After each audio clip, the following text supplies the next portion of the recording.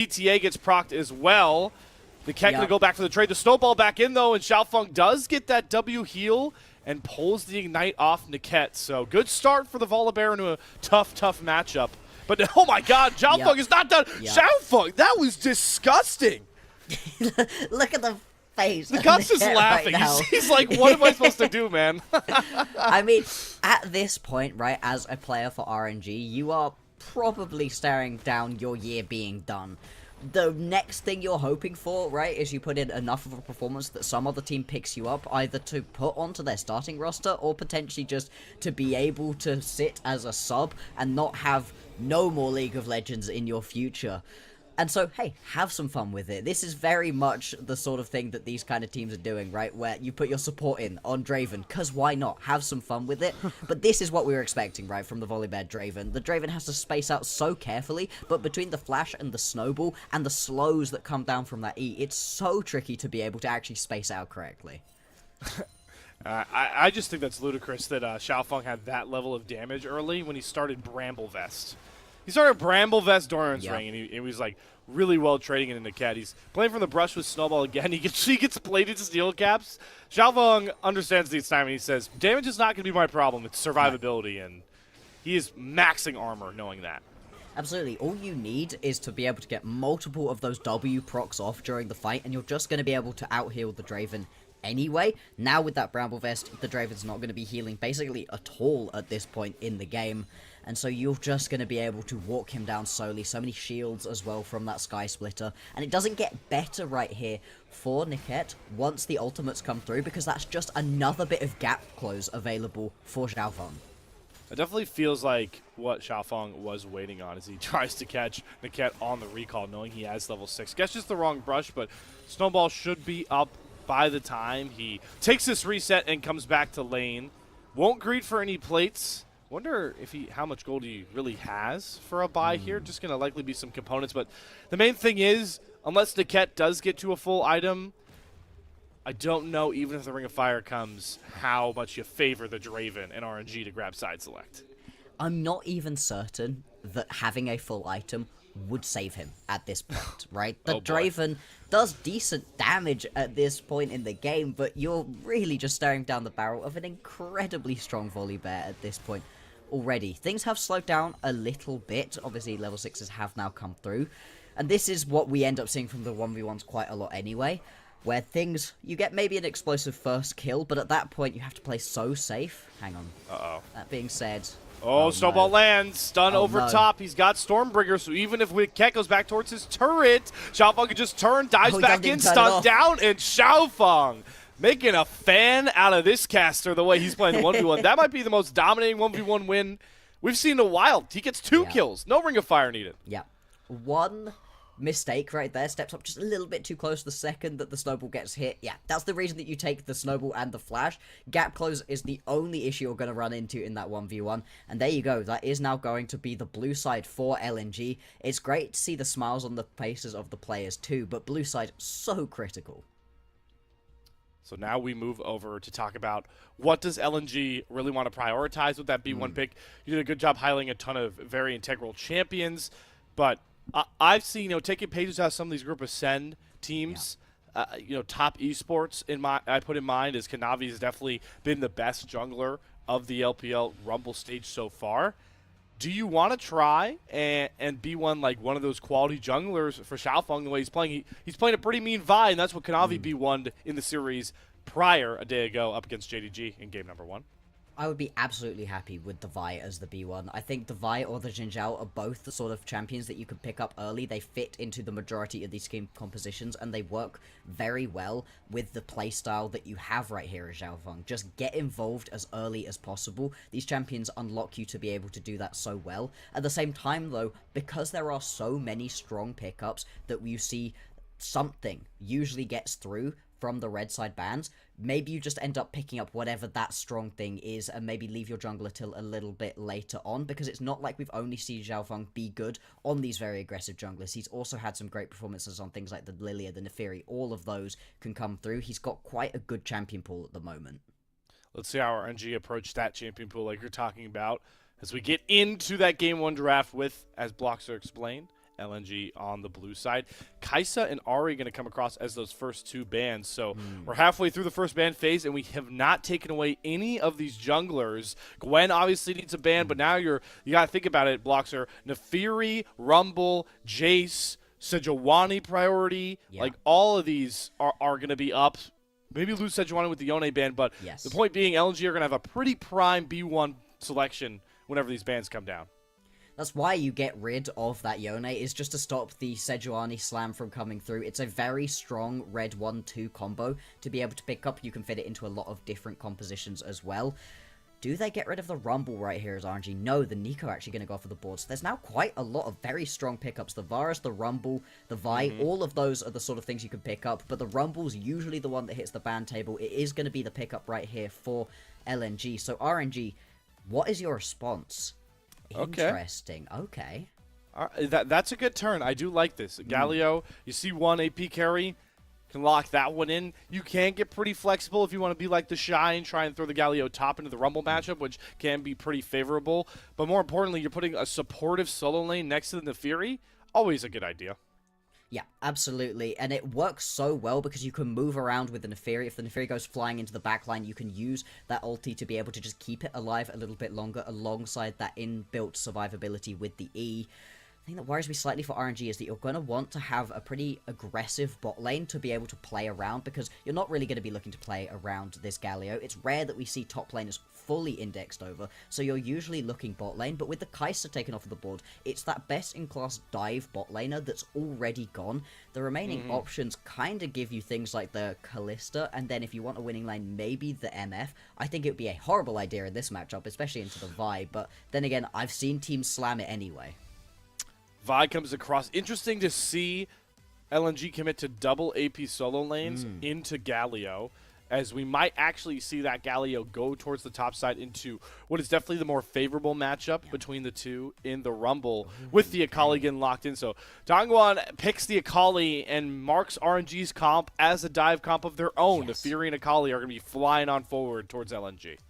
Exactly, that Kai'Sa ban getting more and more value the later into this draft we go. To be fair, LNG also have a decent backline access with the Vi, but at the moment they're very much going to be looking to play these fights out a lot slower. Over time, if you can drop an equalizer and they're just constantly be throwing the rocks with the Talia, you have great long-term damage. The thing you need to be careful about is that you don't have the Galio get very tanky or whatever the support is going to be, because at that point where they can just absorb all of that damage, you don't quite have as much backline access available to you as RNG do. What I'm looking for here for LNG, though, is you are going to need some safety here for LP, right? An Ezreal, a Xayah, something like that. Otherwise, that ADC is just going to die so quickly every time.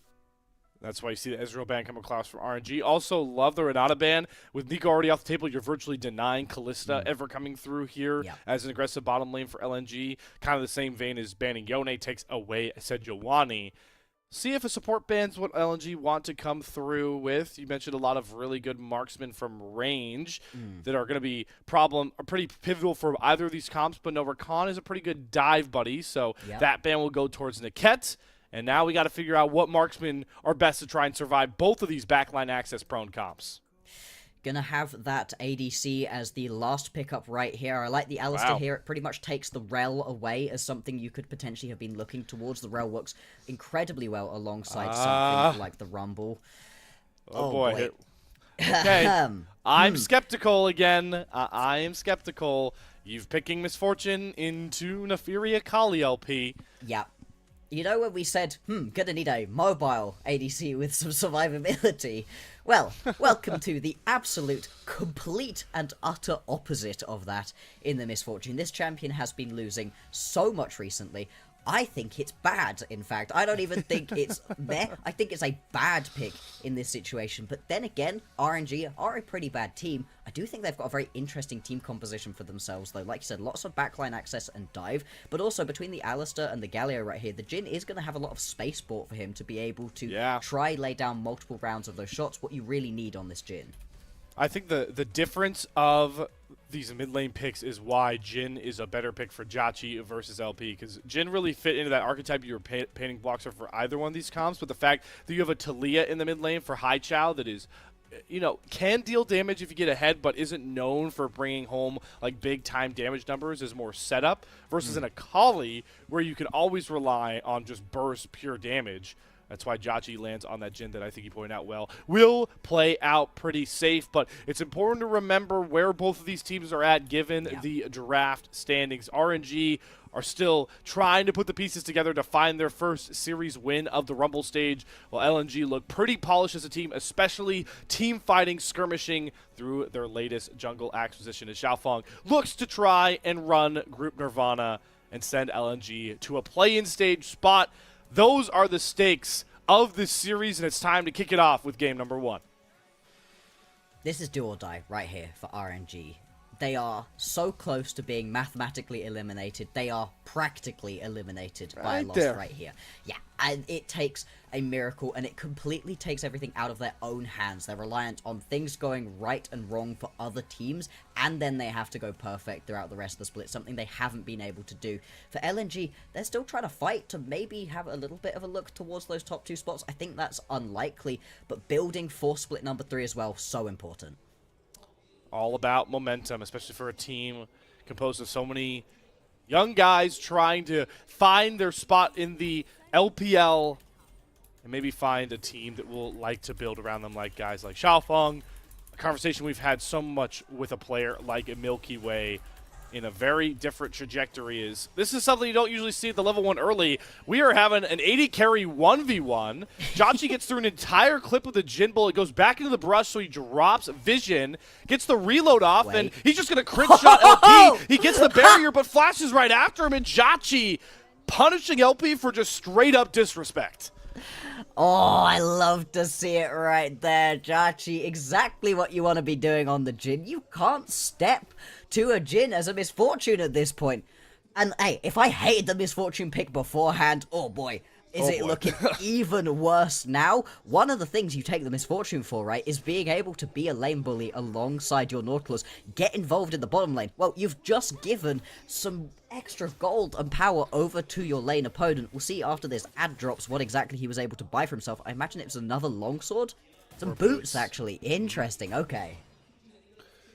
I'm never a hater on the sort of boot trust for Jhin because he's so mobile and needs kind of the space to play around those reload timers. So it's always just an advantage to get that extra move speed, especially knowing that LP will grab that from the strut passive once he ticks over to level 2, which despite the level 1 woes and LP having no summoners, Alistair is still a glorified melee minion at level 1 compared to the Nautilus, so they'll grab that level 2 priority as both junglers are going to clear down towards their bot sides. I mean, the bot side is really where you're going to be wanting to get involved. You could potentially have looked top side, but the reason you pick up the Galio and then send it top, a lane he's not usually in, is just to be able to absorb the pressure that you're trying to lay down from the Rumble. Rumble's usually such a dominant lane bully. It really isn't the case right here into the Galio matchup, and the Galio also out-roams you, so it's going to be very interesting to see later on. For the minute, though, shouldn't be anything too explosive in that lane unless one of these top laners messes up quite badly, so it makes sense for these junglers to be moving down towards the far more explosive bot lane matchup. They still got to wait on time for their mid laners to come with ultimates to really sync up the mid-jungle duo. Definitely a priority, at least on the LNG draft for sure. Xiaofeng and Haichao grabbing that Talia Vi combination, but this bottom lane ever volatile as you're talking about. Niket now having that headbutt available, likes his odds going into Zhuo, but despite the early woes of the 80 carries, it's still the LNG bottom lane standing pretty strong in these first couple of waves. They're doing pretty well for themselves, and this is the thing, right? After you get that initial kill, you're pretty much fine. You just don't want to fall behind in terms of the CS, but you really don't need to be getting too aggressive at this point.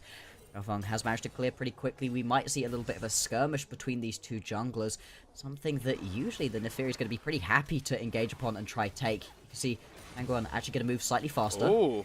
Xiaofeng, though, gets the Vault Breaker, smites away the Scuttle Crab. He has his bottom lane moving here first, and Tanguan is already about half HP. The untargetable having to be used by Milky Way to get away from the seismic shove is Niket has to commit his flash to get away from LP and Zhuo. So right on cue, the Xiaofeng difference proving plentiful with the Scuttle win.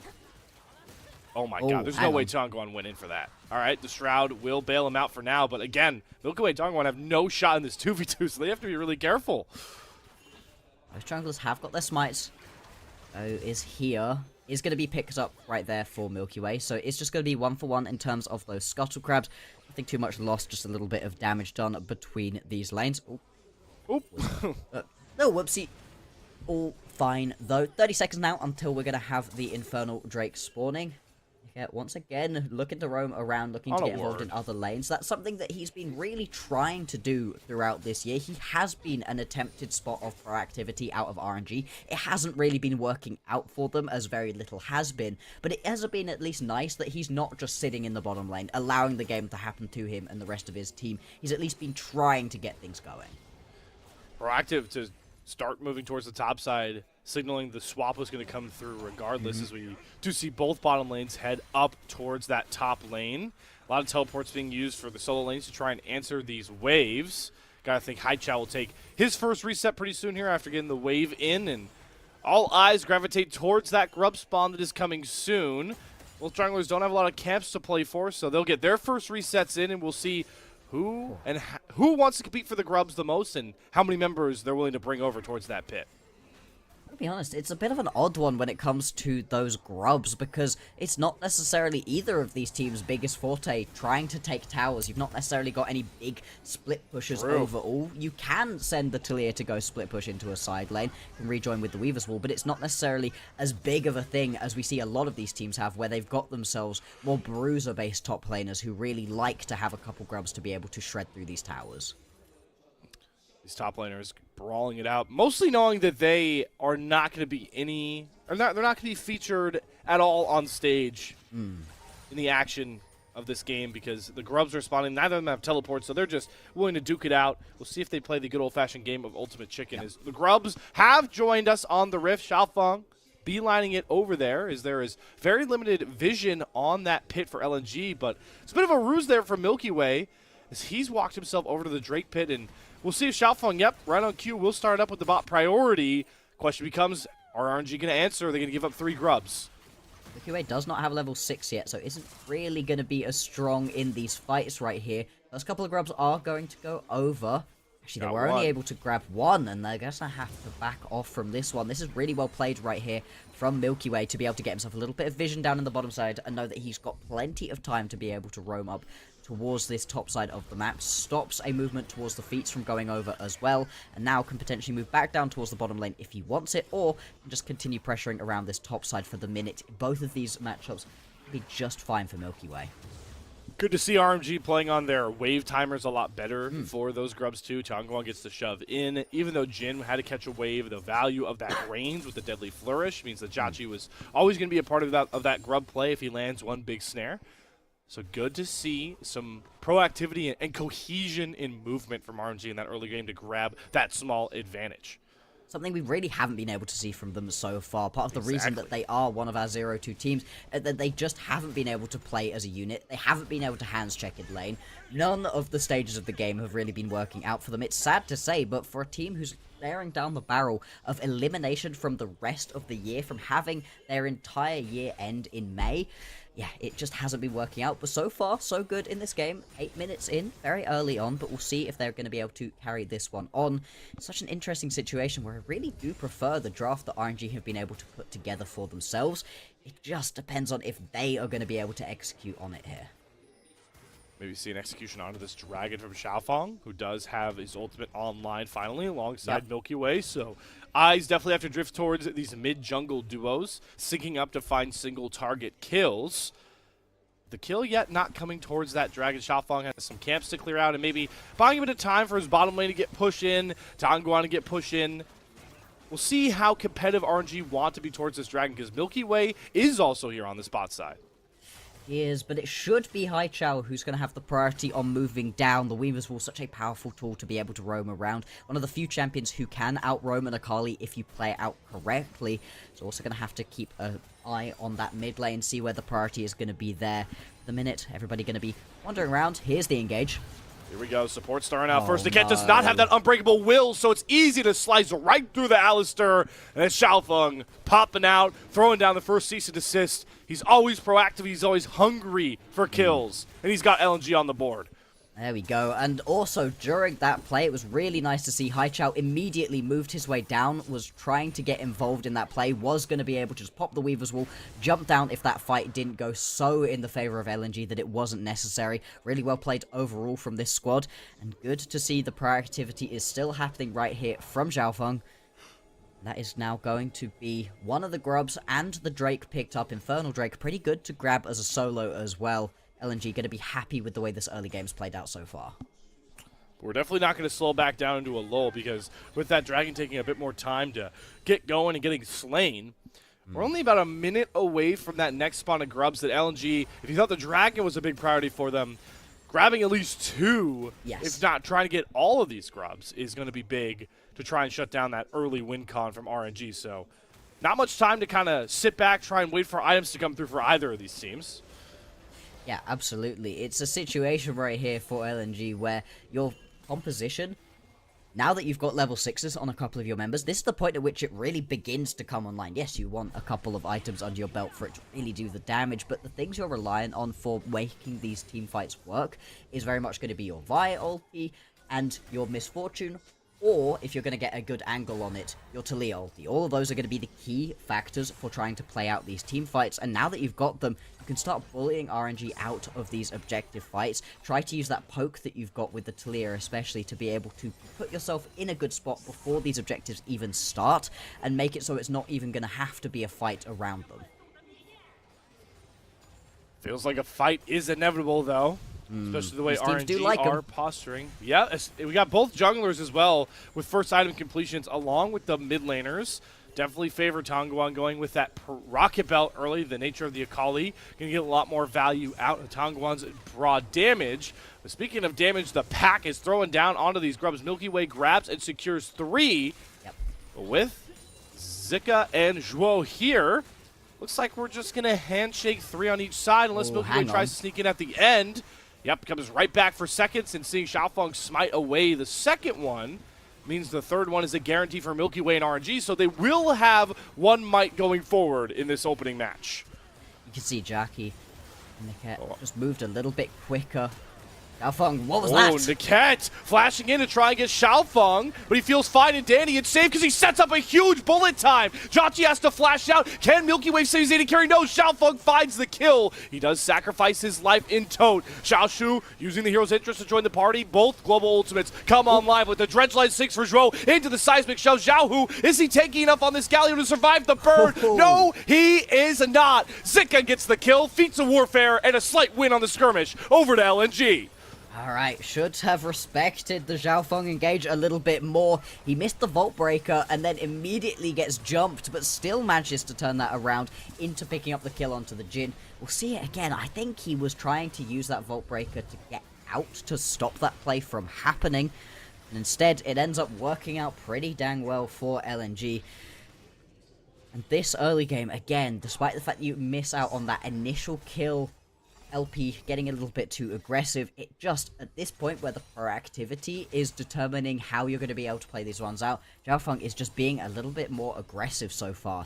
Let's watch it right here. Okay, no, he does try to go in, just misses it at that point, and I love the snap decision right there out of Niket to go, yep, got you, but then straight into the bullet time, and it's at this point where he still just grabs the kill. Really nice. This, though, this is a combo we're going to have to watch. It's the hook into the seismic shove. Really difficult to actually dodge it once the hook lands because you get hooked in, stunned up from the Nautilus Q, and then there's nothing more that you can do to be able to get away unless you've maybe got yourself an insta-flash, and the timing's a little bit wrong.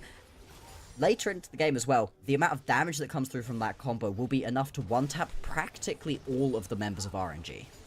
Yeah, maybe only Galio will be able to survive Xiaoshu later, knowing how he'll itemize for those AP solo lanes, but that's a good combo to go back to. And the other combo that we were worried about that would have really just ripped that fight apart was, that was a good bullet time from LP, good setup from LNG. If there are not flashes available for Jackie and Milky Way, who both immediately burn them to survive, that bullet time gets an easy double kill for LP. So another little bit of a worry sign we had with the LNG draft. Not looking too bad in execution right now.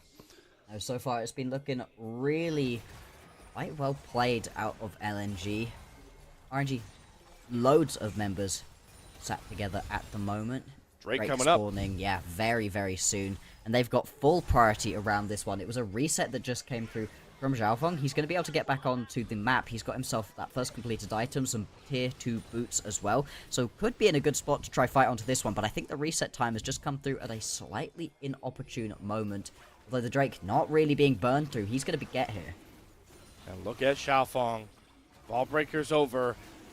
The new sub in for LNG that has made them proactive, made them oriented to fight. But is this a fight they really want to take? They are getting flanked by Tongguan. Zhuo throws the dredge line down, immediately regrets his mistake as he flashes out. No. And somehow LP steals the dragon. He didn't even use the bullet time, because guess what? The bullet time rakes across all of RNG. Xiaoshu goes to the hero's entrance. Tongguan gets 0 value out of his perfect execution. LNG stays strong as 5, and it's to the death and demise of RNG. 2 kills already picked up, and they might be hunting for more here. I don't know if that turret will even protect Jachi as he pulls out the curtain call. Desperately trying to find these kills on the backside, but Milky Way, walking away from the safety of his turret, is gonna burn to Zika. And guess what, Jachi? Your friend's fate is yours. I've seen the future. Here comes the 4-man demise of LNG. Jachi's barrier will not save him. He won't even trade out Zika. It's perfection from LNG as they wipe the floor with RNG. There we go. This is the LNG that we'd been hoping to see, that finally feels like it's been unlocked from Xiaofeng. And it's not just Xiaofeng. It feels like he has allowed the rest of this team to step up. Brilliant fight right there from Zika. Great aggression as well from LP. How does LP get this dragon? I need to see it. I think it's just an auto attack. Oh my god, it's a bounce. It's a double tap. Yeah, it's a double tap. There it is. Yep. Oh man. And the fact that you're then able to put down that bullet time across multiple members. The thing that kicks that fight off, though, is another really good seismic shove out of Haichao. Once you get that front line bopped in, yeah, you don't manage to insta-kill the Alistair, but you get to kill him pretty quickly from just the pure raw damage they have. We jump out of that replay straight into another little bit of aggression here from LNG. They're going to be able to pick this themselves up, this Rift Herald uncontested, and the map really does feel like it's falling apart here for RNG. This game feels like it's falling apart. The gold lead's about to crest over about 3,000. You've got the BF sword on LP, who has been a part of nearly every kill for LNG by this point. The 2-item power spike of an IE Bloodthirster is so deadly in the mid-game. Zika as well on this B1 Rumble has the Liamdries done to deal with that tanky AP Galio. Just the items showing what we already saw from LNG in the fights. They are just locked in and looking to start this series off in winning ways. These straight up front to back fights are just so advantageous for LNG. RNG really need to get themselves straight into the back line, but just don't feel like they're in the position to be able to do so. Mid lane tier 1 gonna fall.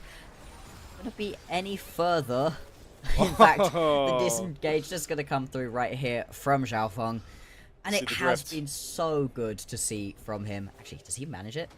Yeah. I guess you know, I'll give him the credit. If that turret wasn't getting smacked on by Zika, I think he would have dropped Shelly on the bot lane tier 1, but Zika's just strong enough to grab that on his own. So now turret's going the way of LNG. The little problems they had in early game, not grabbing neutrals, not grabbing a lot of the map, winning one fight, does a hell of a lot to solve those problems. Very much, and in the way they were conceding these early objectives a little bit, I wasn't too worried about LNG, right? Yeah, you give over 4 grubs, but that's really not the end of the world. We highlighted it earlier, right? Neither of these team compositions are just going to be mauling through turrets anyway. It helps a bit, but RNG so far have been really struggling to be able to step up to any of these towers at all. Top lane, bot lane, both of those have got the majority of their health left. It's only mid lane that's kind of been tickled, and even then, hasn't even gone down. Joe potentially looking for a fight top lane. He's going to spot out Milky Way. Yeah, they know he's on this top side. He walked past a ward.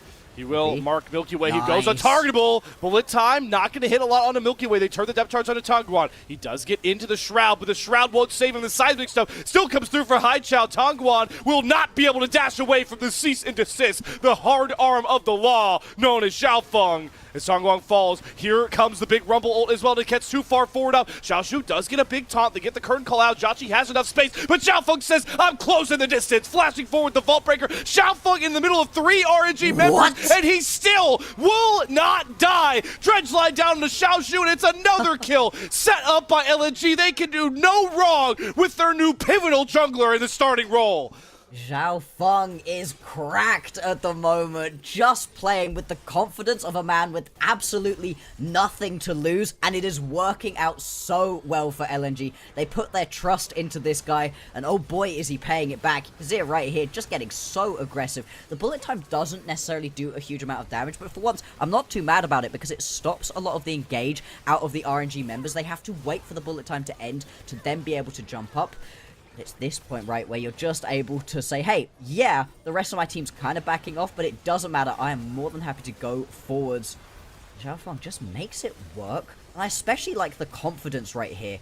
Love it. Jackie getting that ultimate off, if he actually lands that fourth shot, may well pick up a kill onto Zhou. Maybe you can actually get somebody like Zika who's kind of squishy down. Instead, just go in, stop that ultimate exactly where it started. Be able to pick up a couple extra kills for your team, and now as we jump out of that replay is going to be that third dragon completed LNG on Soul Point.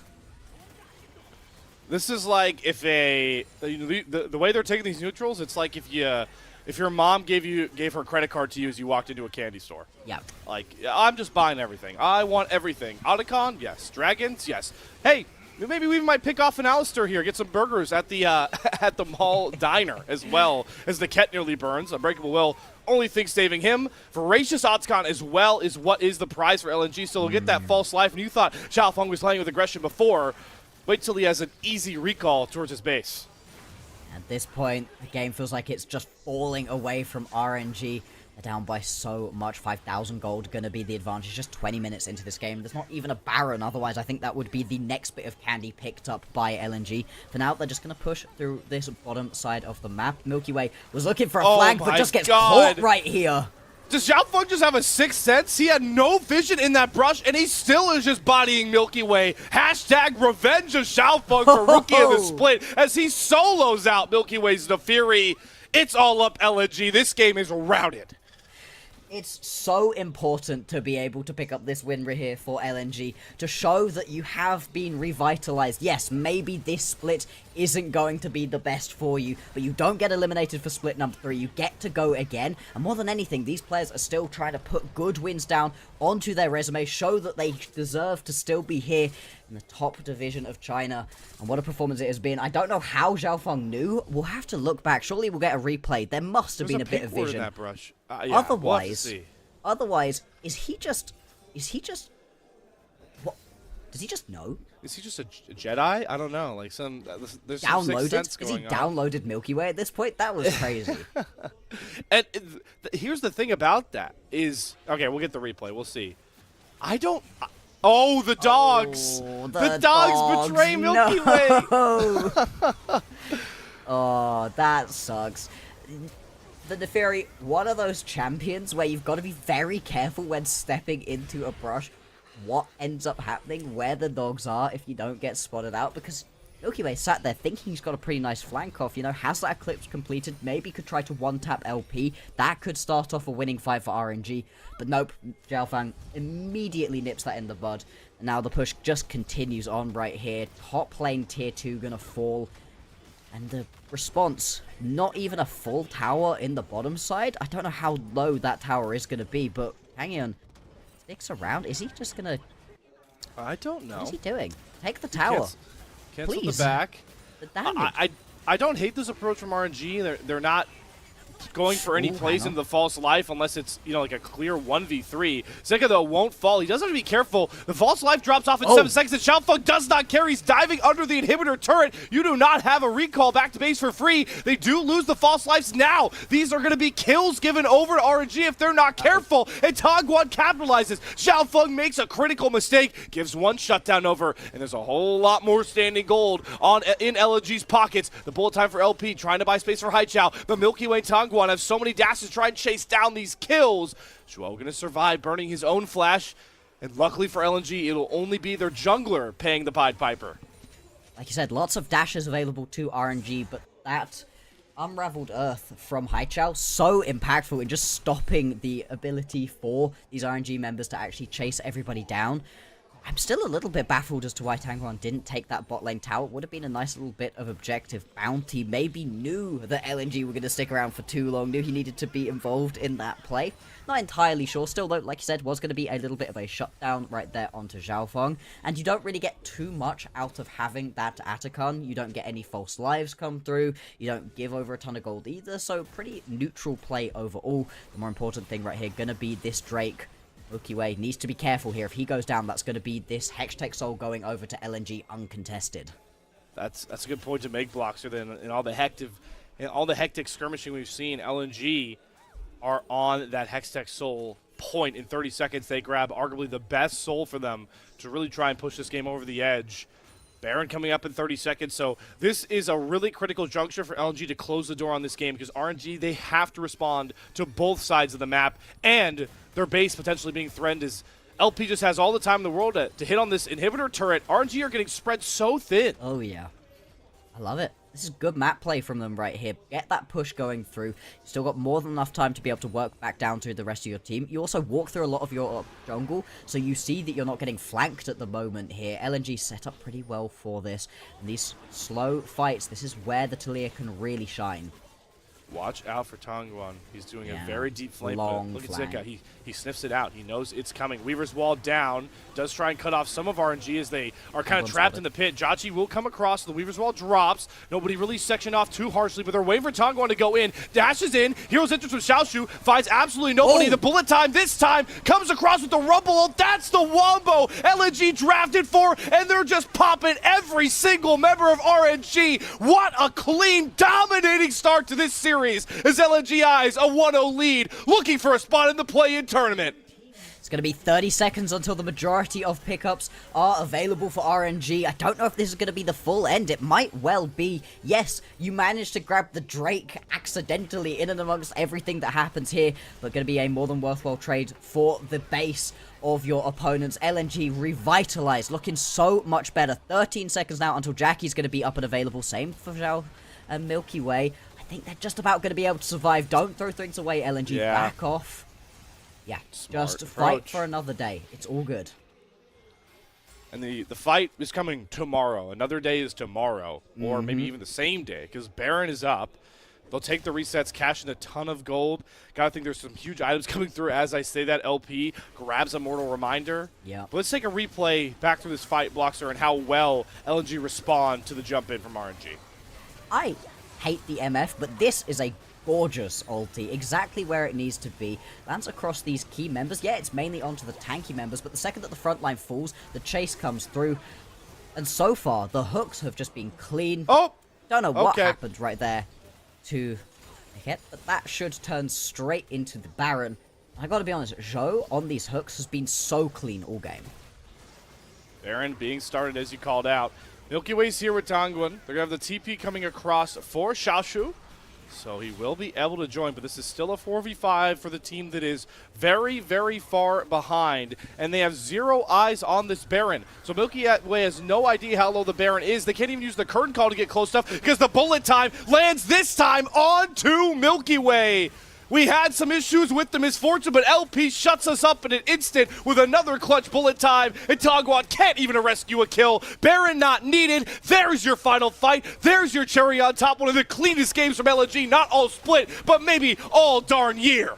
Absolutely it is. They have just dismantled RNG. It starts badly. They give a kill over to Jackie, and from that moment on, LNG, they get themselves straight into this game. He's BMing. He's trolling. He's having a good time. Hey, why not? He has completely turned the fortunes of LNG around. This team looking so much better. And it's not going to be the final nail in the coffin right here for RNG, but it is dang close.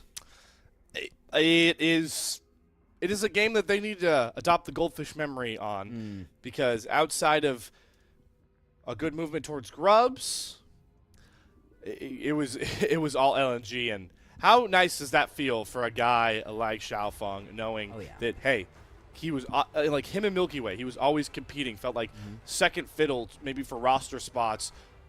When we talk about these next up-and-coming junglers, we talked about the Rookie of the Split award back in 2024, comes so close to winning it, has to go as a substitute, goes back to the LDL, but now he's returned to the LPL. and turned around a franchise that, at the top of the show, you said, Bloxer, you, me, a lot of people here at the official LPL English broadcast thought we're going to be the shoe-in for no split 3 action. And we're one game away from being dead wrong.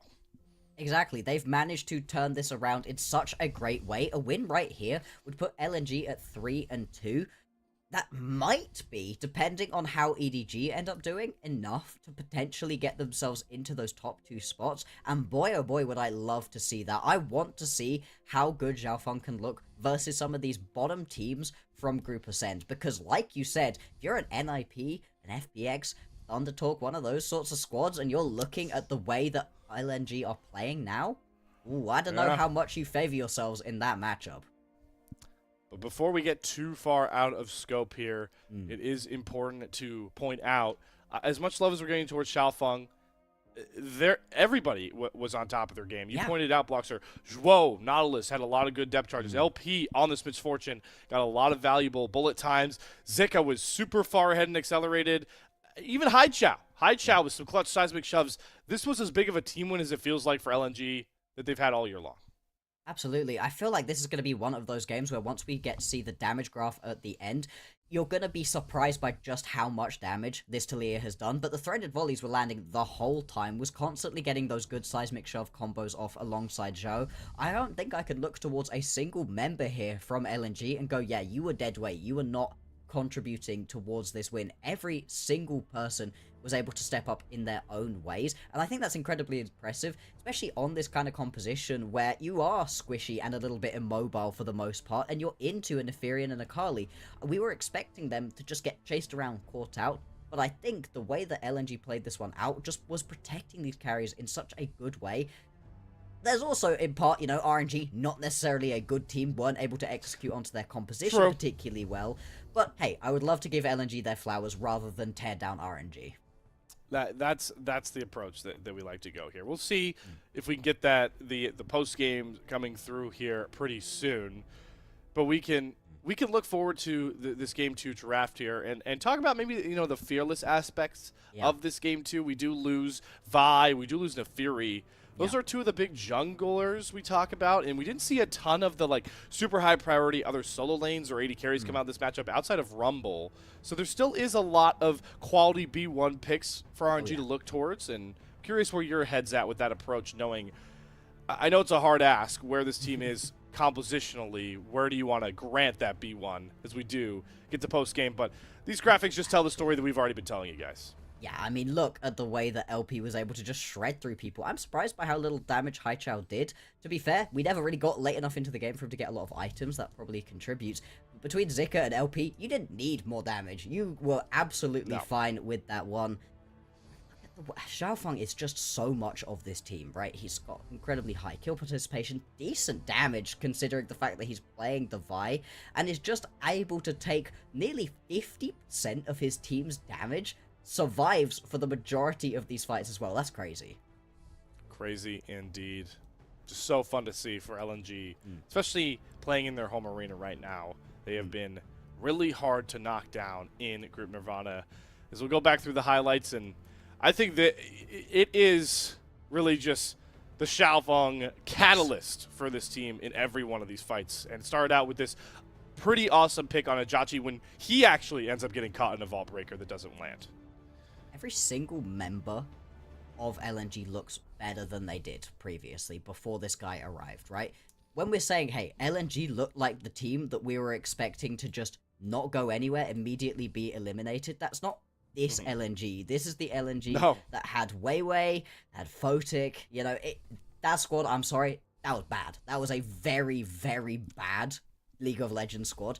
This one looking way better, but it's everybody stepping up. We'd seen some bad performances from Zika, and then all of a sudden in this game, absolutely brilliant. Was able to land a ton of these key equalizers, was able to step up in a lot of these situations that I'm surprised about, right? You've got a very aggressive composition out of RNG, but they never got it online, so even your Rumble, who sometimes ends up just putting equalizers down, but not quite able to do a lot of damage in big team fights, was able to get in melee range, do all of the damage that this champion can do. Just really well executed from everybody. I genuinely don't know who I'd be giving MVP to.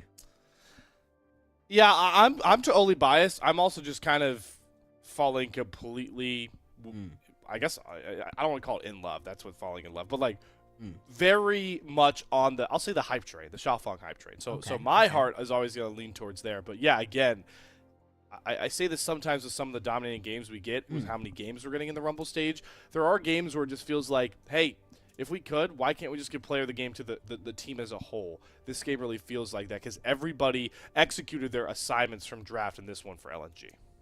I think if I were to give out my MVP for this game, it would probably go to Zhou. I think that him and Xiaofeng working together has been a big part of why this team's been able to turn things around. Because just being a really good jungler is only part of the story. In a lot of these situations, you need your support to be able to give you that extra bit of CC, that extra bit of follow-up on your engages, especially with the Vi. If you go flying into the backline and have nobody come join you, that's really tricky to try to play out. But we saw Zhou really pairing up well with Xiaofeng, was also able to get a lot of combos off with Haichao. I really enjoyed the way that he was playing out that game. We'll see who ends up with that player of the game, but the sentiment definitely around LNG.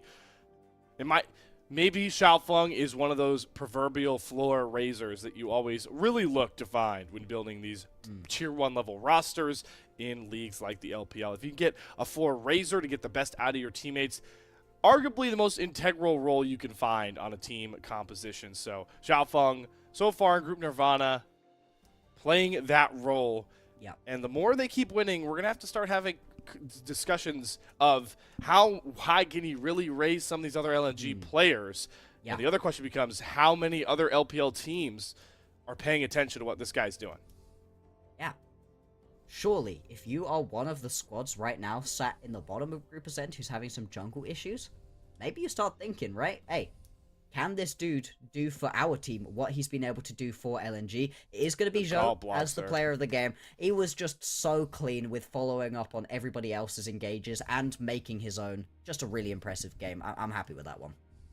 Happy with that one. LNG fans are happier with how their team has looked as they are on the brink of getting 3 wins in Group Nirvana, potentially threatening for one of those play-in spots. But the people that I am most happy about have to be all of you guys watching at home and helping us on the unofficial LPL English broadcast, especially our coffee supporters. We're extremely grateful to our coffee and YouTube subscribers who help level up the show. A lot of the initial payments go into upgrading the broadcast, but a huge bulk of it pays on-air talent like myself and Bloxer and the content creators behind the scenes that bring so much fun stuff out for you guys. Subscribe to our coffee, linked in chat, to unlock perks like early access to content and the ability to ask interview questions for our unique on-site interviews. So make sure to, glance at the coffee links. If we appreciate anybody that subscribes on YouTube or joins our coffee fandom. But we've still got a whole lot more League of Legends coming and potentially testing myself and Bloxer's League of Legends knowledge on the other side of this intermission.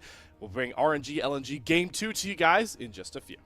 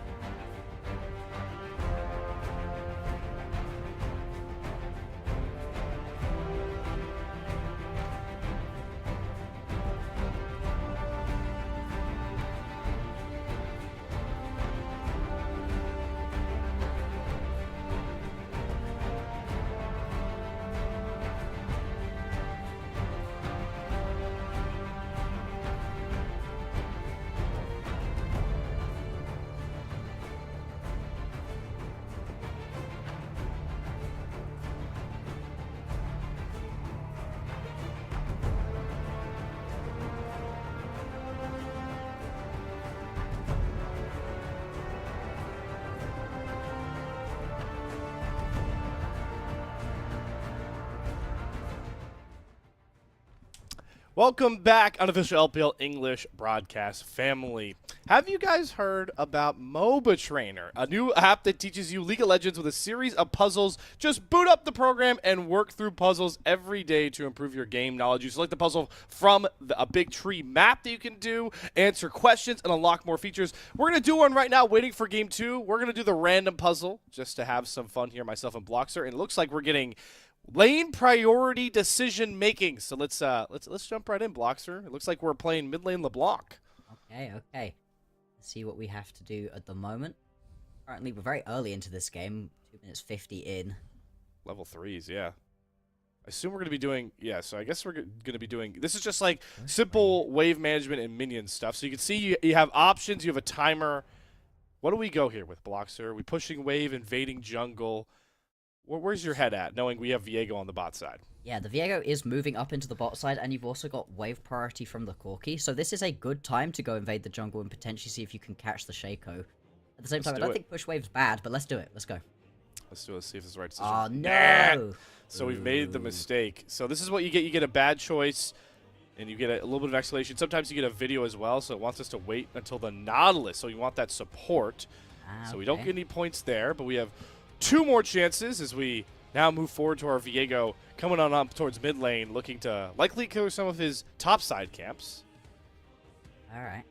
-1, by the way, to that level. Yeah, I just saw that. Yeah. Easy thing to improve your League of Legends play. Hit your cannon minions. Hover to top. You can see that the Shaco is up there. I feel like this is the freest one of all. I feel like you hover top. I mean, I'm seeing pings. Yeah, I mean, our producer already knew. Yeah. He's just like, all right, we're doing it. So easy roam up. You get that explanation. And we'll shift LeBlanc back towards that top side. As a fight will likely break out here. It looks like we might have to cut this one short. So last thing I'll say is LPL 20, the discount so you can get premium. Big shout out to Moba Trainer.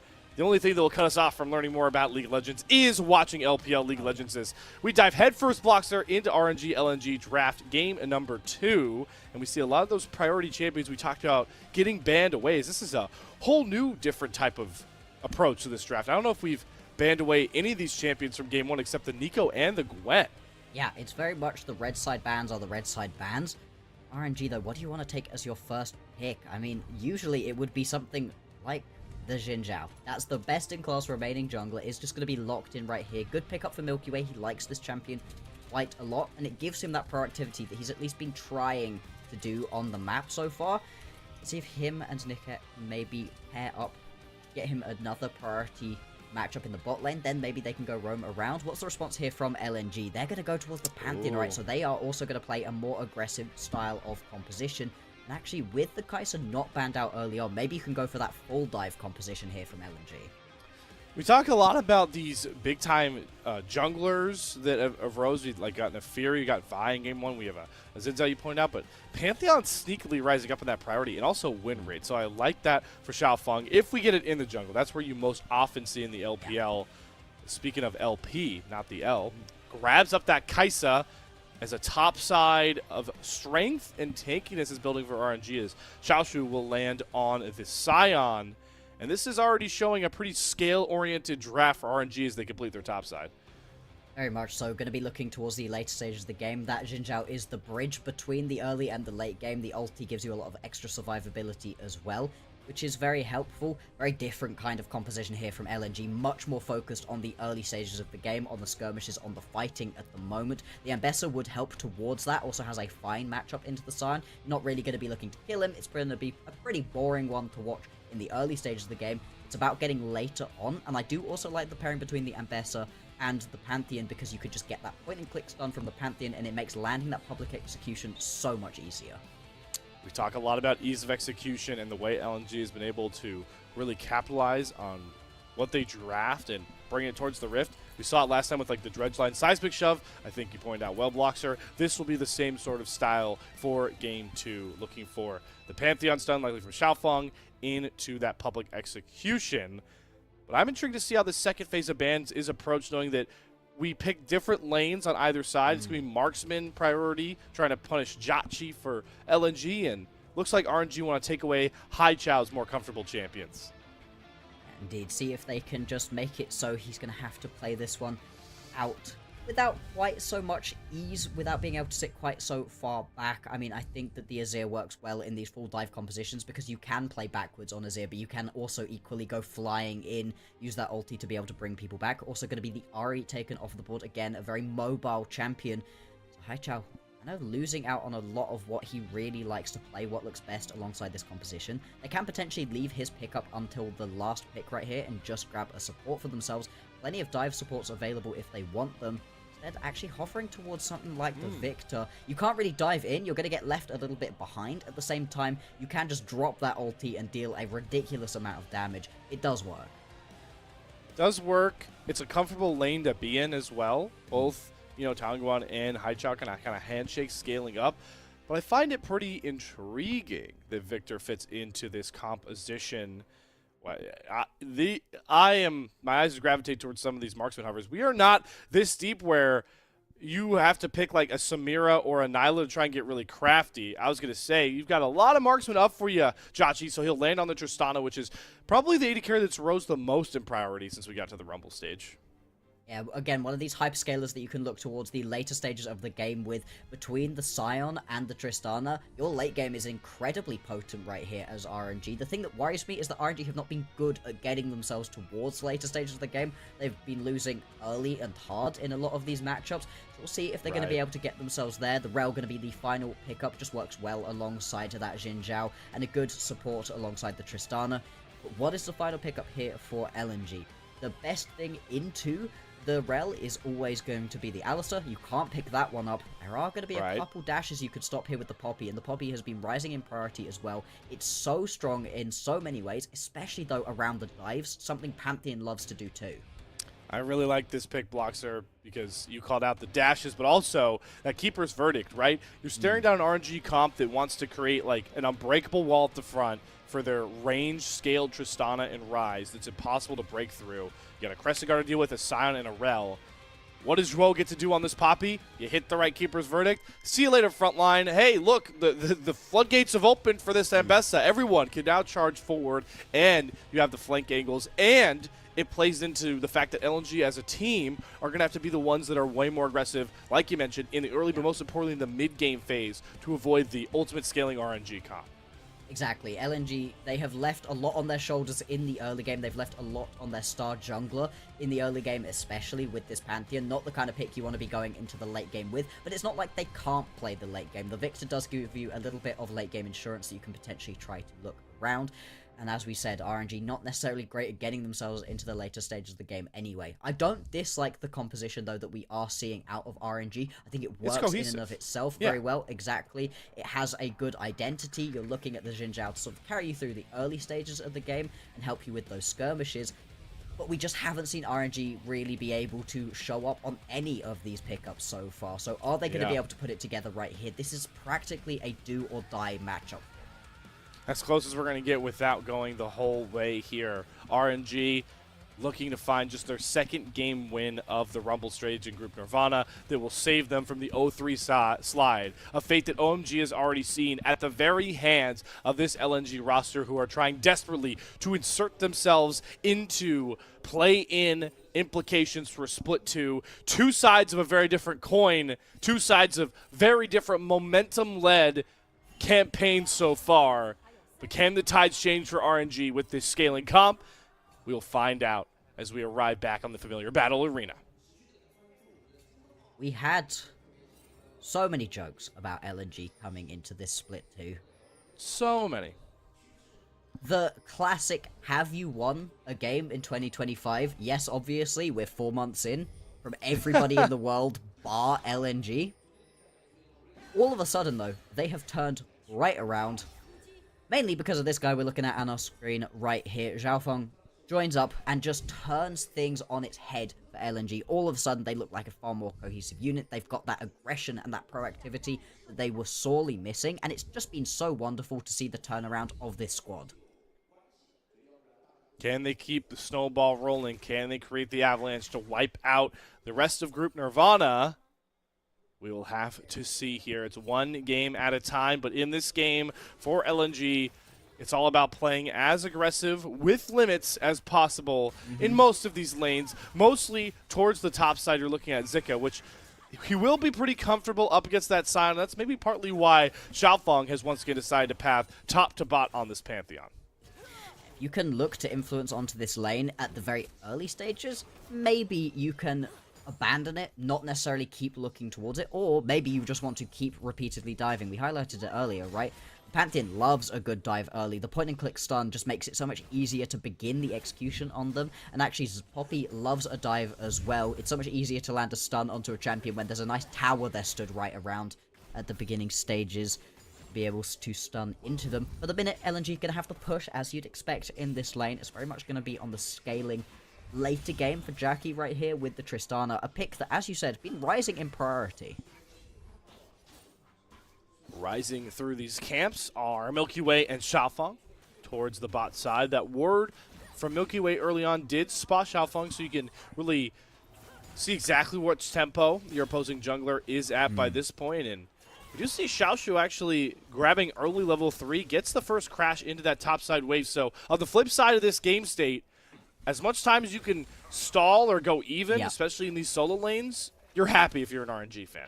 Exactly. RNG, they're not going to be looking to get too proactive during the early game. Really, they shouldn't be looking to get proactive before the 2-item mark. Even then, you still might need to be a little bit respectful of your opponents. The thing is, you have to be respectful, get yourself into the later stages of the game without just conceding everything. You can't just give over all 6 grubs and all the drakes and all of that. You are going to have to fight around some of these lanes, and you do have the ability to do that. Xin Zhao obviously skirmishes incredibly well early on. You've got the roaming potential of that Ryze ulti and that Scion ulti, so they're not at a complete disadvantage. Now lots of pings on in the bottom lane. Oh, as the cat flies in, they're going after Xiaofeng himself when he flashes forward, gets Jhachi to pop the cleanse, but Jhachi's health bar was far too low. Steadfast Presence does cancel the hop forward, but Jhachi doesn't need to get this kill. Milky Way does. RNG, the team to come out swinging early, and they bite off 2 kills doing it.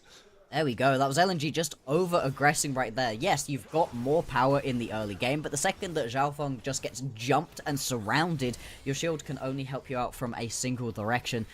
It's taken out on that one, and nobody ended up picking up the Scuttle Crab either, who's just a little bit of a mistake right there out of LNG. And look at where the kills go, right? You managed to get a kill onto Jackie and one onto Milky Way. I think that's the perfect split of kills for the minute, as it just gives power into these lanes where you're really going to be needing them.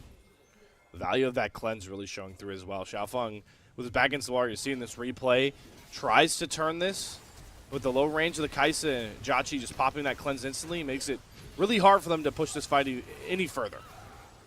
Absolutely, and I like the aggression right there out of Niket. I have been pretty impressed with him, considering the fact that RNG suck.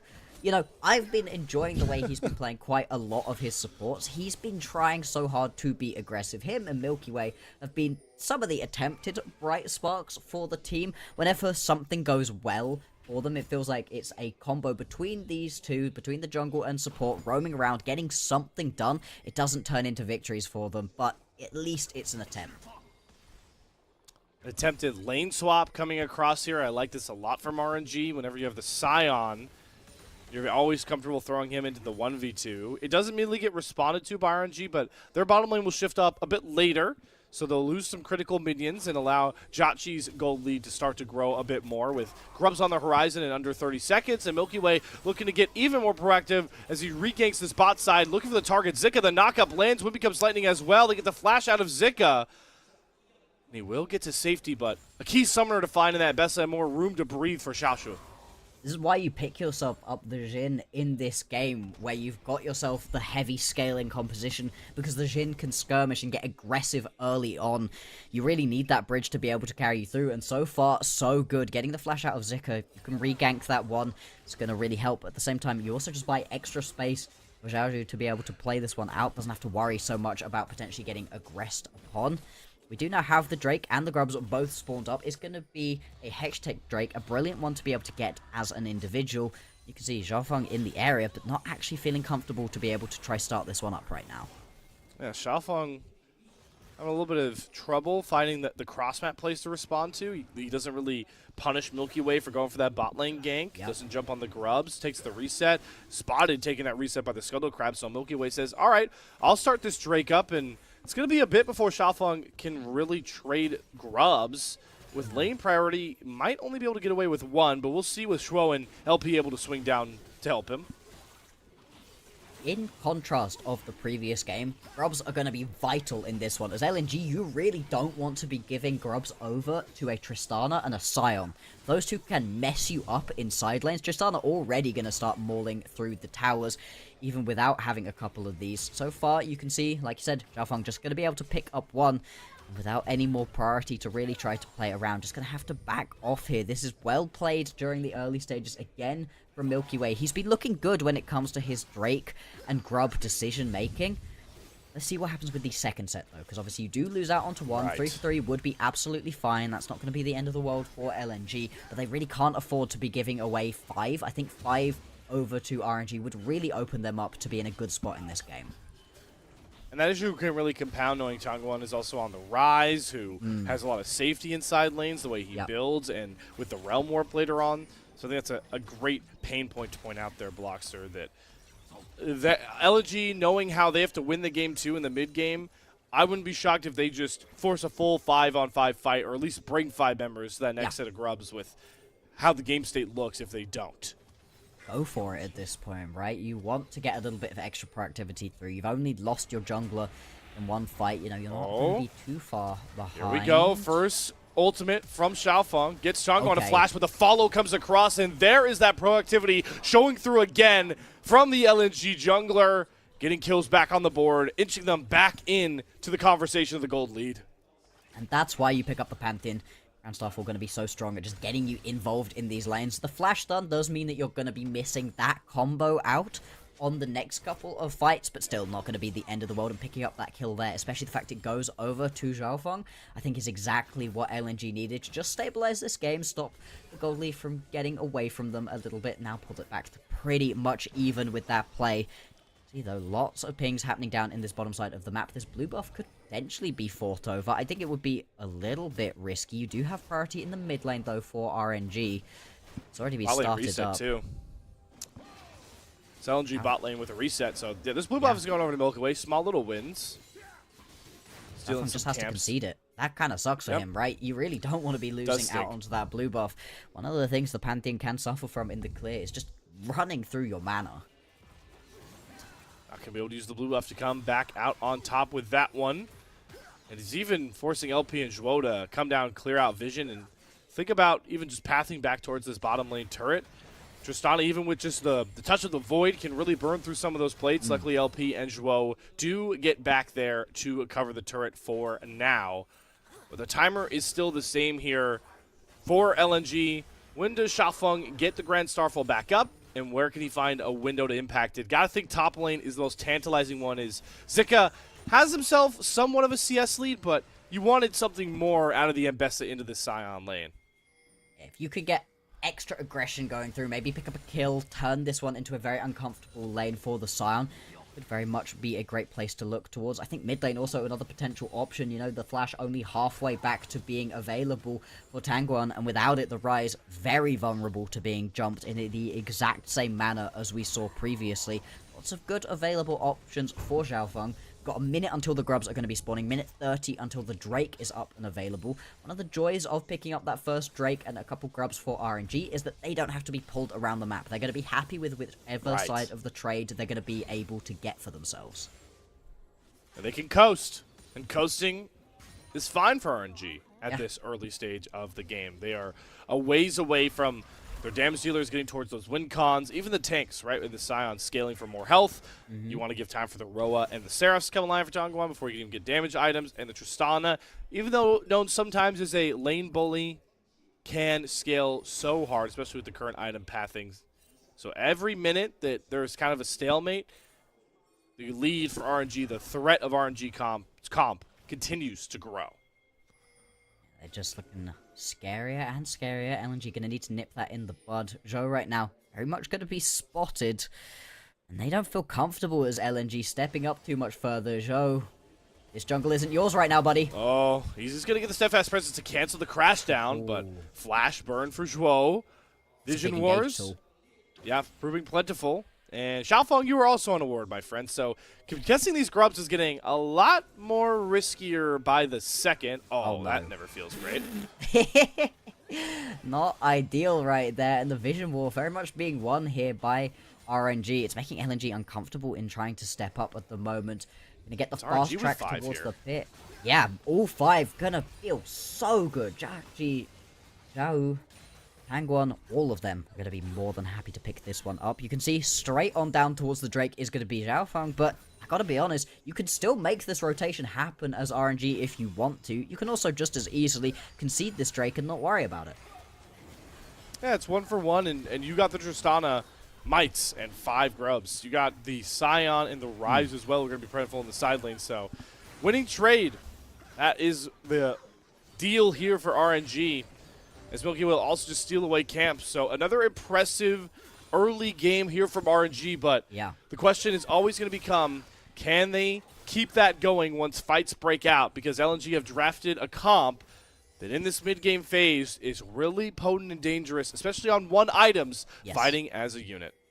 And talking of 1 items, most of those are going to be coming through right now. It is going to be the rower onto Haichao, so this is going to be the much more slowly building up pick that we expect from the Victor. Everybody else is going to be so down to scrap right now. The Youngtail's arrows, especially with that Sundered Sky up and available. You're just so strong as Xiaofeng to be able to keep yourself alive throughout these fights, get into the back line, just get the healing off constantly.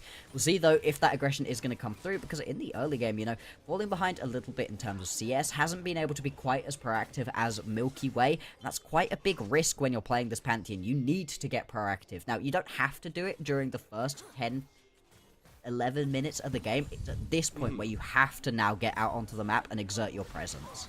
Oh, okay. Maybe a mistake for Zhangguan getting punished. So fast. I mean, yeah, he has the rune that keeps him pretty safe. Yeah.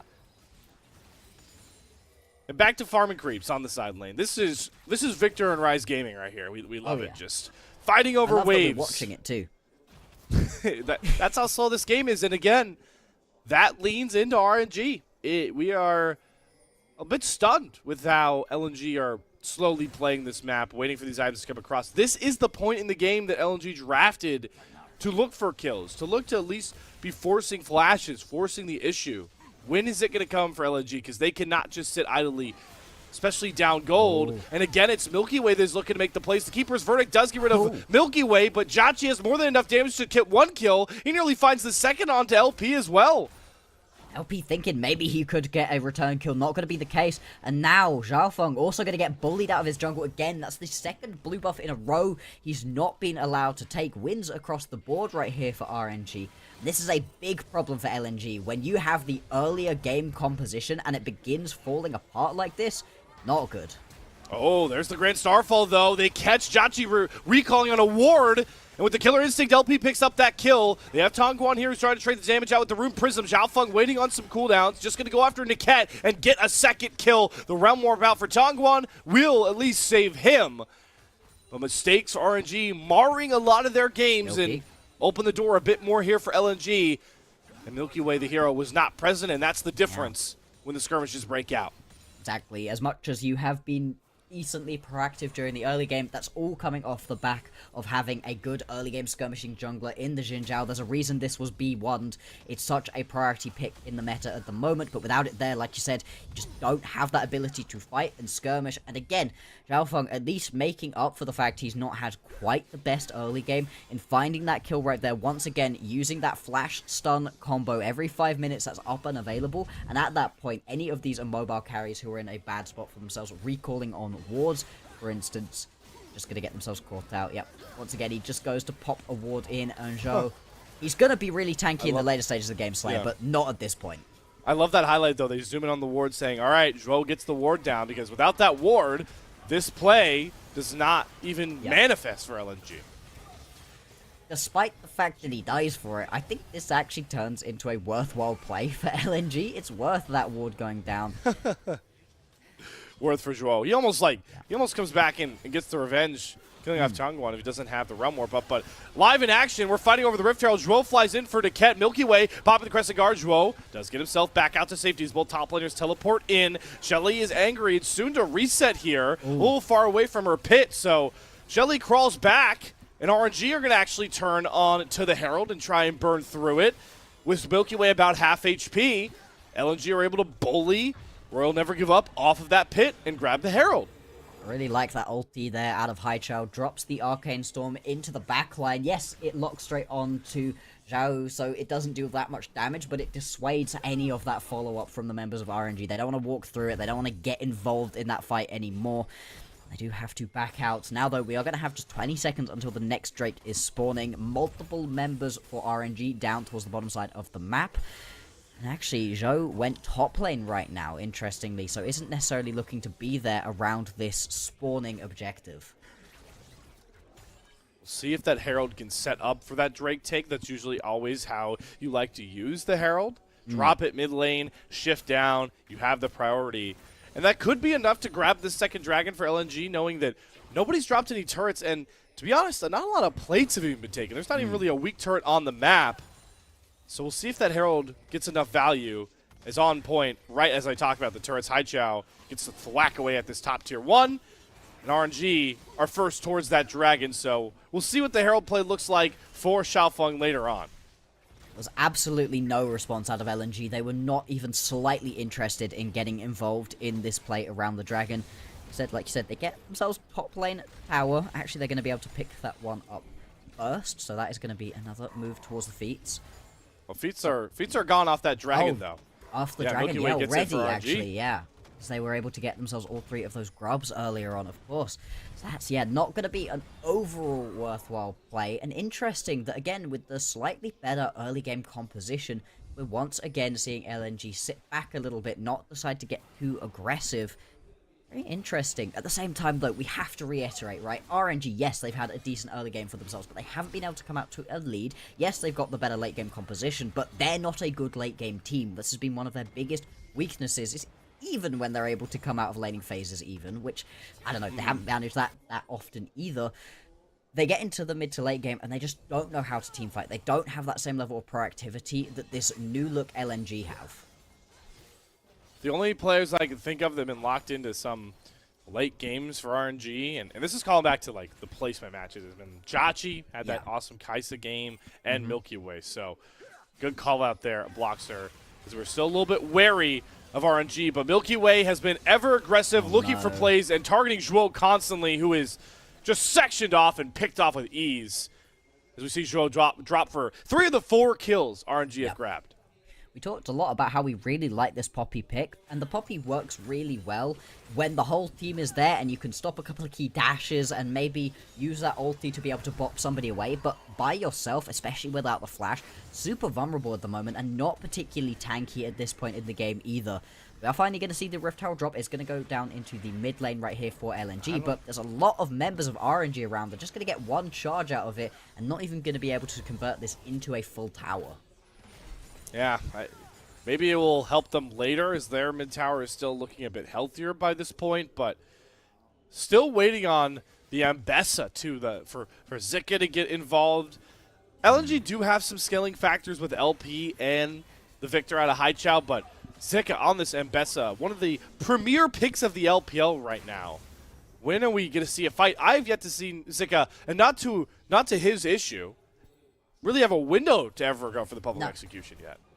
To be fair, both of these teams have been a little bit shy about going for straight up 4v4, 5v5 types of team fights. We're going to get one of those relatively soon. You've got 2 minutes 20 until the next Drake is going to be spawning. There is an Atakan available up in the top side of the map as well. And at some point, these teams are just going to have to go in for these straight up fights. And that is where you're going to be seeing a lot of extra power coming through or LNG. At the same time, though, their composition is overall pretty single target, right? You're mainly going to be looking to blow up 1 or 2 members. The Ambessa, the Pantheon, the Kaiser, all of those very much looking at one person to be dealing with. It's Haichao who you're relying on to be able to do that AoE. So positioning from RNG going to be critical. If you step too far up right here as Tangguan or Jackie, well then that makes this very easy for LNG. If not, if you're blowing all of your damage into one of the members you can actually reach, the Scion or the Rel, well then you're going to be in a much worse spot. Look at this, though. Look at this call from Milky Way and Dongwon. They're going to start off Voracious Octagon, which will definitely speed this game up, giving false lives. LNG are trying to roam over, but there are 4 members strong here for RNG. And Milky Way, he's taking a lot of damage from Voracious Octagon. He's healing a lot more. And now that LNG have brought the response over, they're going to try and drop aggro. They get the teleport out of Haichao, who does join the party. Voracious Octagon will reset. Now it's LNG's turn to hop on Octagon.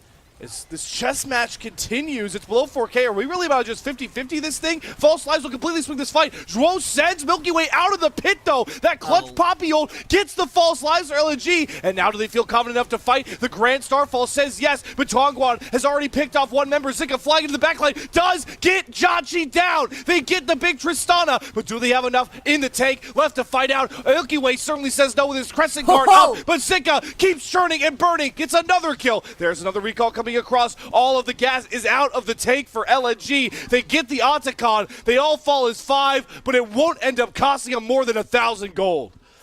And not gonna be the end of the world right there. I mean, for all of the skirmishing, all of the back and forth, it's a small advantage to LNG.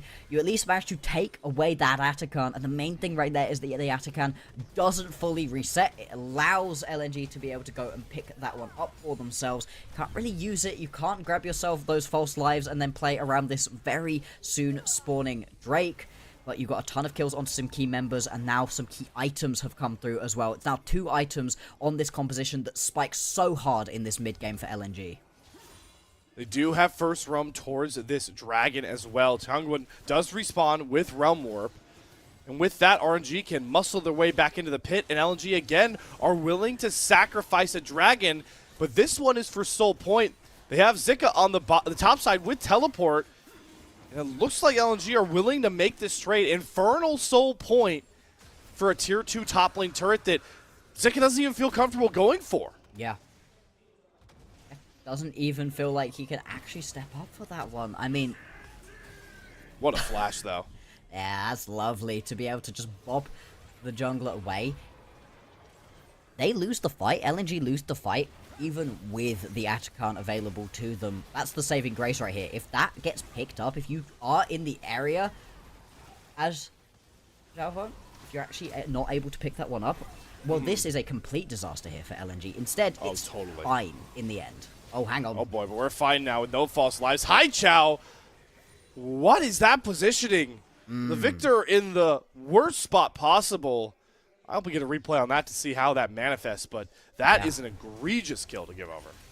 We were surprised to see the Victor because it's very different to the rest of the composition from LNG. Everybody else is looking to go play forwards, be aggressive, jump into the back line, whereas the Victor much more about trying to sit back, likes compositions that jump into you. It's okay to have a little bit of something different to make your composition well-rounded, give you a little bit of the AoE damage too, but you have to be careful with this composition that you don't jump forwards. You don't have any of the mobility tools that everybody else does. It's mainly just Zhao who walks at him, and there's nothing you can really do as the Victor. I mean, no flash available, you're just dead. Yeah, alright. Haichao, that's not all on you. You and LP were definitely in the wrong spot. I didn't realize that Zhuo also misses the Keeper's Verdict, so that one's going to leave a mark for LNG, for sure. Yikes. Well, still, despite the fact we've had a lot of back and forth, a lot of kills going over in this game, it is still going to be pretty much dead, even in terms of gold, in terms of towers. True. So the game really not out of the realms for either of these teams. LNG, though, they are at their strongest point that they're going to hit in this game. Likely, RNG, yeah, they're just going to keep getting better and better with age. So LNG, going to be on them right now to see what they can find. 4-1 and 2 right now for their star Xiaofeng jungler.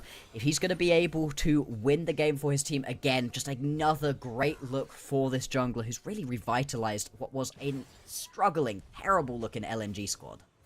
Yeah, his career, too, is he was spending time as a sub in the LDL, and now he's making the most of his second time stepping into an LPL roster.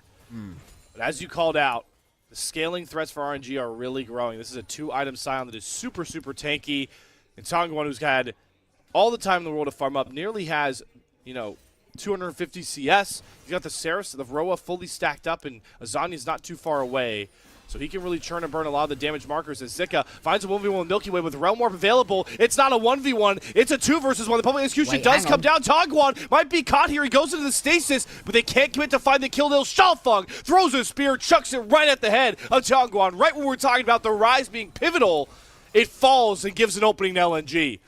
And this is the thing, we've been talking about how we also wanted Zika to step up at some point. Well, there you go, 3 items now completed, and this is the thing with Ambessa. Yes, it looks like you've nearly killed her, but the amount of shielding and dashes available to this champion is immense. Zika didn't even have the flash available and was still able to hit that key public execution onto Tongguan, make that one work. Now, BLT gonna come through, bops away Xiaoshu.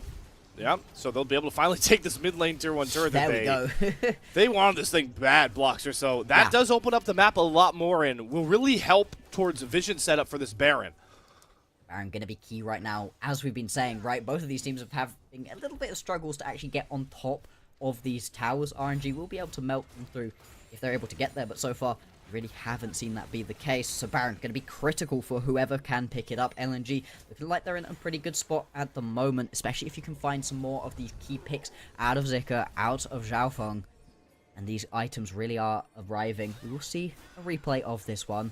Yes, Zika does take a lot of damage, but at the same time, it's the fact that Tongguan immediately gets hit by the public execution. It gives Zika a way out more than anything.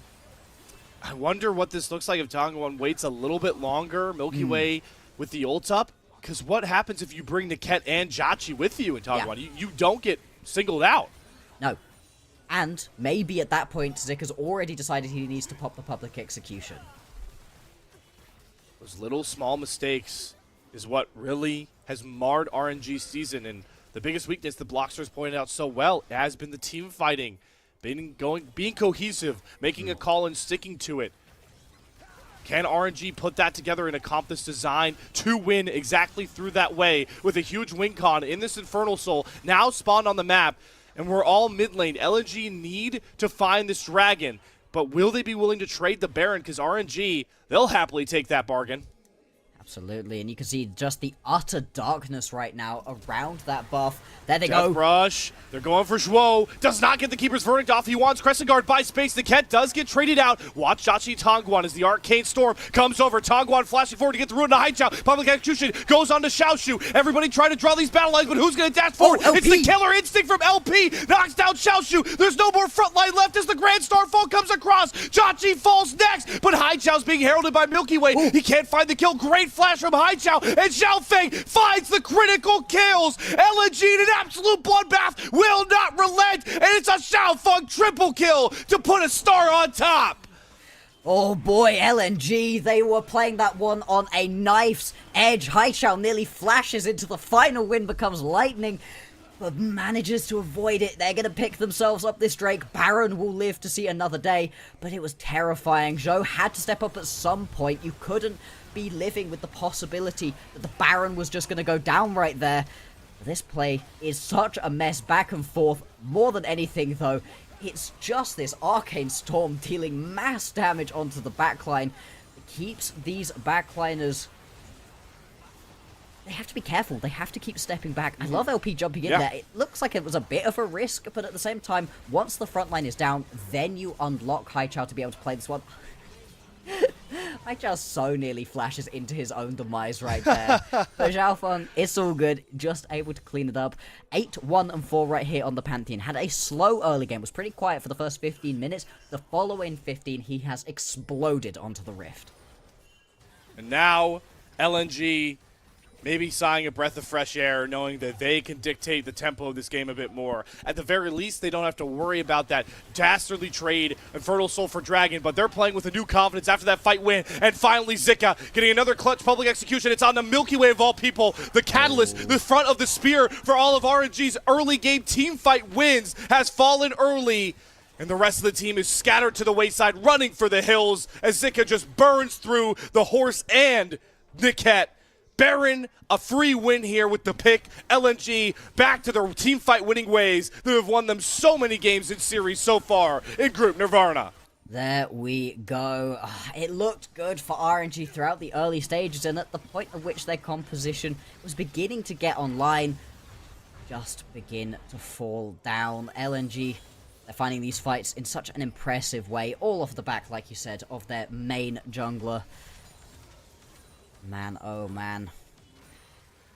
This is a farewell tour for RNG. It feels like that, and it has done for a little while. It feels so bad for such a storied organization who had so many years of being dominant, of being a true contender in the internationals as well, to at this point be staring down the barrel of just being gone.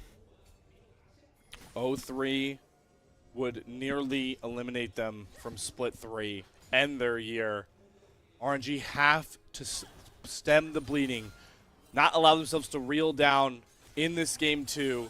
They still can lean on the fact that they have such potent scaling damage threats and a front line. But those hopes are dwindling. A massive gold lead, a Baron power play, looking to push it further over. RNG need to buy time, turtle as best they can. Because if they don't, the series is over, their season will nearly be over, and that would mean that their calendar year is finished. Just so unfortunate right here for RNG. It just feels terrible.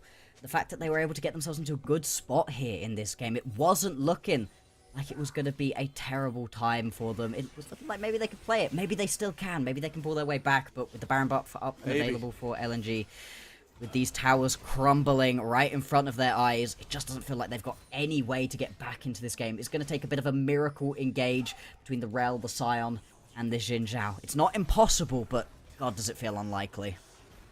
At the very least, they're not losing too much on this Baron power play yet. They lose the mid-tier 2. You're going to have to sack this bottom lane 1 as well with no real protection from mid lane by this point. Another wave comes up, and RNG have to back up further, create a makeshift barrier further back, but LNG are going to be happy with their 2 turrets grabbed by this point and look to reset and grab more critical items by this point. We talked about some of their scaling threats. You've got Hai Chao on 3 items, the roll fully stacked, Zanya's done, and this full AD build designed to burn through the front line of RNG for LP is definitely a ride with the LDR, IE, Yuntal. Yeah, I mean, this is a 4-item Kaisa too. So as much as we talked about the RNG scaling threats, LNG have some of their own that are very much so online and ahead of their counterparts. Yeah, just got themselves into better spots at this point in the game. They've been able to scale up so effectively. Like, there are decent items on a couple of these members, and this Scion is just going to get tankier and tankier and tankier, but you've gone for a build right here on LP that should be able to deal with Raoju at some point, right? You're not just going to be completely unable to take out this Scion as you get later into the game. It really isn't impossible. This composition is getting stronger and stronger here for RNG, but they just haven't shown that they're able to play it out correctly. Now with no Baron, they're going to try and start a fight, but hello, there's been a secret mission on the back end. Tongguan gets picked by both Zika and Xiaofeng. RNG are going to try and force the fight on the other end. The Buster Shot does nearly get the kill onto Hai Chao, but he survives. He leaves LP to his own devices, but with no damage dealers left, it's actually LP getting turned on. LP knocking down Xiaoshu without Milky Way in his collapse. The black hole of LNG find the ace and might put the final dagger in this series. A commanding 2-0 to send RNG to the despair of 0-3 in Group Nirvana. LNG, they put themselves in a spot where now they've played all of their Group Nirvana games. There is a possibility, a chance that they might even get to move on up and play more League of Legends this split, get themselves into the play-ins. For RNG, this may well be it. This may well be the final nail in the coffin that sends them tumbling out of the LPL for split number 3. Ends their entire year right here. LNG, 2-0 RNG in dominant fashion. Congratulations to LNG. No matter what the rest of Group Nirvana looks like, if this is where they end Split 2, they're going to end Split 2 in the Xiaofeng era, undefeated in series, undefeated in games as well, Bloxer, as they, in this 3-series win sprint, did not drop a single great game in Group Nirvana. Oh, how the tables have turned for LNG. Oh, how the tables have turned in the Milky Way and Xiaofeng discussions. Just a year ago, it was Milky Way that was winning Rookie of the Split. Milky Way talked about as the next big jungler, and while we don't give a lot of the RG issues over to him, wins are wins. Stat lines are there for a reason, and Xiaofeng has been the better jungler ever since he started in the starting role and shows it in this series. I feel like at some point, right, there are some teams currently sat in Group Ascend who they've been some jungle issues, right? There's been some jungle woes. That's Maybe true. you take a flyer on this guy for the next split. He's very unlikely gonna be playing for this LNG squad going forwards unless they've got him locked down in a contract. I mean, he's looking so good, and it's been such a nice turnaround for his career, for LNG in general. It's been so fun to watch. For RNG, though, I feel like we have to speak about them a little bit right here. Of course. They had a good early game on a composition that is very much just reliant on Milky Way, the jungler we highlighted before the series, doing well, and he did, but they just could not turn it around into good team fights. Yeah, they crumbled in spots. We saw some of those little issues, and we'll see them come through in these replays, right? It started with the pick play when Milky Way gets caught out. We pointed it out well. The first fight that you could possibly have with the Realm Warp advantage, you give the man advantage. Tongguan gets it's too much hasty. It's too hasty. He goes for the play, leaves his bottom lane, gets picked off, and from there the fights just weren't going their way. It's what's plagued RNG the most. No matter how much Milky Way creates space for his other lanes, if they're not polished as a squad team fighting in a league like the LPL, this is the result. You're not winning series. Yeah. Free Milky Way is the correct hashtag to be spamming at this point, right? Like, I don't know necessarily that he's gonna reach those same highs that he did during his rookie splits, but at the same time, he is still trying to turn this squad around. Part of the reason it feels like LNG's been able to get this full turnaround going is because with Xiaofeng coming in, everybody else feels like they've also stepped up their game. They were all playing better. Zika had some terrible performances across the course of the last couple months, and now actually has been looking really good. Had a nice Ambessa performance, looked great on the Rumble as well. If RNG can't step up in any of their lanes, there's only so much that a jungler can do.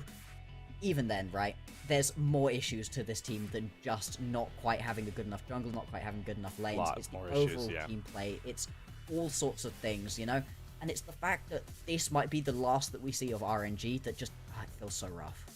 And knowing the history of this team, right? I mean, this has been the org that has been a part of, it might have the org that suited up who could be the first Hall of Legends LPL player. Yeah. They've been competitive. They've had huge international performances. They've won LPL splits. Like, this is not just an organization that came up recently for the LPL and has struggled to really find its mark. This is an LPL org that was at the top of the LPL, points at nearly at the top of the international stage. To see them fall this far from graces is painful to see, and these stats support it as the ending series highlights are going to roll through. And exactly what we were pointing out earlier, Bloxer, we're going to see it. Milky Way creating advantages, but it doesn't matter when the Nexus falling ends up being theirs. Exactly. Really, really unfortunate for RNG right here. Great turnaround, though, as LNG. And it's worth highlighting once again that it's not within their own hands fully. There is a possibility that we get to see more LNG play. They've now ended their split at 3-2. LGD could go undefeated. They could be 5-0. But EDG, they are currently at 2-1. They've not played a ton of their games yet. They've still got the possibility of going on a long loss streak. Do I think it's likely? Not really.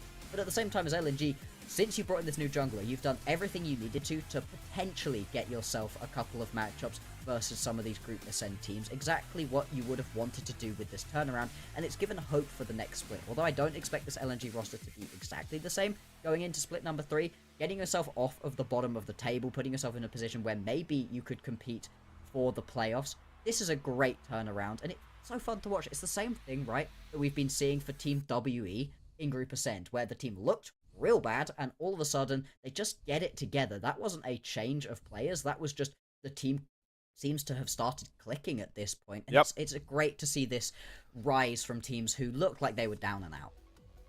As we're going to look at these big team fight replays, this is what really broke it open here for LNG.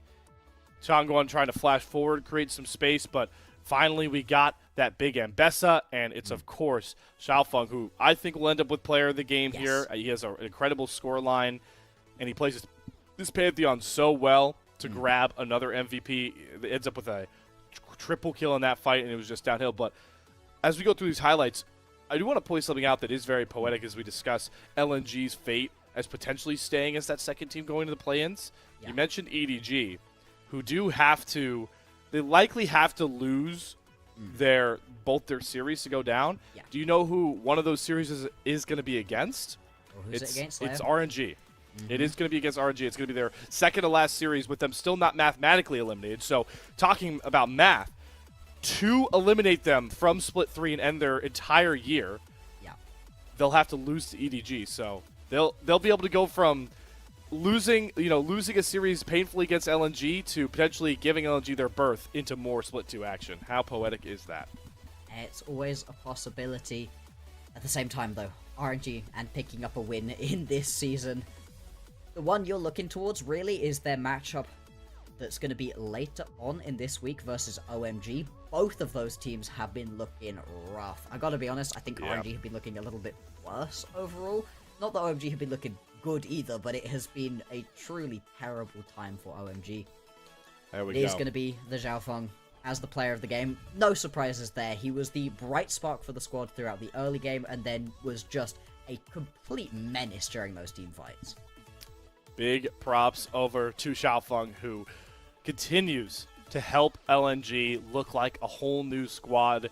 They don't have control completely of their destiny, but for now, they are sitting in the second slot that will send them to play-ins for playoffs, more Split 2 League of Legends, a reality that LNG fans probably never thought they'd have down 0-2 until Xiaofeng came in and helped with the rest of the squad in general play a lot better. They get their third 2-0 in a row, this time over RNG. But it's time to leave Group Nirvana. We're taking our flight out, and we're heading to the big city known as Group Ascend, folks. Our next matchup will take us into one of those rising teams that make Group Ascend versus a titan of the LPL who has been on the decline. We'll be back after the break to start our next series, BLG taking on FPX. We'll see you guys in a few.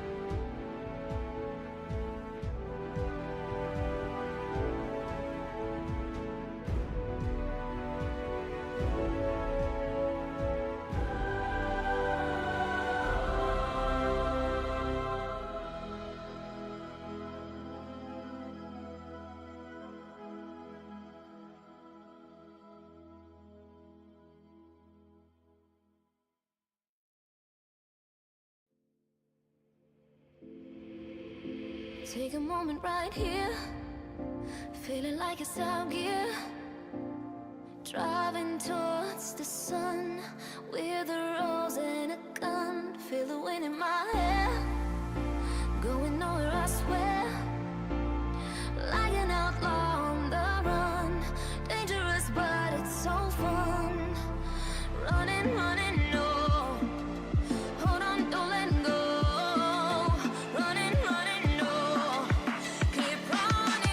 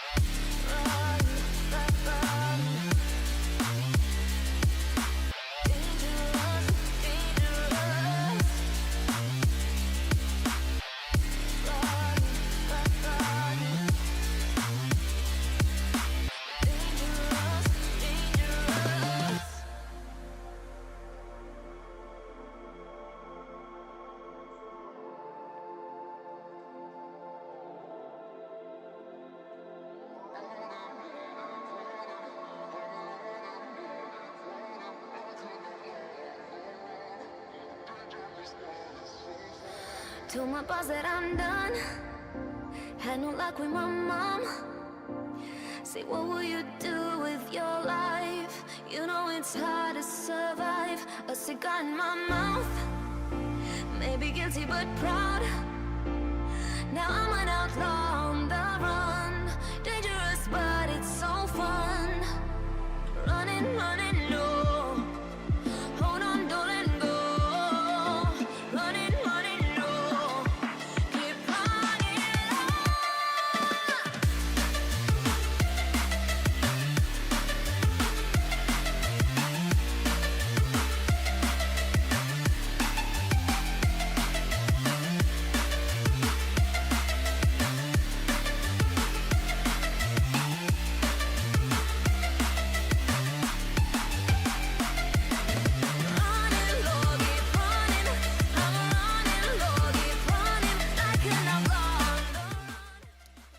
Welcome back, everybody, and I hope you enjoyed your elevator ride up as we've arrived at Group Ascend now as our premier matchup of the night coming is going to be Fun plus Phoenix taking on BLG. How apt, after we talk so much about Milky Way, we get FPX here taking on BLG, which, funnily enough, two teams very close in those Ascend rankings, but let's introduce FPX without Milky Way here, because we're going to talk a lot about their new jungler across the roster. Sheer the top lane, Shadow will focus on in this matchup. Kara in the mid lane, Assume and Jue round out that bottom lane for FPX. And this is an FPX squad who came into this split 2 as one of the lower looking teams, not looking so hot, and ended up losing quite a lot in a row. But actually, recently, they've been able to get themselves back into a good spot. Unfortunately, just lost to WE, another one of these rising teams. But so much of their resurgence that we've been seeing here in Group Ascent has been through their jungler, through Shadow. Shadow has been a very good player for FPX to play through in this one. Very proactive across the map on a multitude of champions as well. Was very impressed with his Sejuani in the one game they were able to win up against Team WE, like you called out.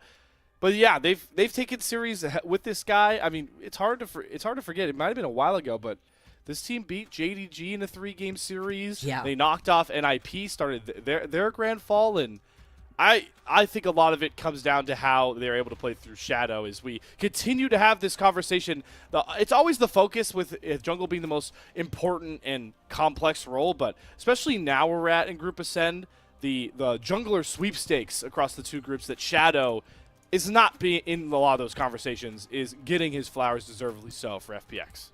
Absolutely, has been looking really good right here on the Vi specifically. I think that's been his best pickup so far. But even the Pantheon, Sett, Xin Zhao, all of those pickups have been looking pretty dang good for him. He's also got one of the largest champion pools of any of the junglers we've got in Group Ascent at the moment. Kind of has been playing games on everything. Part of that is that FPX have been going to game number 3 a lot more than some of the other squads have been. So he's just being forced to play more champions. But still, isn't necessarily always going for the same thing again and again. Is happy to change it up. And hey, look at that. Last time we saw Shadow up against NIP, we saw a pretty good Pantheon game, and we just saw a Xiaofeng masterclass on the Pantheon. But as much as we're going to hype up FPX here and Shadow, they are taking on, at least in the namesake, a Titan of the LPL. Currently 4-3, but not to be discounted. Let's introduce Billy Gaming and the many staple players of the LPL they bring. You guys know the roster very well, though. Bin in the top lane, Wei at jungle, Knight, the golden left hand of this squad in the mid lane, and Elk and On to round out a squad that not too long ago had much higher aspirations than middle of the pack in Group Ascent. It's been a really weird couple years right here for BLG. 2024, they are undisputed kings of the LPL, completely and utterly dominant, and so nearly win the World Championship. Then, through Demacia Cup, into split number 1 in the LPL, the cracks start to form. They end up dropping to Thunder Talk, don't even come out first in their group, and then, yeah, they make it pretty far during the playoffs, but they still don't even make it all the way into the finals for themselves. And it's such a disappointment for this squad. They miss out on that first stand tournament, go and watch top, not even have a good time there themselves, and then coming into this split, we're like, it's fine. They're going to turn it around, right? Surely they're going to turn it around. Yeah. Unfortunately, that has been the case. It's a good start. They dismantle Thunder Talk and IG with their first couple of games, and then from that moment on, it's been a bit of a slide down into mediocrity. And I know we're going to talk about it too, that the playstyle of BLG, you could see some sort of, you said the cracks are showing. I think it shows in the playstyle. I know you picked up some clips here, but jungle is going to be the big question here for BLG, and with how resource heavy all their lanes really feel, this is what a lot of the early games look like for BLG and Wei specifically. They have been all over bot lane dives recently. I mean, I was just pulling clips right here from their most recent game up against NIP, but honestly, I could have pulled clips from every single one of their games. They love a bot lane dive and have been incredibly good at it. The thing is, though, the thing to notice here is look at the cross maps that happen. You know, every single time the bot lane players have been going down, all of a sudden, Bin has been losing out. So part of it is, yes, it's been losing on the other side of these cross-map plays, but also Wei hasn't necessarily been paying these early dives back to the rest of the team in victories later on. He's been getting himself decent leads because of these proactive plays early, but then hasn't been able to turn that into victories for the squad. That does hype up, though, what is going to be another jungle spotlight from us here, myself and Blockster and the crew, on this matchup. We have to, the way that both these junglers are at different points in the split. And how poetic is the pictures here. Shadow, he's got the smile going. He's playing well for FPX. You can see the stats also just really support him, and Wei still trying to find that mark the BLG need him to be at ever since they subbed him in and said, you're going to be the guy that helps push us over the brink, not only in the LPL, but internationally. So that's 16 right there. There are only 16 teams in math. the LPL. Yeah. I mean, that's not a good look for a jungler right here, like Wei. And the thing about this matchup that worries me a little bit for BLG is, yeah, when you look at just the names on paper, it should be a BLG 2-0, surely, right? But FPX have been winning all of their games up against teams around them in the standings, these other middle and lower of the pack teams. BLG very much fit into that category right now, and the way that they've been playing through their jungle, that being the big weak point here for BLG, makes this into a very interesting matchup. The question we're going to constantly ask in this matchup is, how do FPX win this series? And normally, like you said, Blockster, you don't have an answer. And that's why the jungle is going to be very fun to track. So we will be watching that as the series goes forward. Already got both squads, though, on the stage, warming up a bit. And the best way to warm up, as always, is going to be that coveted 1v1 trying to play for blue side.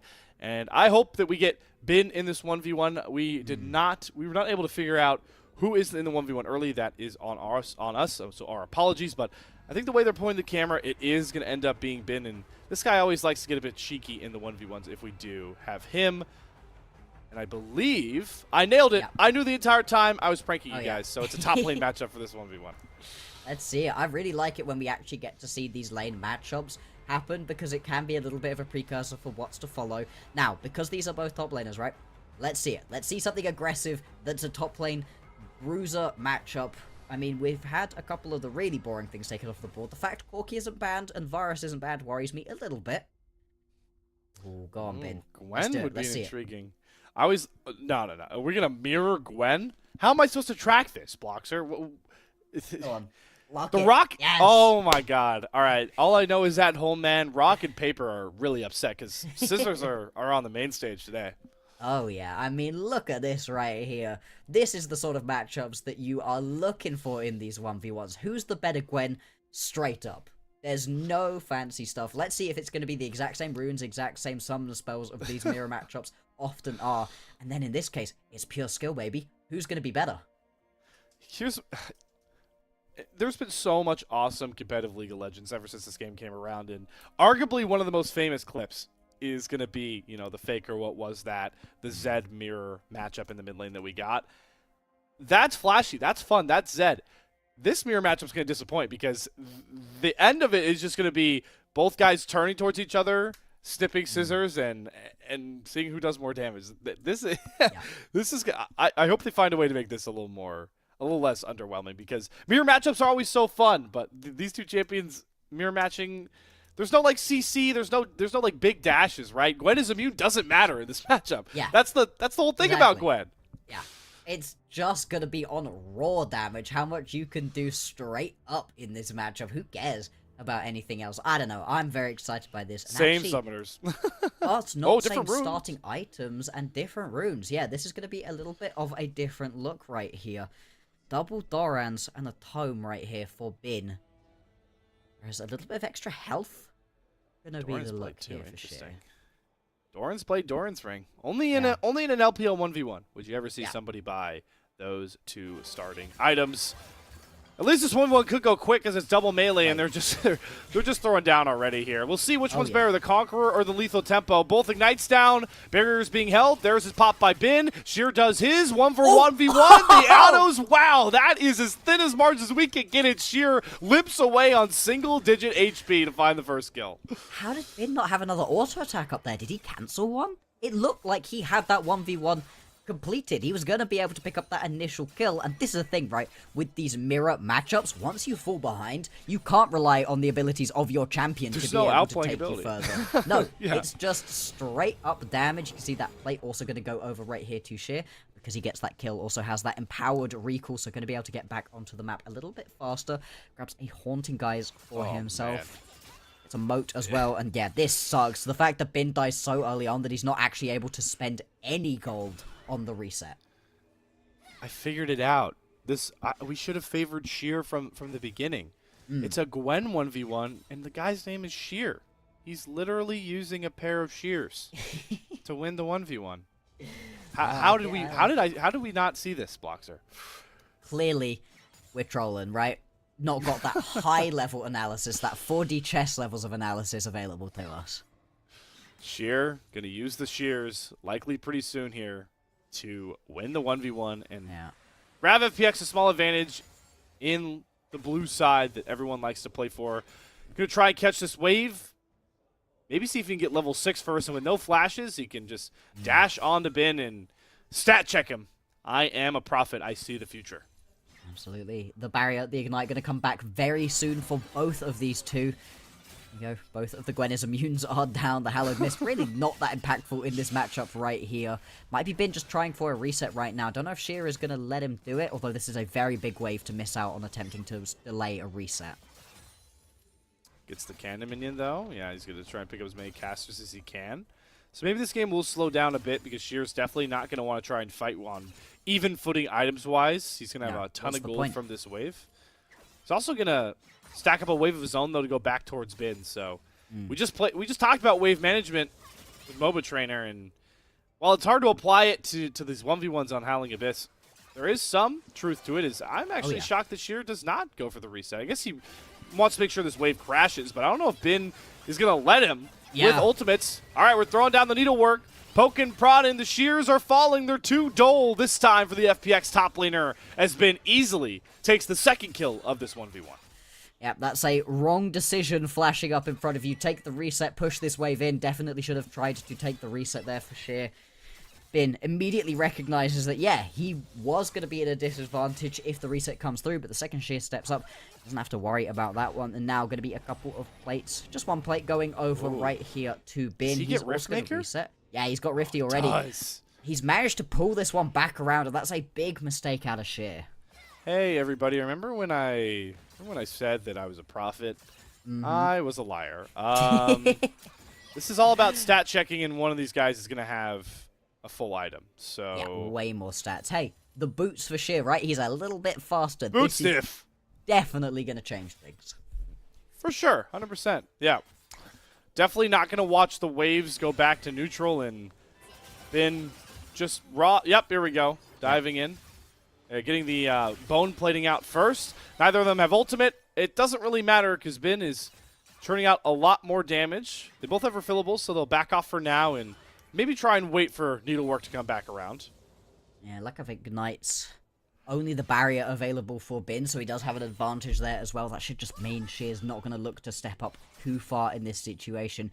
Shear going to be looking to head back to base as quickly as possible, right? You want to get yourself this Rift Maker. You don't want to be at an item disadvantage, but once you get behind the curve in these 1v1s, especially in these mirror matchup 1v1s, very tricky to get it back. Oh, Bin actually does outplay the mirror matchup. He dashes over Shear's Q, and that gives him a boatload of HP. Shear is forced to reset. He might lose his tower if he resets. Yeah, these turrets are so malleable. So squishy, yeah. This is between definition of a rock and a hard place right now for Shear. Yeah. Shear goes back to base, and he's just going to lose his tower. Shear doesn't go back to base. He's only on about a third of his HP. Oh, wow. Uses the needlework to close out the wave, but Bin's got his as well, and Bin wins the 1v1. For all the success Shear had early, it doesn't matter. Bin grabs the 1v1 win and puts BLG on the blue side to the smiles of all the fans in the arena. Yeah, the fans going to be very happy with that one. Shear, it was so good for the beginning, but just makes one mistake deciding to step up in a situation he should have reset. And that was all she wrote. And this is good, right? I want to see Bin nice and warmed up. He's been another one of those players who hasn't been having the same level of success we would have expected from him. Last year, he was such a terrifying top laner to try to play against. This year, he's not been getting any real jungle attention, been falling to a lot of dives, hasn't been able to find success in the 1v1s. It's been translating into BLG not having their rock in the top lane to try to play around. Do they use their blue side draft to try and give their warmed up top laner the very champion he looks so potent on in the 1v1? Because like we talked about in the last series, Bloxer, it's a good time to be blue side merchants. Oh, yeah. There's just not enough champions for FPX to really ban away on this red side.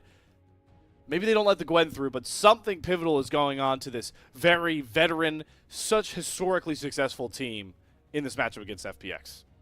Absolutely. The idea that you just straight up grab a Gwen early on, hey, I like it. Although, to be fair, we have seen Bin have a couple performances in the main stage of these games not actually look so hot on these big carries. I don't want to say Bin tank duty, but he's been looking pretty okay on the tanks and not so hot on these carries. Of course, this would be a good time to turn things around. We're coming up to the very end of the first round robin. Does mean you still got quite a lot of games left to play, but this is the point at which you've got through the early stages of the season. You should be working well as a coherent unit. You still don't want to be looking to try to figure things out and fix problems. You want to be at a good spot in this point. This will be FPX completing their first round robin, no matter how this series goes, either 3-6 or 4-5, which is a very big difference for them if they want to try and separate themselves from the likes of Thunder Talk and NIP at the bottom. But on the flip side, a big discussion that's being had on a lot of these matchups in Group Ascend has been, all right, at the top, right, Bloxer, we have TES and AL. Those are the undisputed, two that are competing, but When you get past that, we are still looking for that third team. Yeah. And it's anyone's game to try and grab up, including BLG. And the best way to get yourself into that conversation is put one foot in front of the other and stomp down FPX. And we'll see if they can do it in convincing fashion as we officially start the Game 1 draft here and fire through the picks and bans that I do not see Gwen. Not yet, not yet. And this, at the moment, means that FPX are going to be giving up either the Rumble or the Gwen. Yeah, and especially with that Varus being banned away by BLG, that's always a little bit surprising because it is one of those priority B1 picks. Yep. You are giving over the Gwen or the Rumble. Or Varus? I would be Or shocked. Jace, I mean? The Jace Jace, you could pick that one up as well. I feel like the Jace is okay to be picked up a little bit later on. Interesting. Okay, so they're just going to try get one of the other ones, surely. Right here, Bin immediately slams the Rumble. Yeah. It was always going to be the option, I think. It just gives you that bit extra with that equalizer that the Gwen. Yes, if you get really far ahead on the Gwen, you can completely take over a game, but it's much harder to do. The Rumble gives you that steady level of damage that BLG often have been missing from their top laner. Here's the turn that I was about to say. It's usually the staple of blue side is banning one of Sejuani and Yone. Yep. Billy Gaming let both through to the smile of Shadow and Karen. We just saw in some of those recent series for Shadow looking pretty on point with the Sejuani. So FPX comfortable on the R1, R2 turn nonetheless, even if they do have to give up that Rumble. Now let's see what the response is going to be from BLG. The Sejuani just works into basically all compositions. So does the Yone. You can play it as a little bit of a sit back, look for picks kind of composition, or as a straight up front to back team fight orientated composition. See what they end up going towards. BLG hovering on towards this. And it is going to be way grabbing themselves this very strong Skarner, although it has been falling off in priority quite a lot recently. When is going to be the grab here for sure. Double range there for the Sejuani. This on the other side, though, I mean, talking a lot about how every discussion is about jungle right now for BLG. Wei, what does he get put on in this game? A low resource jungler that's all about facilitating for his lane. So makes a ton of sense. Both these junglers going to be all about facilitating, but you can't help but come away from this first phase and be happy with both comps, with the champions they've been able to draft. Very strong high priority picks have been grabbed for both of these two. The Tristana indicates that you're going to be looking towards the later stages of the game here for BLG, but at the same time, Tristana, once you're on 2 items, can begin to work. You know, you're not having to wait until very late in the game to be able to play around this champion, and is pretty mobile as well, which you very much need into a Sejuani Yone. The buffers on those rocket jumps going to be very important for keeping Elk alive in this matchup.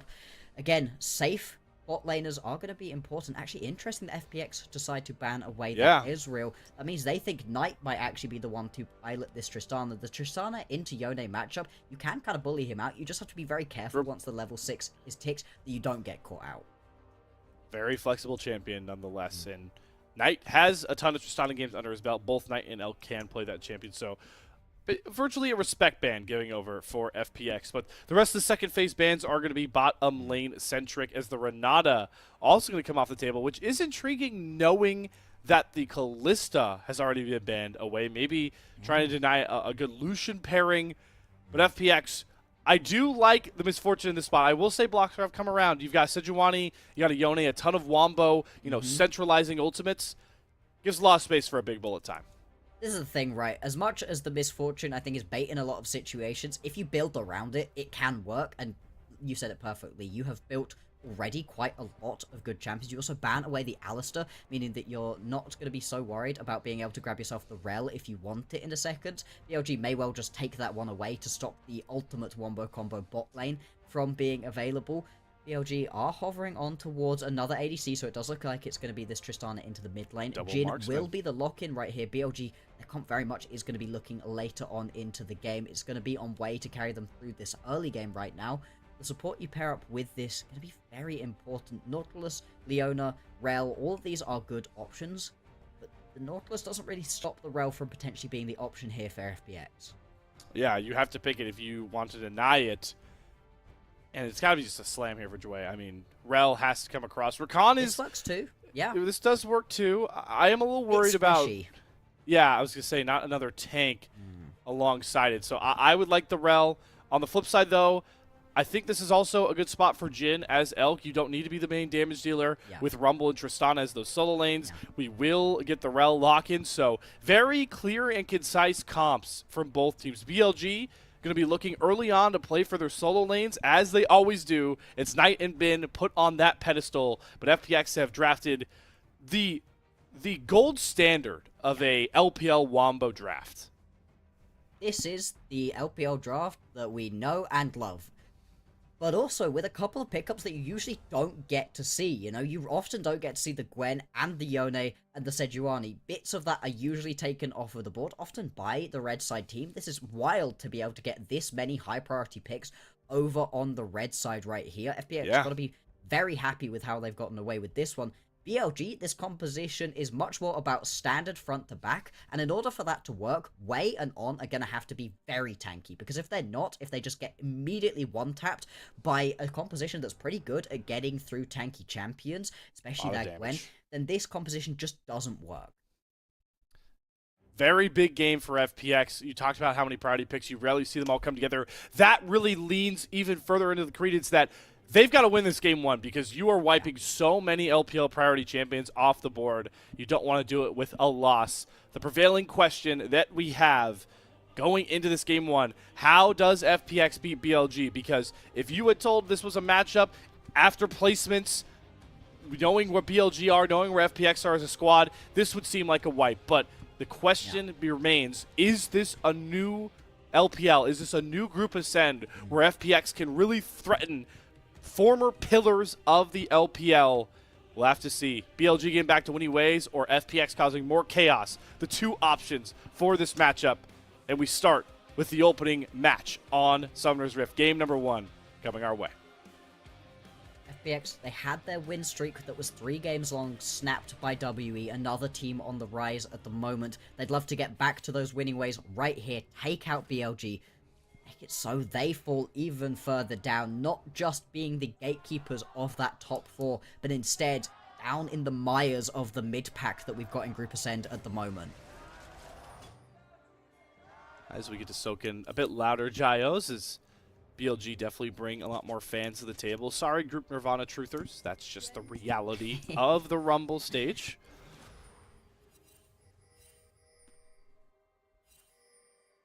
So we do get some early warding down on both sides here as well. Funny that they both spot each other's wards. Everyone loves to ward that side of the Raptor pit. Get a look at some of these summoners as well. Got the cleanse coming out from Elk, even though he wants to play from space, knowing that there's a lot of stuns that are becoming his way. Barrier, though, for Assume. And both junglers starting on those bot sides looking to clear up. So, bottom lane definitely going to be somewhat volatile with a Rumble and a Rel, and a Nautilus. But as we've talked about, and we know with Wei, he is going to be looking to play as much as he can for these solo lanes. He loves to just get involved, loves a bot lane dive, but a gank onto the rest of the map. And I think this is specifically one of those games where you can really look towards Bin, really try to get involved in that lane. See if you can impact onto this matchup, because the Gwen is going to be a big part of FPX shutting down what BLG want to do. Like we were saying, so good at getting through these tanky champions, and you need to buy space for Knight and Elk to be able to do their thing in this matchup. Oh, as Dway gets a double crash down. Elk and Owen were not in position, not expecting it, and they look petrified. Assume gifted a first blood kill by his support with the lovely combo. This is the thing, right? As much as I've been on a rally against the MF, this is the sort of game where it can do really well. The Wombo combo is available. And beyond that, you've got a great matchup in the bot lane where you can really use the early power of this Misfortune to bully out onto Elk and On. The fact that you now get that flash and cleanse just gone right here from Elk means that you can continue to keep the pressure up in this lane without having to worry too much about it. And the moniker for success for BLG for so long since this roster has come together has been exerting their might in the early game, getting such huge lane advantages that they can run over teams in the later stages. So all these little wins that you can get for FPX at this point in the game really are going to compound the success and the identity of FPX as we see the glorious combo that Dway is able to get down. Really nice flash there from Assume. Gets him in range to be able to keep hitting right there onto Elk. Also misses out onto that hook. Wei is just going to be able to get himself over the wall. And I think Just something barely. also we really need to highlight is the amount of melee champions available here for Shadow to play around. Actually, Sheer just going to have to turn and run. Sheer. Uh-oh. Oh, no. The lane swap. Now it's a mistake time for fun plus Phoenix. Sheer not respecting Owen coming to lane. And Elk, after the big Marn mistake, gets something back. But Bin, on the flip side, trying to throw down 1 versus 2, does not get back to his own turret. So both top laners fall, and it's to the success of these AD carries who hold all 3 early kills. This is what we were saying about BLG. Bin has just not been looking good in these cross-map plays. Doesn't respect when we see aggression on the other side, and that wasn't even with the junglers getting involved. Both junglers have been perfectly content to just sit in their jungles, get what they need to do done. And yeah, like you said, it is going to be a lot of kills going over to these key carries. Now, the fact that you get multiple onto this Misfortune is massive, because that is going to be so much of this wombo combo composition and what needs to make it work. What I was trying to say before I so rudely interrupted, though, was that you've got 4 melee champions available to Shadow to be able to stack up those permafrost passives. The amount of CC this Sejuani is going to be providing during the team fights is insane. That's poetic. It's great to see that we're putting Shadow in a position to be the ultimate facilitator, knowing that he has been the best looking player so far for FPX, as they found those 3 series wins before it was snapped by WE. Just waiting now on Shadow, trying to get over to that level 6, which shouldn't be too far away by this point, already at level 5. First dragon has spawned, though. The grubs not too far behind, and with the bottom lanes swapped as they are, gotta think that FPX are going to be in prime position to likely get away with 3 grubs and trade it just for this first Drake, which all LPL teams are a fan of. Oh boy, Bin. Oh no. He's been pretty vulnerable to dives throughout this split so far. Always the target. No flash available. Jouet gets the stuns locked up, and there is that permafrost stun you were talking about. All 3 kills early to get the feats of warfare on Assume. Exactly what you want to be doing right here. So much proactivity during the early game from FPX. They are going to lose out onto this Drake, but not the end of the world to lose a Chemtech Drake at the beginning of the game. And now you've got a ton of pressure around the top side that you can turn into these grubs. We'll see if there's going to be a response right here. Wei is making his way towards the top side of the map right now, but he's a long way from getting there. The woes for Bin continuing to grow as he perennially plays the tough, weak side here for FPX, but if anyone's going to show that mental resolve, the pedigree that we know Bin has, at one point renowned as the best top laner in the world, it's going to be Giga Bin himself, as we'll have to track how he responds. All 3 grubs, though, like you talked about, picked up for Shadow here, so with a Gwen on your composition and a Yone, grubs are very volatile in the side lane threat. Absolutely. If you can pick those up, that gives the side lane threat for FPX such an advantage. Hook gonna land into a stun. Gwen is immune. Just about gets it off. The hallowed mist coming in clutch right there. Without being able to pop that one through, that may well have been a death for Sheer. Sheer, don't be making the same mistakes Bin is at. I mean, both of you have died disrespecting these bottom lanes.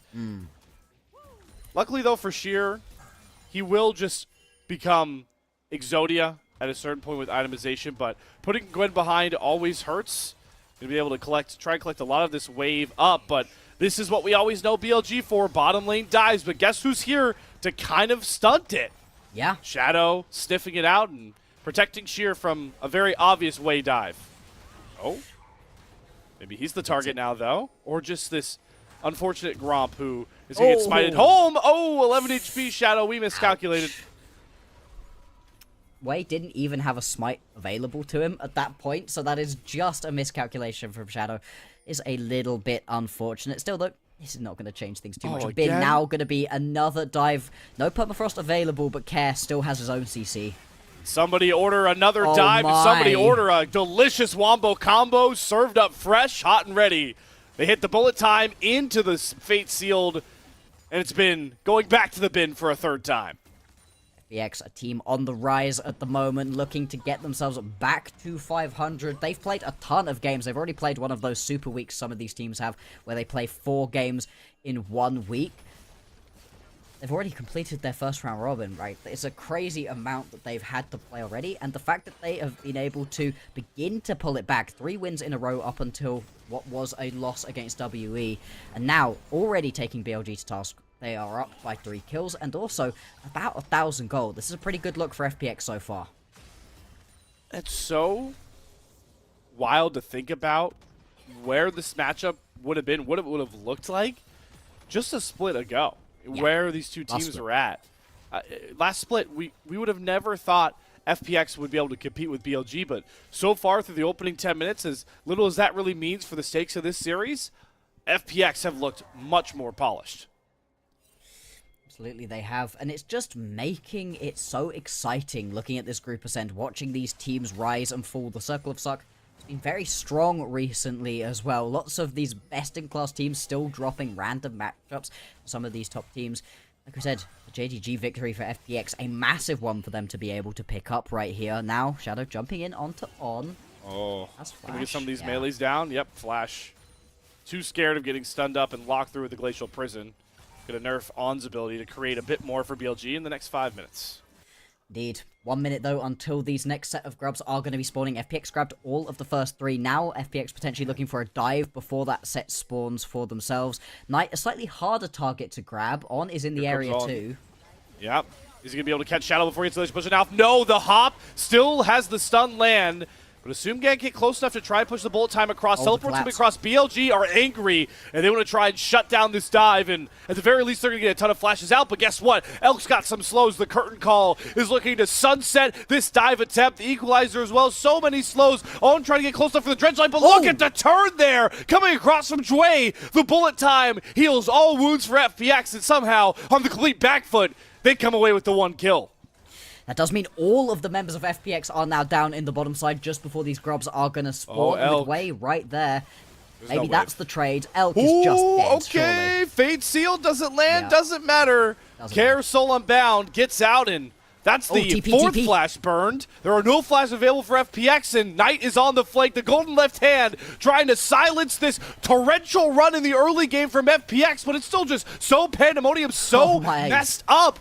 They get the Buster Bomb, though, to find the kill on his way, so Knight can get the reset. He's going to hop towards Assume, who does have Barrier, trying to buy more space, but Shadow, his health bar is blinking. The dredge line somehow hits from On. That looked a bit wacky, but a kill's a kill. Lollipopping right there on the hook. Like you said, a complete and utter mess. Sheer and just get away from Way, and that should spell the end of what was a crazy sequence of plays. 3 grubs go over to Way. A couple of kills get back for BLG, but overall, FPX, they do manage to come out just about on top. They've still got themselves that 1k gold lead, but now with all of these resets having to come through, they lose a couple of turret platings bot lane. They might lose another turret plate mid right here. Overall, not particularly worthwhile as a dive. It got messy real fast. And the big prize is Assume was 5-0 with a huge shutdown by that point. And all that gold, I believe, goes right into Knight's pocket, who is always the focal point for BLG, no matter what champion he's playing on, especially with this Tristana that just scales to infinity with range and the itemization paths for this champion. Already with the Yuntal done and building towards a likely IE. Knight's on that same pedestal, resting his golden left hand, per usual. Indeed. Knight gonna have to have a big performance right here. Been good so far. On. Ooh, that bullet time was so misguided that it gets canceled, but they've got the lockdown, Glacial Prison, Magnet Storm, and sometimes you don't need that big misfortune ult to find kills. There is a reason that either the Sejuani or the Yone have been banned out so often as a combo. It just gives you so much, and it pairs up so well with these aggressive melee supports that we've been seeing so much of in the meta as well. Between Jway and Shadow, there's just a ton of lockdown, and even with the bullet time going wide, the damage is still just there. Enough to pick off the Lily support, but definitely wouldn't have worked against any other of these BLG members. Nonetheless, that pick manifests into a Drake, so we have 3 grubs split, we have first Drake split, we have the gold pretty even, which means all of the pressure of this game is really going to come on to execution of these fights, executions of these competitions. Absolutely.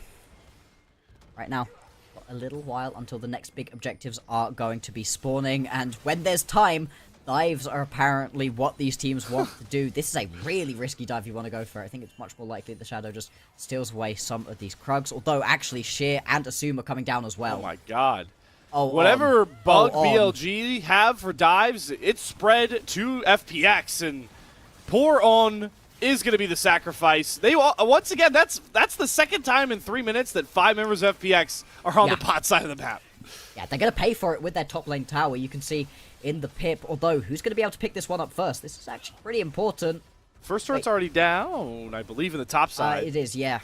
There it is. Just about falls. It was so close between the two of them. Oh, so boy. Feats of Strength also going over to FPX, Yeah, so Feats another to little win. FPX. It makes the gold lead a little bit bigger from a raw stat standpoint, but Yeah. BLG do get to steal some camps away too, and we're starting to see some first items coming through for all of FPX. It's just Sheer, not on his Riftmaker just yet. This is the thing, right? FPX's composition spikes really quite nicely throughout the game, right? It isn't a big hard spike at 1 or 2 items. Each item really does help. It's a very linear progression upwards. BLG, they're kind of waiting for the point at which Elk starts really doing damage. They're waiting for the point at which Knight starts really being able to hit hard. The composition can work right now, but you're kind of reliant on a good multi-man Impale from Way over the top of an Equalizer to burn somebody down and get them close enough that Elk and Knight can then pick up those kills, get the resets through, and begin running these team fights. It's a little bit harder to execute overall. FPX, the amount of CC available to them just makes this a lot easier. This game 1 is just such a good test for who can really execute their composition better with all the CC like you're talking about. Both junglers in such a facilitative role. Depth charge, Glacial Prison traded as Knight does get stunned up. Dwayne and Sue are trying to come away on the back end.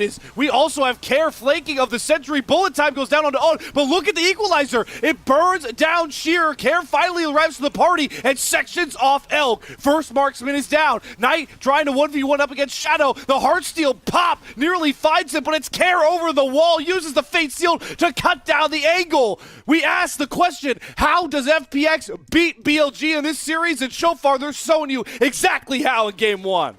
Apparently the answer is play around the bottom lane and just bring more members quicker, more proactive. The only bright spark in and amongst that team fight was the Equalizer out of bin. You called it out perfectly. FPX, though, with a mega flank with just better play overall, and they're coming out of these skirmishes on top every time. BLG, at some point, you have to question why they keep opting into these fights, because they are also down to clown in this moment. It's not like they decide not to get involved. They bring the teleport in as well. It is a 2-man Impale. That does happen, but it happens before the Equalizer is arrived, so everybody can jump away, flash out of that situation, and Shadow even gets to re-engage. Actually, look at the picture-in-picture, people standing pretty close to each other. I wonder if we're going to get another fight, although this is topside. I didn't know we were allowed to fight in other places on the map. What? This is illegal. I know. I didn't know this. We need to make sure we have the right permits to do this, because this fight is about to break out. They have Assume fly out of it. Somehow we let the AD carry ride in the Rift Herald. That's also a cardinal sin. There are a lot of violations going on, but nonetheless, the mid-tier 1 turret does fall, and Bid's not able to punish FPX too heavily on the bot side lane for it. And everyone calms back down, but got to take stock of FPX, where some of their integral key players are for that Wombo. My eyes gravitate towards Care, who is already at 2 items with that Mortal Shield Bow and that Yone, and the way he's been able to line up these Fate Seals and most importantly use that Soul Unbound has been really impressive up against a player of a Knight's pedigree. Exactly, but Knight right here also doing plenty of damage. It's just much harder to play out this Tristana, because anytime you jump up close enough to be able to do your damage, Tristana, a little bit of a low-range ADC, you get jumped immediately by all of the CC that FPX have for themselves. Assume he's had a couple of good bullet times, and that's because this setup for his team, the way that this team is able to get things going early, just been so very impressive. FPX, despite the fact they lost their most recent matchup, it feels like they're coming into this one with all the momentum.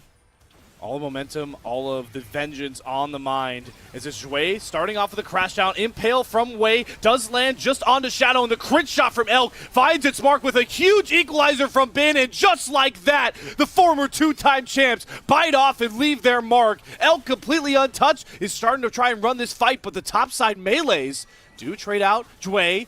And resets are coming across here from Knight. He does sport the teleport, so he's going to rejoin this fight. And BLG with their man advantage are not going to let this dragon go quietly. They need to leave a statement in this game, as they have been faltering in some of these fights. And the 50-50 is going to come across onto the dragon. And even though they don't have a jungler, they have Elk, who gets the crit shot. But the distance is cut down by Care once more. Gets a triple kill and makes sure that dragon pays a high price. Hey, you lose the Drake, but look at the amount of kills FPX get onto key members as well. Care, the triple kill, getting him closer and closer to being just an unkillable force here on the Yone. Wei has Smite. Wei has Smite. Okay, we're going to look back at the start of this one, and the key thing here is that Wei gets the Impale off, and it gets layered with that Equalizer. Exactly what we were hoping for. Shadow burns through, you end up just immediately losing your ADC as well. And things are looking so good for BLG. Like I said, Elk untouched throughout the majority of this fight. But FPX, you've still got these big melee carries. 2 melees and a Sejuani is a recipe for success. Now, where's the Smite? What happens? He literally never presses a Q? There's no way a bouncing grenade is what gets that. Sheer never presses. Didn't have Smite up. Huh? Shadow didn't have Smite even available. Or Shadow was a part of that fight. You know what? We've been completely misled. But hold on. Look at the wombo that pops. Snap of a fingers. Jway gets 3 with the Magnet Storm into the bullet time. But luckily for BLG, the Fate Sealed is not what hits, and this Yone is what hits harder. Clutch Equalizer from Bin as well. Make sure they can't even get a tier 2 turret off the back of it. Yeah. Crazy plays throughout. And at this point, 20 minutes into the game, we're going to have an Atakan up on the top side of the map to potentially go and play around. See who decides to initiate that one, because so far FPX, they've been coming out on top of all of these fights. The proactivity of this squad. We'll have a look back because we missed the beginning of this one, and it's just Care over the wall getting that initial catch onto On. Nice from Jway. Everybody gets pulled in. Fate Sealed. Oh, I think it only hit Bin. Gorgeous. Yeah, it needed to be a little bit further over towards the right from his perspective. At the same time, that's not going to be the end of the world. They still end up winning out onto that fight. And can now peel back. You can see at the moment, everybody from FPX is in a good spot. They've got multiple items under their belts. The item breakpoints, they're still a little ways off from really coming through for BLG. You need that 3rd item completed really onto both Knight and Elk to make this work. And they've only just completed their 2nd. Especially with Elk's build path as well. Yeah, Collector and Rapid Fire Cannon. It does have a lot of trouble getting through Shadow's health bar by this point, who the main person is going to try and stand in front of him. But Double Marksman is never going to have a damage issue the longer a game goes on. But the onus on a lot of these fights has still been dictated by FPX. And they've been quite clean and chaining some of their ultimates together, especially Care, who now, as that big 6-0 Yone, provides an extra threat on that side lane. Nobody can really challenge him 1 versus 1. Oh, we have Owen fishing and coming up completely short for the pick. Impale does come on it too. The bullet time used defensively from Masoon to make sure Knight doesn't go too far forward. And who else but Care to fly in on the flank. Finds the kill onto Owen, but that's just the support. And the Equalizer gets a ton of value. Crit shots are flying to get slows up. Shadow is trying to play frontline, trying to be the big bag tank, lead the rest of his team out and away from danger. And he will do so by the skin of his teeth. Close, really close. I wonder if there might be an immediate turn on towards this Atakan from BLG. You know the resets are coming through from your opponents. No, instead, BLG, they decide they're not in a strong enough place to just pull the trigger on that. Head off back to base for themselves as well. And that's now full resets coming through from the FPX members. They're not going to be in a pretty good spot to be able to potentially play onto this one as well. Less than a minute too until this next dragon is going to spawn. Mountain Drake would be huge right now with a lot of these executes and big damage carries. Having that shield for yourselves through the Mountain Soul would be a massive boon to whichever team is able to grab that one for themselves. Right now, though, it is going to be the play around the top side. going to be Shadow making the call. We're starting Otacon. A lot of ultimates online. Everyone except Elk really has his flash. Burning. And this thing is just gone. They have been on the bot side. He's catching waves, and Elk is not close enough.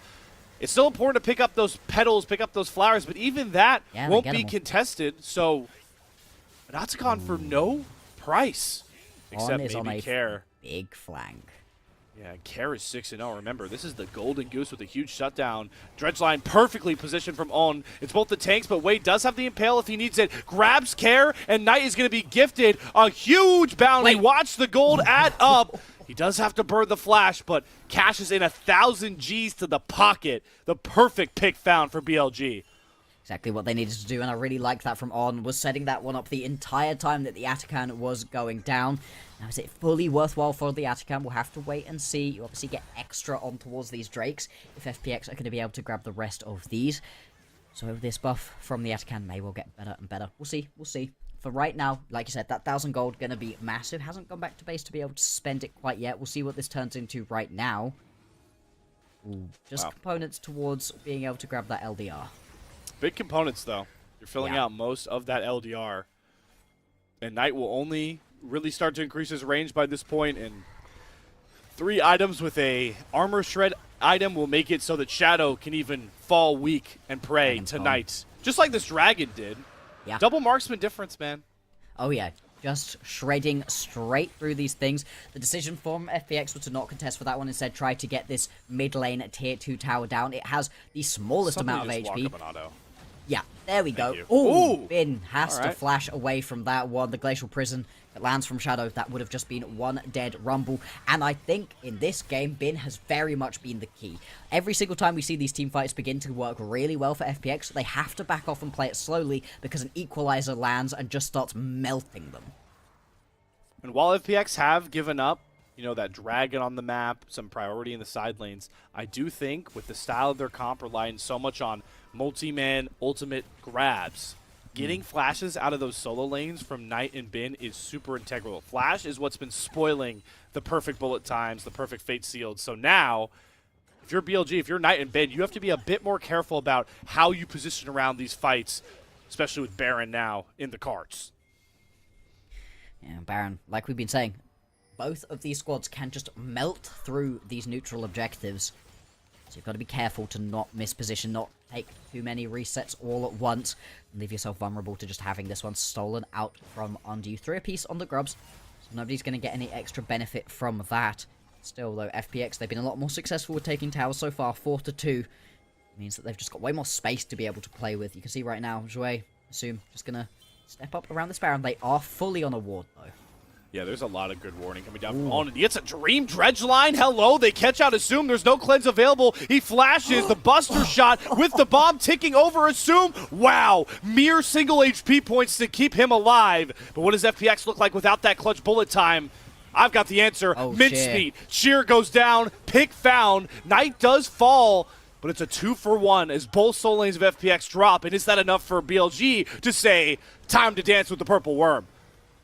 Oh, the fact that the Buster shot with bomb combo didn't quite end up in the kill really sucks, but it still cancelled the bullet time. Massive play right there out of Knight, even though he does end up falling as well. But now, this Baron falling relatively quickly, although not as fast as with that Tristana. Shadow is here. He won't get into the pit, though. Way's going to deny him. On is there. Baron is gone unless he can flash in. Gets the Glacial Person onto Elk. Shadow, you have to go after the Baron. He doesn't want it, though, and it's secured by Way. And now BLG have no reason to stay. And they'll bounce out with 4 members, potentially even 5, sporting that purple Baron, depending on when Knight respawned. Well played right there. We'll have a look back at this one. Watch the hook right here from On. Oh, it's so unfortunate for Assume. He walks straight into this one, straight to the Deadly Flourish as well. Now, this is what we didn't see. This is what happened on the backside of this fight. There we go, Way. This is the combo. You have to be perfect between Way and Bin. Usually, you would expect it to be the Impale into Equalizer combo, but in this situation, you don't even need to use that ult. He just burns him straight on down with that Fame Spitter. And now, BLG, after what was a pretty bad early game, have managed to claw their way back into this game. In fact, the gold is now dead even. It's great to see Way getting these clutch impales in these last couple of fights, these last couple of skirmishes. The guy that's had by far the most scrutiny for BLG after their slow start to group ascend has been asked. There's always a lot of him asked, knowing he's got such world-renowned solo lanes. And right now, he's been the difference maker, and he's looking to do it again as he flashes to get the Ixtal's impact. The Impale, though, is canceled by the Soul Unbound recall, and the man we were just praising is completely caught way disintegrated by Care. So how does it feel to cast a curse My stomach hurts. way in that situation? I'm sorry. Oh, I'm sorry. That sucks so bad. I mean, it's not exactly the worst timing for this to have happened, right? You don't have a Drake spawning for another 50 seconds. The Baron already went down to BLG. You know, it could be worse. Then again, you really don't want to be giving those kills back over and using such a big ulti in that situation for absolutely no benefit. Again, not going to be ideal right here. This should slow things down. We'll have a look back at the pain and suffering of Wei. Soul Unbound. It's going to be a cool interaction, though. Yeah, it takes priority here. And... Bye-bye. Immune. Nope. Bye-bye. Yep. Nope. Just about able to get himself away with that one, and the immediate collapse onto Wei. I mean, I think in this situation, right, even if you do manage to pull Care further back, you probably still die as Wei. You've gone very far in, and FPX are booking it over to try to help out their mid laner. Now, though, we are going to have the Mountain Drake spawn. It would be Soul if BLG can pick this up for themselves. FPX, they can't afford to lose out onto this one. See Wei try and pilot them forward into the pit. This is Mountain Soul Point, like you called out, so everybody's teleporting in. Sheer cancels a big flank blast cone. Does Wei have the odds to go in for the pit and try and steal this Mountain Drake? No, he doesn't want to give his life. It's not going to force anything too bad onto them, as Shadow does jump towards BLG backline. Elk and Bin stay safe, though the Glacial Prison doesn't find any spark. None of these ultimates are really lining up for anybody. They get an equalizer that doesn't get any value, but what does get the value? The bullet time! They arrives right on tote for FPX, and now they just blow through BLG! Both marksmen don't mean squat! FPX are the kings of this game one! They really are. They're going to be able to run this one forwards. 30-second death timers on the majority of these carries. 40 seconds on these ADCs. This should well be the end of the game right here. Having to wait for minion waves. Things are a little bit slow right now. Let's see. Can they do it? 30 seconds until anybody really important going to be back up. This is going to be game right here. FPX, I mean, what more could you want? Taking out BLG in game one, honestly, in a pretty dominant fashion. What a statement from FPX. We've talked about their meteoric rise through that 3-win streak. It's playing as a team and having fun while doing it. And you can see the smiles on the squad as they lock back in with a 1-0 lead against the former 2-time champs, the kings of the LPL in 2024. BLG, what has happened? The whole squad feels like it's not working to the same level of efficiency. There were multiple team fights there where it felt like Elk and Knight were just never allowed to sit and put those auto attacks down. This was one of those games where, yeah, maybe the Wombo combo wasn't necessarily 100% focused on the Misfortune. Decent damage coming through from the Misfortune, but more, it just completely stopped any potential engage and damage coming through from BLG, and then Sheer and Care can just go leaping into the backline. Care, for the most part, was using his ulti just as a gap closer to go murder someone at the end of these team fights. Really nice to see. Awesome for FPX, knowing that they have that identity as a squad, and they can find wins with it against some of the best. I know the record for BLG has been disappointing, and some scrutiny needs to come their way, but you're still beating a team that a split ago, nobody would have ever given you a chance against them. And now they have a chance to send them to 4-4 and put FPX right next to them in those group ascent standings. The fact that, at this point, BLG are looking like one of those mid-bottom pack teams, that's crazy, right? Surely, when we were looking at them and like, okay, they're not looking so hot, but they'll be the 5th place team, right? They may just miss out onto going straight into the playoffs, but they'll be fine, right? If they begin to lose matchups here, if they end up losing here, specifically 2-0 to FPX, you've got big questions around them. Because this is an FPX that just lost to WE. WE, another one of these teams on a rise, sat in this mid-pack. If they lose to them at some point as well, you're getting pushed further and further down. Now, of course, you're in Group Ascend, so it's not the end of the world. You still make it to those play-ins regardless, but seeding is going to matter, and those play-ins are kind of crazy as well. There's not a lot of games in them. You know, you want to be in your absolute best form right now, and it feels like, unfortunately, BLG are taking quite the slide. Quite the slide indeed, as they luckily have a ton more series to play, regardless where this is at, and they are by far not out of this spot as well. But it's going to be a big test for a team that sports some of the best players, the premier players that a lot of people say this region has had to offer for the last year or so in a tough spot. A lot of credit going over to FPX in this one. Assume gets a ton of value out of this misfortune. Cares Yone was, I would say, near perfect. His positioning on some of these flanks as well was nice. really the difference maker. Yeah, there was one ulti that wasn't quite landed as well as you would have hoped for, but overall, a really, really solid performance out of everybody right here from FPX. I mean, even Assume, who got caught out once there, was still doing good work with the bullet time, was able to bully out into this bot lane matchup as well. They were able to get a couple of kills onto top laners too. Just overall, a really nice look from FPX, the kind of cohesive, team-based win that you really are looking for from these squads who aren't necessarily at the top right now. It's where you want to be seeing them being able to get better and better the more they play together right here. There's moments here where Dwayne's jumping in, not necessarily this one, but he's jumping in, grabbing big magnet storms, being able to pull his team together. And even here, like, it's not the end of the world for FPX that you lose your support. You still end up finding a couple of kills before we jumped into this replay too. No matter what's going on in League of Legends, you will always have silly dredge lines from Nautilus. It's always fun. We saw that last one, but it's the way of the champion, you know? Yep. Here's the way of Kara, though, on this flank that we were talking about, is this fight. It took him a while to get here, but shows up to the party and is the difference maker. And again, the prevailing thought, I'm glad you made the sentiment that we were asking FPX after that abysmal split one, just, show improvements and really take control of getting to compete against some of these great teams in Group Ascend. And they have just continued to level up and show that they can execute some really complicated and integral comps that are asking you to be the aggressors, asking you to dictate the tempo. That's what I think is the big thing to take away from this Game 1 for FPX. Right now, when talking about the way that teams have been going in this Group Ascend, you talk about Hop and AL as being those best in class. JG, IG, they're looking absolutely fine by themselves. But then you talk about the teams who are having a bit of a slide, and you mentioned the names Ninjas in Pajamas, Underdog, and BLG. You don't want to be in the same conversation as those other guys right now. Those two teams have been looking horrible. BLG, I don't think they've been looking that bad, but it's not good. Those two of the three teams you just mentioned there were upper bracket playoff contenders. That is, that's how. What a change from split what one a to change. split two. That's why I want to keep talking about how this is. This just like the changing? Is this a changing of the guard split?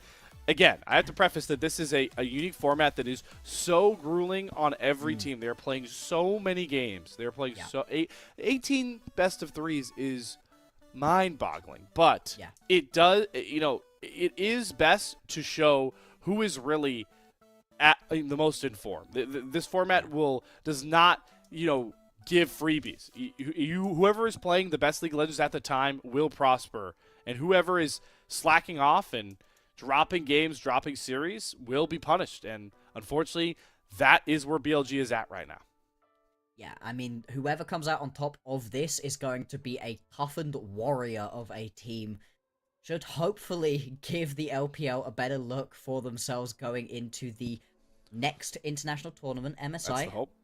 Let's see who actually grabs this one. Okay, Shui. I'm happy with that. I'm happy with Shui being able to pick that one up. I thought he had a really solid game right there. And in these sort of matchups where you've got tons of damage from your top laner, your mid laner, your ADC, well, the facilitators are often going to be the most integral parts of this. And right there, Shui was able to really just set up for all of his carries, keeping every single one of them happy and healthy in a lot of these fights. Never going to be upset when you earn a player of the game for your support players, making everybody else shine a bit more. And yeah, Shui on that R5 rel did not disappoint. Fun plus Phoenix having fun up against BLG. They take the opening match, trying to close out their first round robin with a big win and a statement that they can take down the likes of BLG and JG. But to do that, they still have to find one more win. And if anybody knows how to rebound from a bad loss, it's going to be the former two-time champions, a team with Knight, Bin, Elk, We'll have to see if they find a way to force the series the distance. We'll be back after a shorter break to hear from one of our sponsors and hop into that Game 2 draft. We'll see you guys soon.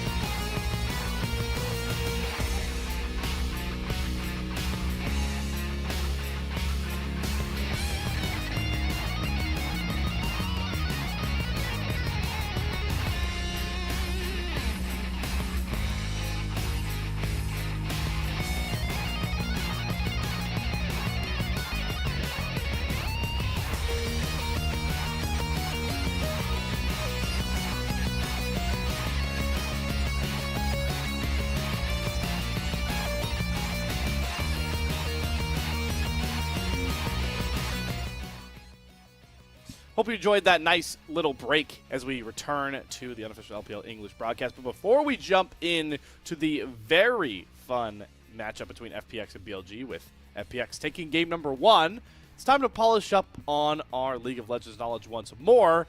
So we're going to hop back on to Moba Trainer. We randomize the puzzle, and Bloxer, it looks like we're going to learn about, so we're going extreme. Great. We're extreme jungling, win condition topicking. So we're going to be Jarvan here in this game, and we're about 8.5 minutes in.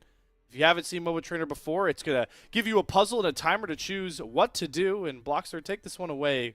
What are we thinking as J4 here? Usually gank top, gank mid, or recall. Ooh, this is tough. I mean, you've got a couple people top lane. Maybe just go for this top lane dive. All right, top lane is the choice from Bloxer. Oh, and we've been trolled by our producer. Wait. No! All good, all good. Trolled. All right. Enemy has a better temper for It's totally dragon. fine. All fine, all fine. We were taking a while. That's all good. So would we have chosen the right answer? I feel like we would have. Gank top is the correct answer. Yeah. Jarvan's going back towards there. Okay, so you guys can see how what the Moba Trainer vibe is. You choose a choice, you get it wrong, you get a detailed video explanation on what is right. As we get into our next situation, that Kale's looking mighty low with ult up. With ult up though. But do you want to wait for the wave too? I feel like we got to wait for the wave here. I would wait wave. Yeah. Let's see. We're just gonna expose. We don't know where Viego is. A play. Kale has ulti. Okay. All right. So, well, is the choice to go towards Gromp then? Or to no, check they where want to Viego is. fight. No, they just want to go. Yeah. All A right. short video explanation showing why we suck, why we're wrong. Oh, we are diving. Okay, so we went for it. I guess with how low HP, you know, I don't. How am I supposed to account for the fact this Jarvan perfectly spaces the Kale? All right, you know what? Continue fight. This is the easiest one, right? You have your Jace right here. Go. Engage. What? Oh my God, we are so washed. We're bad. You lose the play if Viego gets his reset. I guess that's true. We know Syndra's mid. All right. We technically have a little bit of a wave to potentially try to get away. We are griefing. We are indeed. We are totally griefing our LPL English score. All right, can we redeem ourselves at the very end? Recall or re-engage? Please leave. We're going with no leave? way. I mean, you have no HP, and if you give Viego a reset... Oh, he doesn't have Heartbreaker. But we know Syndra isn't going to... We don't know if Syndra's going to be here. All right. Leave. Go recall. Yeah, hey! Okay, Thank you. we got one at the end. Yeah, don't jump in. Yeah, you don't have any of your abilities. Okay. Well, clearly, we need more Moba Trainer in our lives because we sucked at that. That was terrible. Yeah, we're definitely not helping the points out for the rest of the LPL English crew. The fun part about this is you can see at the very end, you know, you get puzzle complete, you get points, and you can unlock more of the awesome tree so you can learn more about how to upgrade your Moba trainer experience. So big shout out to them. If you enjoyed that, you can subscribe for 20% off and unlimited puzzles like the one you just saw using the code LPL20 you saw at the bottom of there. Big shout out to Moba Trainer. Proceeds will benefit Moba Trainer designers themselves and the LPL unofficial English broadcast. Keep leveling up your game today.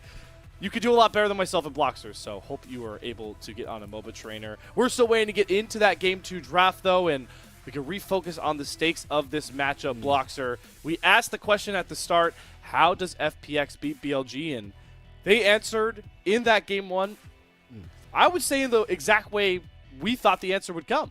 Yeah. I keep looking at this BLG squad and the way they're playing and thinking they are so close to being right. They are so close to actually making it work. But FPX, they are actually making it work at the moment. They're way more proactive on the map. And we were talking a lot, right, about how bot lane dives are BLG's bread and butter. Well, in this game, FPX was like, nah, we are going to do that. We are going to play your game, but we're going to do it more efficiently. We're going to get involved a little bit earlier on too. And it felt like BLG, they were kind of just getting pulled around the map throughout the majority of that game. Yeah, they were really answering a lot of FPX's plays. I also was always a fun plus Phoenix, like taking the BLG dive identity and shoving it down their throat. I think FPX had more clutch dives than them in this game. But now the question becomes, what does BLG look like? Staying on the blue side, you got to expect. And that Game 1 took away a lot of those really top-tier picks in the LPL. We lose what? We lose Gwen. We lose Yone and Sejuani. We take away the Skarner by this point, the Rumble. So there's a lot already off the board thanks to the Fearless format. Yeah, I wonder what we're going to be looking at here, if we're going to get some new, different styles of picks. And I mean, still, we're also seeing the vibe be taken off the board right here by FPX. They don't want to have that one E1 here for BLG. Also, the fact that BLG end up losing over on the blue side, also not ideal, right? You really want to be winning when you've got the much better side selection. Overall, just a fantastic win for FPX. Yeah, with so many impactful picks off of the board right here. Hopefully we get to see something a little bit different. Let's see some changes. I expect this to be a Varus ban. These are like 3 classic red side bans if you're FPX. So they'll take away like a lot of premier B1 picks. Alistar, Sion, and Talia. But the Nico that has been rising in ban priority sneaks through. So that was going to be picked up for On, which I was going to say basically means Kalista is likely to be grabbed by BLG on the switch, but FPX continuing to kind of match the vibe that BLG throws their way. Do they just turn for Renata Kalista here? I mean, why not at this point? I think giving over the Kalista Nico gives you such good engages. The way that Nico can engage with a Pop Blossom, flash in, and then get yoinked back out by the Kalista, it's way too strong. They do indeed just grab that Renata as well. That's going to stop BLG from being able to play a full dive composition as effectively. That doesn't necessarily mean they won't pick it. Xin Zhao would certainly indicate that they still just want to go for this heavy fight and skirmish orientated composition. And there are 80 carries that can work with Nico in that bottom lane as well. I wouldn't say Ezra was the one that immediately comes to mind, but that is an Elk special. That's an Elk comfort pick. So an unlikely bottom lane duo comes across for BLG, and FPX will pick up another Shadow special champion. We were rolling the clips earlier, giving this guy the praise he deserved, and in all those clips he was playing Sejuani and he was playing Pantheon, and guess what, folks? Those were 2 wins for FPX. Indeed. Pantheon right here works really well alongside the Callista for a very aggressive kind of composition. At the same time, if you ever get jumped by this aggressive comp from BLG, that's where the Renata really shines. You can pop that hostile takeover, slow things down, and then go for the re-engage straight afterwards. Right now, though, we are still going to need some top laners and some mid laners. See what those are going to be, because we're losing a lot of the best top laners at the moment. The Rumble and the Gwen were the best of the best. And now, with the Jace taken off of the board, we're really beginning to look at these tankier options up in the top lane. The Cassantes, Ambessas, Orns, those kind of champions. I like these bans, though, from BLG, knowing Care's profile as liking to land on some of these, like, melee brawlers in the mid lane. The Silas, even with the Alistar ban down, is a respect ban towards Care, and the Ahri as well. So, clear targets of this second phase bans. Bin loses some of his champions, so does Care. But FPX try to mold their comp into something less one-dimensional, and they'll lock the Yorick in. So now you have that global ultimate with the Pantheon to try and support an aggressive bottom lane, and maybe buy space for a Yorick that's all about playing solo. Let's see how FPX play this one out. I don't want to be watching the teamfight Yorick for the most part. We want to see the Yorick off in the side lanes, mauling through towers. You've got yourself a pretty strong 4v1 kind of composition. Now, this is one of the ways you can try deal with the Yorick, is by just making it miserable to play him in the lane and just be a better split pusher if you can get those early kills. If the Yorick begins to fall behind, do it. Do it, Bin. Please, this would be a great way to redeem yourself. He's not Can't tease us twice. There's no way. Fiora, much more LPL Fiora. All right. It's Bin's Renekton, though. Bin Renekton, we see that all the time. It's not as fun, but it's probably the better. It's probably the better choice. I'm just very much being mopey about it. A better choice here, because you just want to be playing your 5v4s better, and Renekton can also go match the Yorick during laning phase. You don't have to worry too much about it right here. You can see a couple of different styles being hovered for Care. Does he want to go more aggressive and try to actually kill onto Knight, maybe make Elk uncomfortable, or does he just want a little bit more of a standard front-to-back orientated champion? I think that the Azir makes a lot of sense, because now you're looking to be playing in a lot of 5v4s. You very much want to have champions that can buy you space. The Callista helping out the Renata already does that, but the fact that you can then also either pull people in if you want to go for a team fight, or push them away with that Emperor's Divide, gives you a lot of flexibility. I think that last point you made is the most important. The ability with the Emperor's Divide to kind of say, whoa, way back up, or shove a Pop Blossom out of grabbing a multiple of your members. So buying space is going to be important for Care, and he was, by all accounts, a big piece of that Game 1 win. Jway deserved the player of the game for how he played that Rel, but his positioning Care on that Yone was very, very crucial for that FPX Game 1 win as they look to make history in the LPL. It has been so long since FPX has been able to compete against BLG in a series format, and right now they are on the precipice of handing an 0-2 sweep to them to shake up the group ascend standings more, expand the circle of suck more Bloxer. But BLG, they are not going to go quietly, and you best bet they are angry not to get swept out by an FPX roster. Absolutely, and they've got themselves the sort of composition that can really work. A ton of damage, some good engage, and the main thing for me, the Pop Blossom right here. It's better, of course, alongside the Callista, but still, it's one of those ultimates that can completely change the landscape of a fight, especially if it's in one of those 5v4 situations, as you are expecting it to be. Such a strong pick in the laning phase as well. We'll see how the spot lane ends up shaping out. Are Assume and Jway going to be able to get themselves ahead, as a Callista lane often wants to do?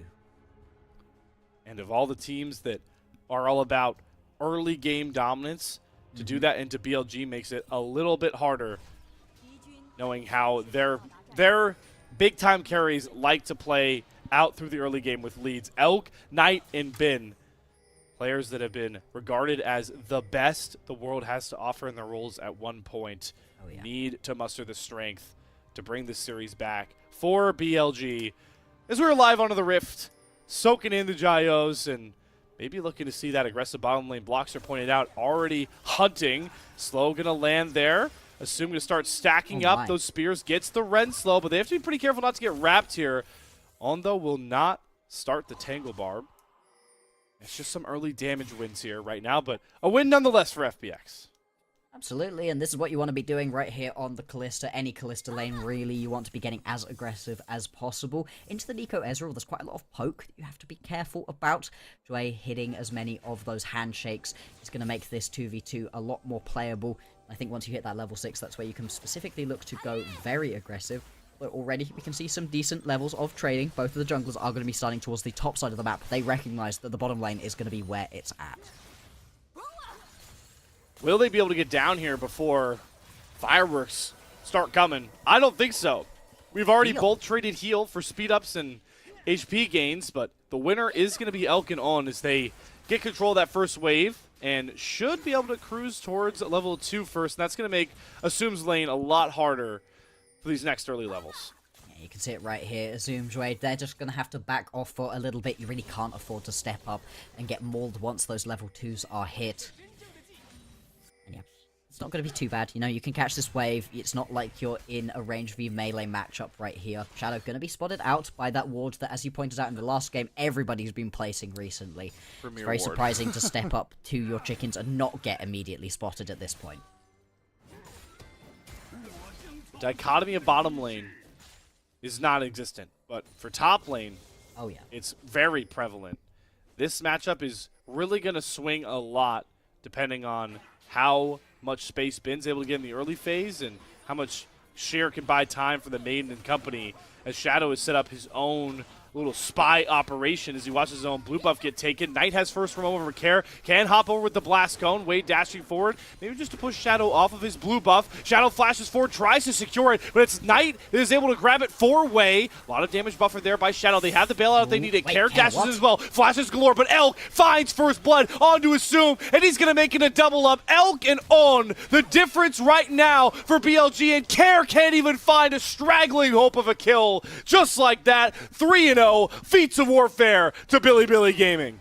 Oh, BLG, they find exactly the fight that you want to. This is why you pick yourself the Xin Zhao. So much early skirmishing power, so much aggression as well. And honestly, everybody right there from BLG involved in that fight did their part. Yeah, I was really surprised to see him jump over the wall here. He's going to replay back there. Why does Blue buff secured. What does he see that makes him go for this play? Because you're... Oh. I really don't know why Care decides to go over the wall. I love that Elk jumps forwards with such aggression right here. And Care's never with the rest of his team. Yeah, he does a little bit of damage, but you're at level 3. Azir, barely able to do enough damage to almost get that kill. Doesn't even manage to complete that one. Like you said, Warfare immediately going over, and that's going to put some extra priority onto these towers. Sheer has Shadow in the area. Bin needs to be careful. Oh, bot lane. Oh my god, but bot lane, Assume has the bailout, but who's there to bail him out? Nobody. Elk gets another kill in. This bottom lane goes from bad to worse. And we're talking about the Kalista Renata lane in the early game. Well, I mean, if you jump forwards the whole time, this is a little bit of over-aggression at this point from FPX's bot lane. They had a really solid game previously. They've been a solid bot lane for FPX since they've started their turnaround in the split, but right now, things not looking ideal. The thing is, though, right, the thing you have to keep in mind during these early stages of the game is that this FPX composition is built around buying enough time for the Yorick to go absorb towers. You have to be in a good enough spot to be able to buy time and not just instantly lose in the 5v4, or even worse, lose in the 4v4 and be able to just have been sat top lane dealing with Sheer. That's a big problem. But that's what they're playing around. So this early game going wrong, not ideal, but they do still have hope for the future. It does kind of double compound the issue that of a Kalista Renata falling behind. That this is likely going to cut down a lot of the space Sheer can have to push further for those turrets like you're talking about if they're having to play further back. And We're talking about Sheer, and he just walks into a free pick. No. BLG are unrelenting. This is the Billy Gaming, a split one that we thought could contend for the LPL title. This is a BLG who just went back to the green room, shook themselves off, and said, no, we're better than this. We should not be losing out in this situation. And so far, so good. 5 kills, like you said, and they're going to be up by a decent chunk of gold at this point in the game as well. Just over 2k. BLG also going to be able to grab themselves up these grubs, and this really sucks for FPX. Yes, you get the Drake on the backside, but who cares? You've got a Yorick. Yorick and grubs is a combo made in heaven. I mean, Sheer can't even get his ghouls up. He can't even get to his turret. Elk is so dangerous right now with 2 long swords, and he's hitting every single Mystic shot. It's like he's got aimbot.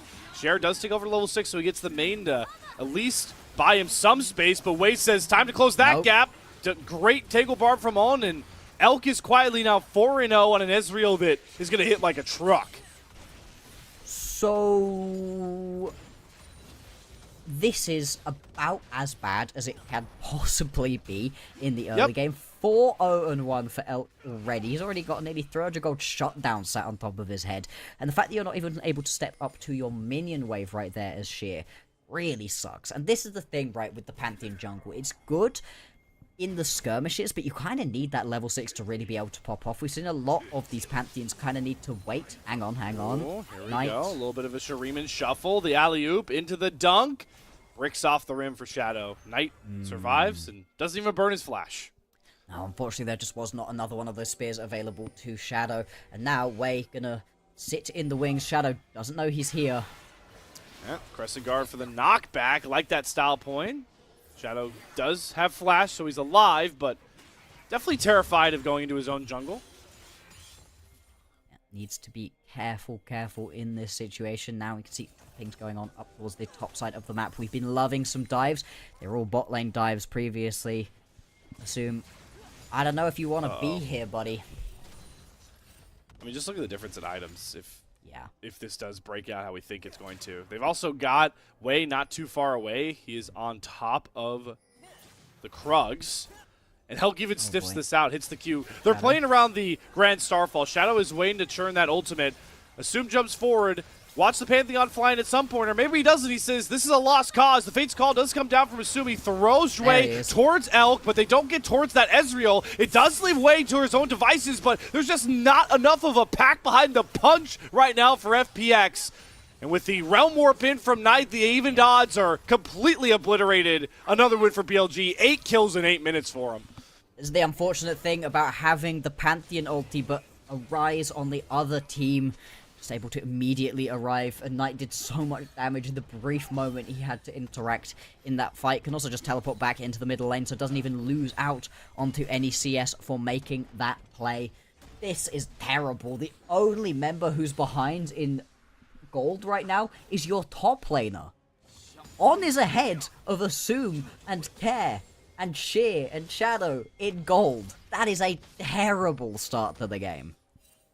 This is almost this is unsalvageable at this point, and it's partly because FPX have drafted themselves into a spot where you cannot afford to be this weak in skirmishes early. You needed to win early on. They have done the exact opposite of that, and there's not even really anything to really break down in this fight. They just take a fight when they're down in gold and items and don't even have a numbers advantage. So there's no way you're going to win it in the first place. They are just getting taxed on everything. Shadow can't even farm his own jungle. He's never gotten that blue buff all game long. The spot that started the downfall rears its ugly head once more. 9th kill. Wei with ease grabs that one. Okay. At this point in the game, right, things are seeming very over.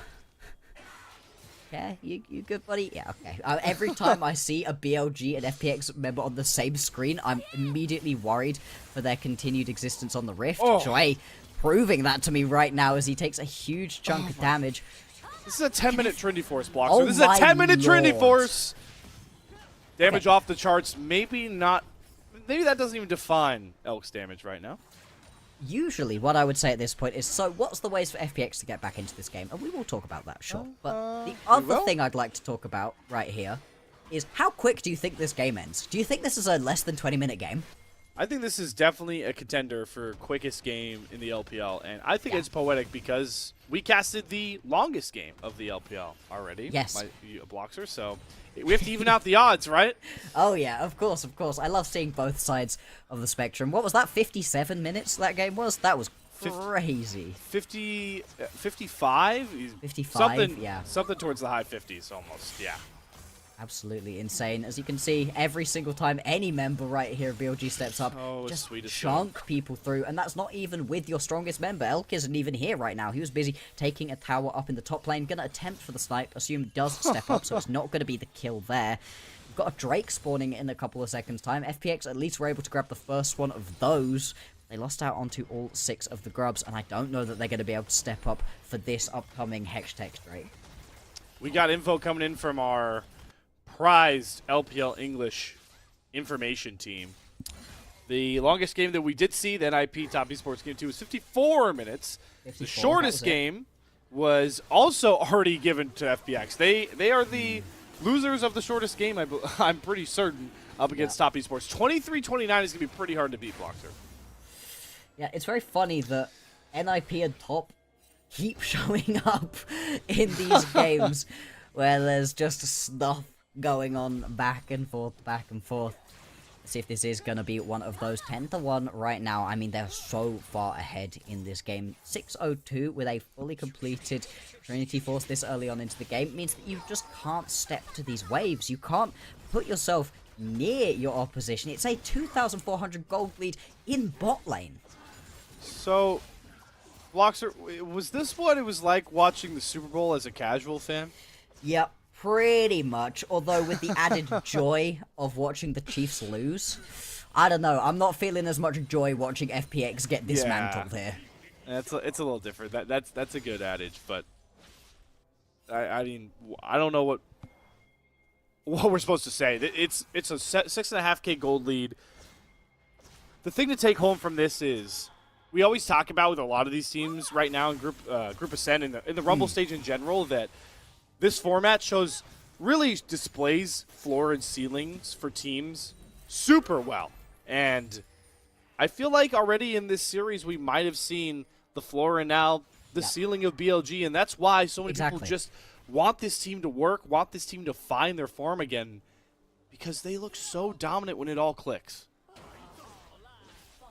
Part of the problem, it feels like, for BLG is that they can't help themselves when it comes to compounding upon whatever's happening. So if they start losing, they keep losing. But if they start winning, that's when you really see the quality of this team begin to show. And at the moment, you can see it right here. They're just rotating across the map so well to put Elk in every lane that he can just bully as much as possible. Top lane is going to go for a little bit of a fight.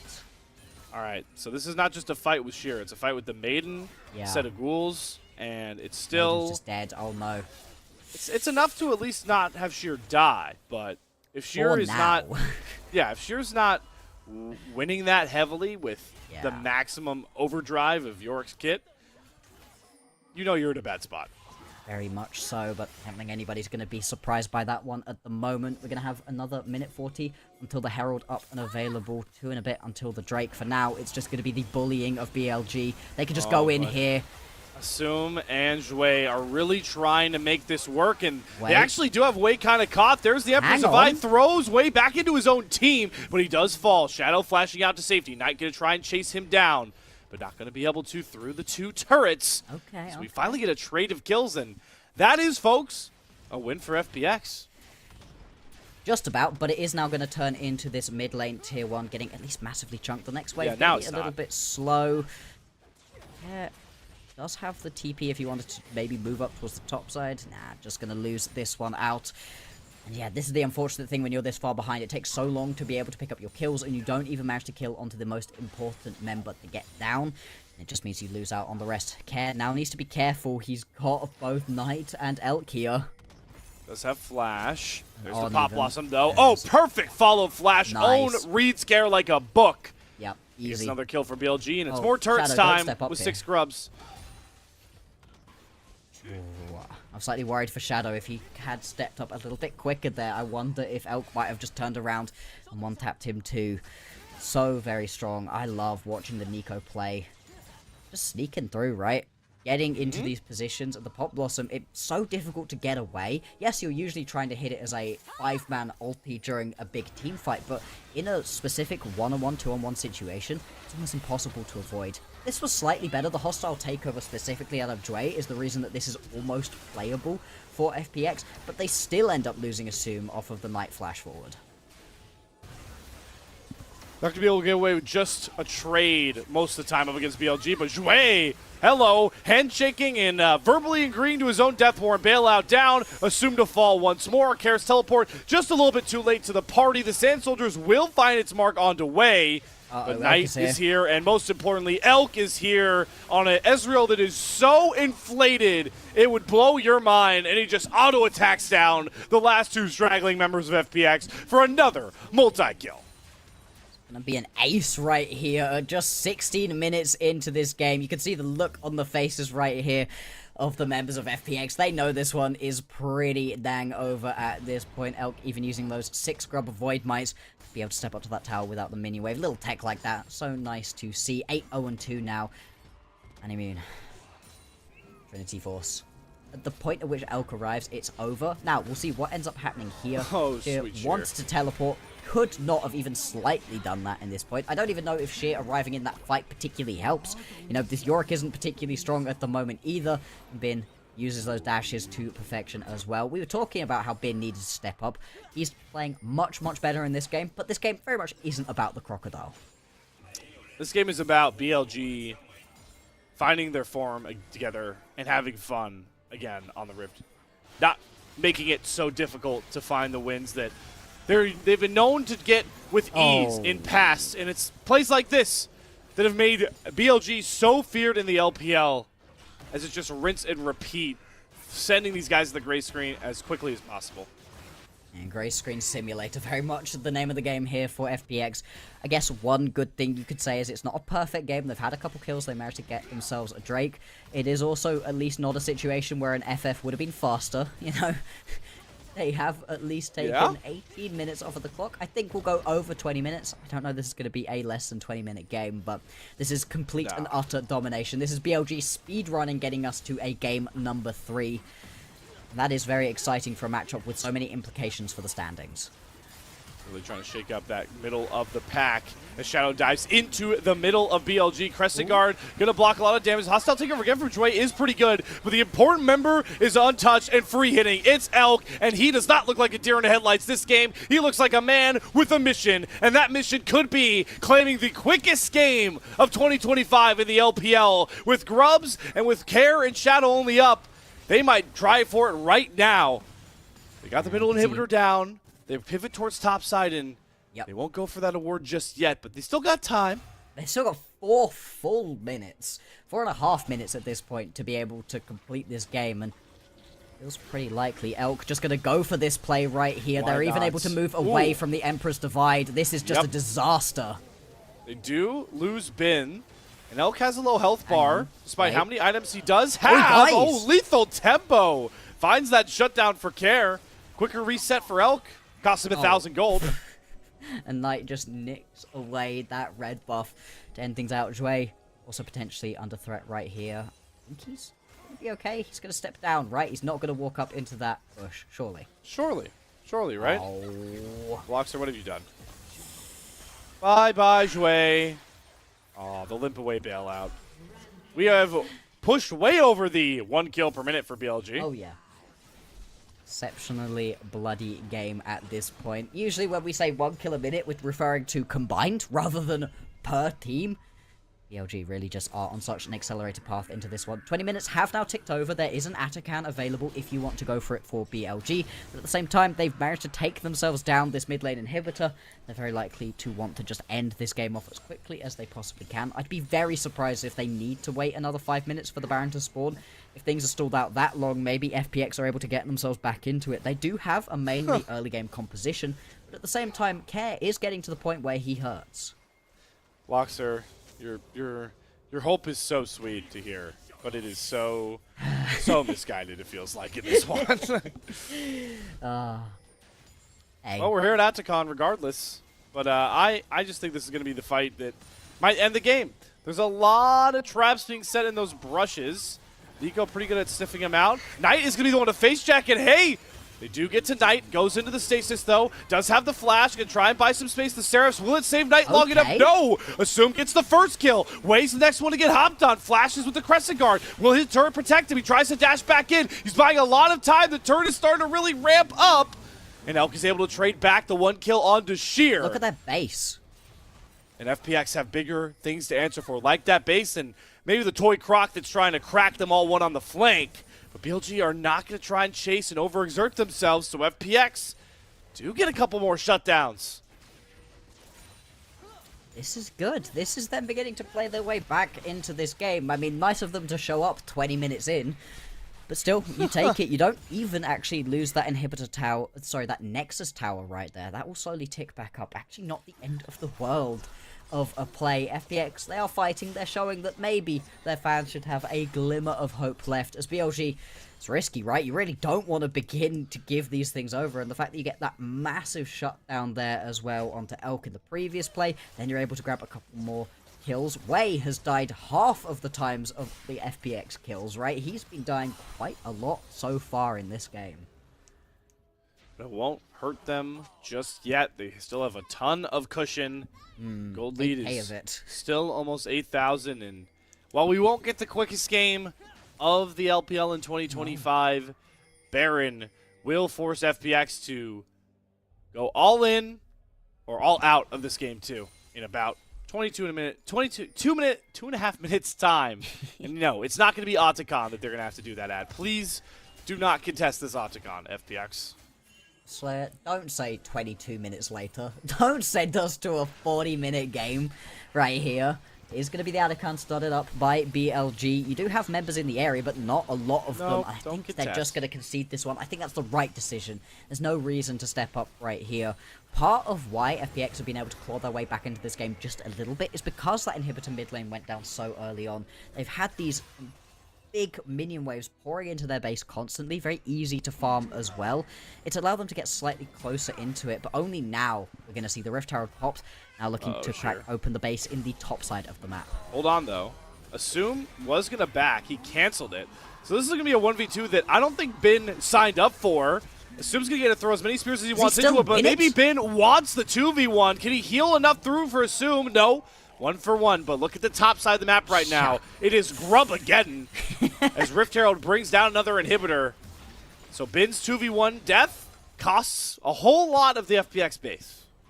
Yeah, I mean, now you've got multiple avenues to walk in. Yes, the mid lane inhibitor is going to respawn in just a couple of seconds' time.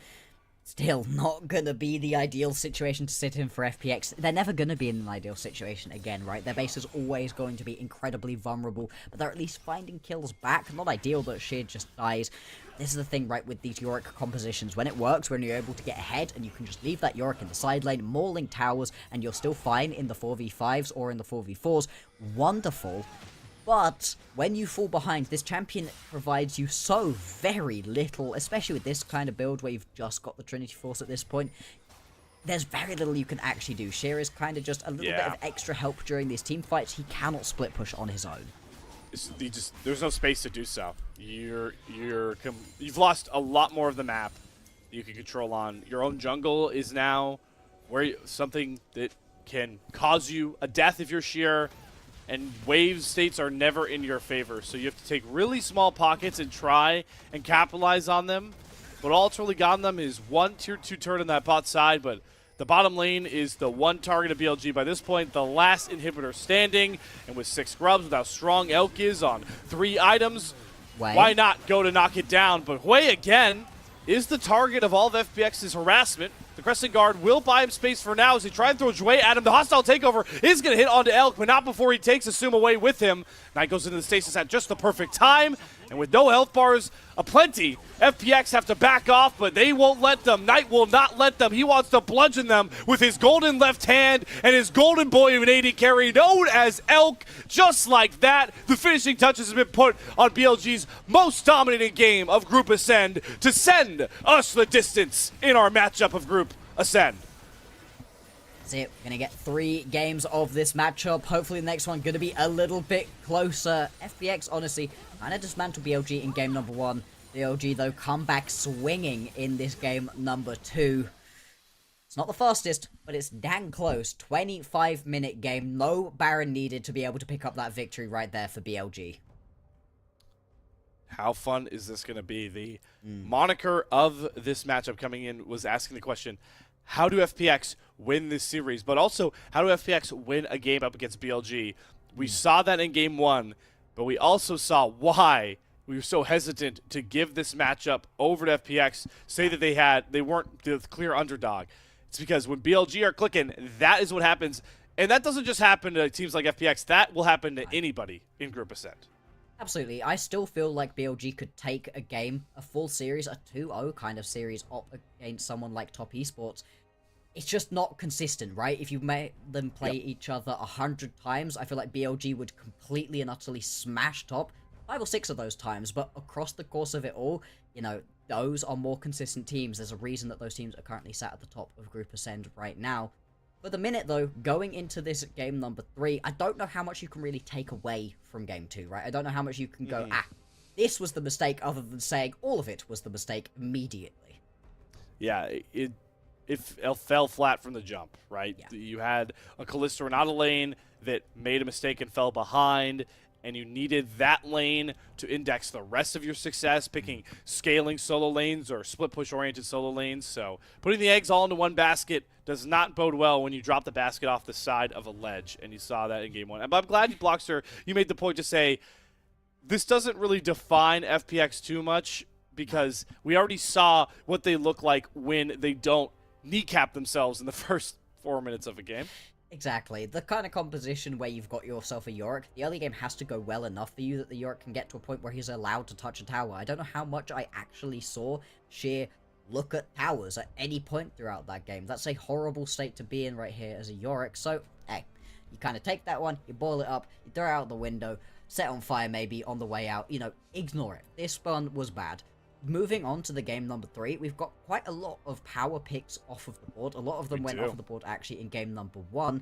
We've only got a few of these very top tier pickups left available. That could be we get some very interesting compositions in this game number 3. And it will be the first time we get FPX on the blue side. They got wins on red. They take a loss on red. And we talked a lot about how Shadow is the focal point of a lot of their drafts, to at least try to set up the rest of FPX. We did see a lot of jungle bans come across in this one, especially from the red side. So that will be something to keep an eye on as we do roll through the traditional post-game graphics to see that Elk earned himself player of the game by the widest margin, and it's not close. No. I mean, he was dominant in that one. He gets caught out once. It was a little bit of an unfortunate moment, but from the very beginning stages, the second that you get Trinity Force, what was it, like 8 minutes into this game? 8 minutes, I think? Yeah. So early on into this game. From that moment on, was just able to keep rolling through. Didn't die until almost 20 minutes in as well. Was just so much confidence stepping up. And you can see, landing the vast majority of these skill shots. Always great to see an Ezreal who's just feeling himself. Really looking good on the champion. There were moments, there were attempted fightbacks out of FPX. It was all way too late though. And the kind of composition they had into the Xin Zhao, you really need these early Grand Starfalls to work out from your Pantheon, and Shadow just wasn't able to find it. It was good responses out of Knight as well, to use the Realm Warp to get involved to make sure there weren't any numbers disadvantages for BLG in any of these fights, and it was just these keys to success that just kept working out. Awesome to see, though, for Elk to show why he might just be the best Ezreal player in the world in this one, and for all the conversations we had about who are the pinnacle players right now through Group Ascend. We've talked a lot about junglers today, especially Bloxer, but in a league, obviously, with guys like Jackie Love, Elk has always been in those conversations routinely, threatening that role as the premier AD carry player, especially alongside Pays. I feel like we have a three-headed monster of top marksman players, and Elk, it's been a while since he's gotten to show why he's in those conversations, but a game like this on his Ezreal maybe woke up some of those sleeping giants. Absolutely. I mean, I feel like right now, in the current state of the LPL, the ADCs are absolutely cracked, right? You mentioned a lot of those top ones, and I'm very much in agreement with you there. But then, hey, I think Hope's been looking great throughout this split so far. He's been popping off, really stepping up. Taeyoon has been a big part of why WE's been able to play well. I'm not saying he's necessarily in the conversation for top ADC at the moment, but he's really been looking better and better. Seems to be really maturing as a player at the moment. It's such a great position to be in where there's just so many great ADCs that you kind of don't know where to look. Yeah, and you didn't even get to mention Gala, who at one point, early on in Group and Send, was listed as the first team AD carry with the most player of the games under his belt. 1xN, even for Thunder and Talks woes, is a very hot commodity when it comes to marksman. There is not a marksman problem in the LPL, is what we're gathering and taking away from this one, is to sing that real home. Oh, it does not go to Elk. Respect. Okay, so that is back-to-back support player of the games. And I'm happy with that one, right? Once again, yeah, the ADC takes all of the flowers, but the thing that's setting you up right here is very much on. He had an incredible performance on this Nico. There's a reason we've been seeing the Nico hit the ban table in increasing levels of frequency. This champion's so strong in the laning phase. It's so strong during these team fights, and a brilliant performance from On to take it home. On looking strong, like you mentioned, Blockster, BLG flexing their muscles and smacking down Fun plus Phoenix. But they get a chance to bring themselves back up, dust themselves back off, and look to win the series. We're going the distance once more to close out another day of LPL in the group Ascend. Who wants it more, Fun plus Phoenix or Billy Gaming? We'll find out after another break.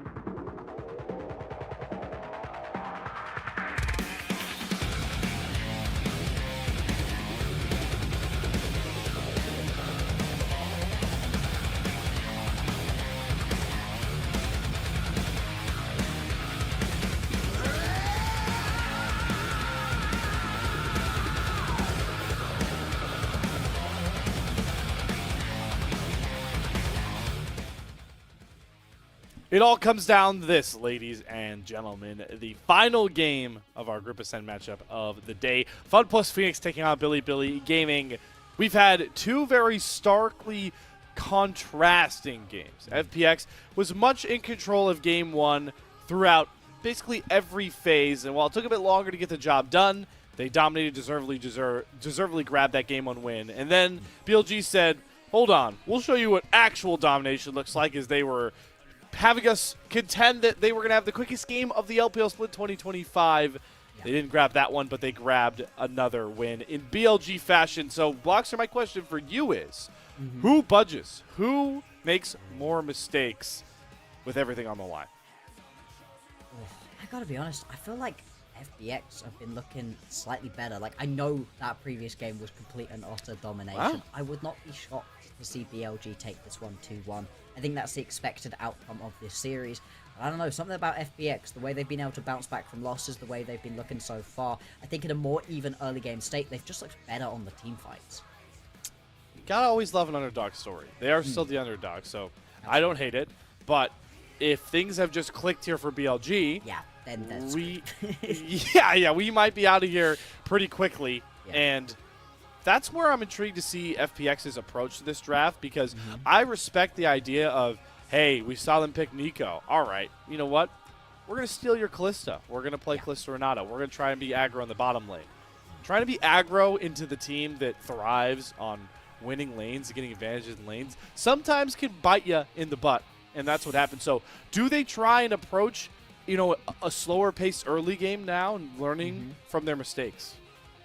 I think that a slightly slower pace early game would work perfectly fine. I think the other thing, right, is that we still haven't actually seen the Vi, so that's going to be the thing that really decides it for me, right? You've now got blue side here as FPX. Can you grab yourself the Vi on the B1, or are you just going to have that one banned away? If you grab the Vi, cool. Just index again into an early game composition. Go try it and be aggressive and use that Vi effectively. If not, play it a little bit slower. I mean, we've been seeing, right, how there's been some pretty good performances on things like the Lilia. That's still available to you. There's still a couple of these slightly more interesting junglers that look towards the later stages of the game. Viego too, things like that. So yeah, I think a slightly slower pace overall would work. I think we also have, when we talk about marksman pool, because I know we took away some extra ones from game one when BLG tried the Tristana and the Jhin.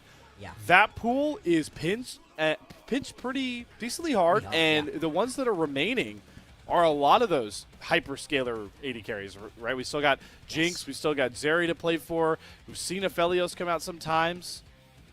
Will we see FPX try and put a Assume on one of those? What we can get out of Elk, that's going to be a big point of contention. Bottom lane is always blocks are a point of contention when you go full distance in a fearless format, just by nature. Absolutely. I think the only remaining kind of more standard pickup that we might end up seeing is something like the Ashe. We also haven't seen the Varus be allowed through the ban, so we'll see if that one does manage to escape through. If so, we could end up with a pretty standard matchup. Otherwise, things like the Draven have been hovering on the edges of contention, always possible in game number 3. We'll see if we get something really exciting like that. As we do jump on into this one, is going to be that Jace and Poppy ban immediately out of FPX. In theory, we're not going to see the dog today. We're also not going to see the Vi, so that jungle pool takes some more pinching. These are the status quo red side bans, and BLG will also adhere to it. I was going to say, expect a Varus ban. Intriguing to see that from the blue side. That definitely shows the FPX have a game plan for bottom lane as we go 3 jungle bans into Shadow. Dang, that's surprising right there. Just taking that many junglers off the board right now. I imagine BLG have a plan, right? They've got something specific that they've been practicing and think is going to look really good. They are just going to grab the Talia FPX B1 as their B1. It's nice and easy. Doesn't lose any of these lane matchups particularly hard. Works well once you get into the later stages of the game. And the Weavers is always great on the roams. It's just an overall good standard pickup here. Oh, this would be cinema. Come on. Get Elk in form on the Kai'Sa. Gonna be locked in. There we go. Okay. How do we build around a dive comp? Because you don't have to with the Kai'Sa, but it's usually the route you want to go. That's the thing, right? If we had any of these dive-based champions still available to you, I'd say, hey, go full for it. Actually, to be fair, the Ambessa would work. Thinking of junglers that we've got available that can still work for these really aggressive pickups, and to be honest, there's not a lot of them left. It will be the Ambessa locked in. Skarner, Wukong, both of those could potentially work. I'd be interested, or BLG, I'm saying. FPX, Yeah. they're a little bit more open on this one overall. FPX did pull out the Zed jungle in an attempt to win versus WE, I think it was. And that's Wow. something we really have not seen recently. Okay. So a lot of mid-game power, but then they put Sheer on Scion duty. So if you're going to do this, it is fine, but I am expecting a sort of scaling bottom lane. But I would wonder if like a Jinx Lulu manifests behind this comp, because there are a lot of damage questions if you're picking this kind of top side. Okay. You know what? I will admit I forgot that this is currently something that you can pick. That's how you turn this into a dive-based composition right here. Full all-in onto this one are BLG. Wei gonna grab himself this Nocturne. Now, we've been calling recently for Wei to just be on Sejuani duty. Put him on tank duty, stop him from hurting his team with over-aggression and misplaced dives. Still, if you're gonna go for it, this is the sort of composition that you can 100% index into. You're trying to play the early game very hard. What we're watching is gonna be, hey, how does this first paranoia work out? If it goes well, awesome. If not, it's a long cooldown to not get any benefit from. I like it from BLG, a team that is known for their aggression, known for the ego, feeling like there's no team that compete with them on the stage. So they pick the dive comp, they pick the comp that has the clear amount of agency, and they still lock in on the second phase of bans. Well, they ban the Jinx. I like it because they know that Assume and Jouet have to bring a huge damage threat from this bottom lane, and they're losing a lot of those good options to do so. Can't pick that one out. Nope, that one has very much gone through. I did see someone accidentally pick something that, you know. Yeah, it was was 369. already banned out. Yeah, Remember we had that to was reroll the crazy. draft. He R5'd. I think he R5'd Jace again after yeah, he played a it Jace was the game. second Jace. Yeah, that one was wild. It's going to be the Alistar, just another little bit of power in this bottom lane 2v2. Also works very well amongst everyone else. You want some more early game aggression? We have been seeing this a little bit recently, not from everybody. Yeah. From Leave. Do you want to just slam the Lucian Nami here? I mean, it's a massive risk, but it does beat the Kai'Sa Alistar straight up. It does. Do you want Melio? Do you want Nami? They go Braum. Braum. So Okay, not so much to really be blocking in terms of the Braum shield. You could stop the Prey Seeker out of the Kai'Sa. That is at least something really- to do. Aurora this is an right odd now. pick, the though. whole- I'm really intrigued by the Braum. It's clear that it brings you like extra protection, but you already Yeah. have a Scion here. Talia creates space. This felt like a clear Enchanter angle. We'll have to see how it works on the Rift as the Aurora does come through. This is the new Nocturne Orianna that we saw earlier on in the year. It's the Nocturne Aurora combo. Rather than it being a ball delivery system, it basically just turns into an Aurora delivery system as she comes flying in alongside you.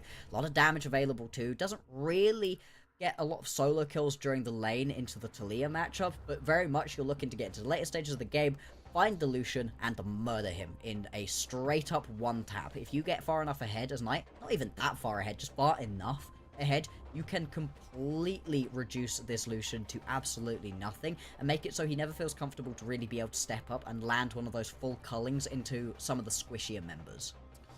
I have to say, though, Bloxer, I think FPX kind of got played in this draft and backed into a corner, backed into having to do what so many teams have struggled to do against BLG, and that's win a clear lane. And the fact that it's bottom lane again after that game too definitely worries me for the hopes of FPX coming away with a huge 2-1 win right now.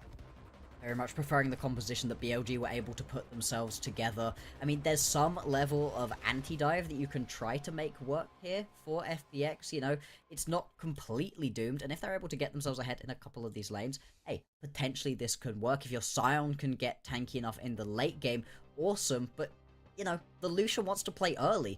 The Lee wants to play early. I mean, the point at which the Scion's really getting online should be later enough into this game that you're not going to be so worried about it here as BLG. We'll have to wait and see though, because anytime there's a Nocturne on our screen, you gotta watch it. How do you do on that first paranoia? Do you get yourself ahead? This champion, he can always turn the lights off, but he needs items under his belt to not feel useless during the team fights. A composition from BLG with ease of execution and lends itself well to a team with confidence, a team with aggression. Came in asking, how does FPX beat BLG? And we got our answer in game 1, but we got our worrisome other solution from BLG in game 2. None of that matters now. It all comes down to this game 3. And what do we start with? On Burning Heal to protect Elk and Knight. Not ideal. The heal is going to be pretty useful, especially because in this 2v2 lane, as we always say, Alistar basically a glorified minion before he manages to hit that level 2. See if that actually ends up having an impact or not. There's a reason that the Lucian Braum is such a strong 2v2 lane. The ability to stack that passive up to get people stunned up is so very strong with the double taps you get from the Lucian. See right now, a lot of movement going on still though. Shadow stepping up is just going to steal away this blue buff. Fully on vision is going to be well and truly spotted out here from FPX, but I don't know that there's particularly anything you can do about it as BLG. In fact, the bot lane for FPX step up, stop on an Elk from being able to walk into their lane comfortably, and that means this should be the level 2 that they're going to be able to grab for themselves a lot faster. Yeah, it was close. I thought Asuma Jouet might even miss out on XP themselves, but with those new ranges changed in 2025, I think they were able to grab it, and it's definitely what Elk and On were expecting, but it doesn't make it feel any better. As On does actually commit the headbutt, he's going to get stunned up here as the heal used to get Asum closer. If he had a double tap in store, Asum would have had the kill onto On, who is thanking his lucky stars that he doesn't get killed off right there. Absolutely. I mean, what we have been seeing out of NIP is this combo. It's the Lucian Nami for leave. That's the way they've been trying to win their games, trying to stop their slide. It worked out really well for them in one of their games, but so far, so good in this one. I think they can. You've got so much CC. There's barrier up for Elk. He also has flash. They're going to use the Braum stun. They're just going to go for On instead. Yep. Clinical turret aggro juggle, and will they reset and try and over-aggress onto Elk? He's going to try and flash over the first Q. Dodges out on the Braum Q. Still gets stunned up, and Shadow with a perfectly timed flash. That's the exact start you need for FPX. 2-0 towards their bottom lane. Absolutely is, and Knight's even going to get drawn down here. Potentially going to go for this one, but I don't think he wins this one. Has to flash away, going to get stunned up anyway, and assume one more shot. Dead. Just going to take him down. FPX, what is this early game? Assume 1-0-2 now. This feels like exactly what happened with NIP and top esports blocks when we were so concerned about putting all your eggs into this Lucian basket. But if you win bottom lane, solves a lot of the elements. It works. Yeah. Like, hey, it's not stupid if it works. To be honest, I wasn't even too worried about it during the early game. I didn't expect it to be this many kills. And the thing I was watching whilst all of the shenanigans were happening bot side was, what's the response, right? What are you trading for this? Well, look on the minimap right now. You're trading it for the enemy jungler taking his own jungle. He took his Krugs while the dive was happening. He's taking his red buff whilst Knight is walking up in an interesting situation, let's say. You're not losing out on anything whilst this player's happening bot side. This is practically free here for FPX. Now they're going to index further into that lead. Lane swap themselves into the matchup against the Ambessa. Like we talked about, every time we see this Scion, happy to be in a 1 versus 2 and try and give more resources over to the carries on his team. FPX, clinical, getting those early kills bot side, and just as locked in, rotating on the map. They are not going to be pushed over again up against BLG. But Care is the target of this mid lane play. On good sidestep. He knew the seismic shove was coming, and Care is taken care of. First kill on the board for Knight and BLG. At least they're able to grab something back for themselves, and the fact that Knight is able to pick up this kill is huge. He's going to be the main person responsible alongside Wei for jumping into the backline, killing Assume, and taking out the main damage threat right here for FPX. See a couple members right here. Potentially could go for this play if you get that knock up onto Assume, bop back further onto the tower. Not going to end up happening. The farming just going to carry on. Hang on. So I'm going to get out of turret Don't really range win and- this. No, Yeah, On, and what are you that's why doing? the value of the Braum, Zhui showing why he picked this over the Enchanter, completely blocks all of Elk's damage, and On has to go for a reset. Nope. And they're just going to be able to keep pushing this one through. This is why you want to be pushing as much of your advantage through the Lucian as possible. The champion does fall off pretty hard into the later stages of the game, but right now, so much power. This is exactly what we want to see out of FPX. If they were to win this game, if they were to get back into their winning ways after just losing to WE, having a 3-game win streak snapped, and they were going to need to play BLG fast and aggressive, and so far, so good, and it hasn't even really taken too much interaction elsewhere. You can see, despite the fact that you're kind of waiting around bot lane, making that dive happen, picking up a couple of kills, not even like Shadow's fallen behind in terms of farm. He's put himself in a great spot overall. Going to be able to grab himself at least one of these grubs. Smites away the second two. Yeah. And there's actually no response here. My lord, FPX, they really are in control of this early game. FPX are playing BLG's game better than BLG right now. Just ever aggressive, ever present across all parts of the map, with a bottom lane holding a huge lead. That could be how you define this game, and also the first 7 minutes of game 2. Absolutely. Let's see if there's going to be anybody looking towards this Drake anytime soon. So far, the reset's just coming through. Shadow going to head back out onto the rest of the map. Deals quite a lot of damage at this point. Obviously, the Lee Sin likes to play through the early game. And level 6 is just about now ticked for some of these. Especially going to be Wei. Now has that level 6, now has that Paranoia available. That's going to be the key ulti. Where can you go? Who can you dive in? You've got a couple of different dive buddies to play alongside. The Ambessa, the Aurora, and the Kai'Sa can all join you on these heavy engages. But it has to be that you do enough damage to be able to take somebody down within that Paranoia darkness. Otherwise, you're just putting yourself in a terrible spot, allowing yourself to get turned and killed. For the time being, as Wei debates where he wants to go with that Paranoia, he's giving up more neutral objectives and more wins to FPX. They're going to come away with first 3 grubs and first dragon with no real answer. Where is the BLG that is all about might in this early phase? They picked a comp that thrives in this window, and it needs to start showing up now, or they might see themselves coming into the final game of the round robin, and even 4-4. That's a hero minion trying to block for Knight, but he has to pop the Between Worlds to make sure that Shadow doesn't kick him back into care. So that ult's down, and maybe that dive buddy can't play with the Nocturne. Oh, using that one defensively really does feel bad right here for Knight. Won't be able to be proactive at this point.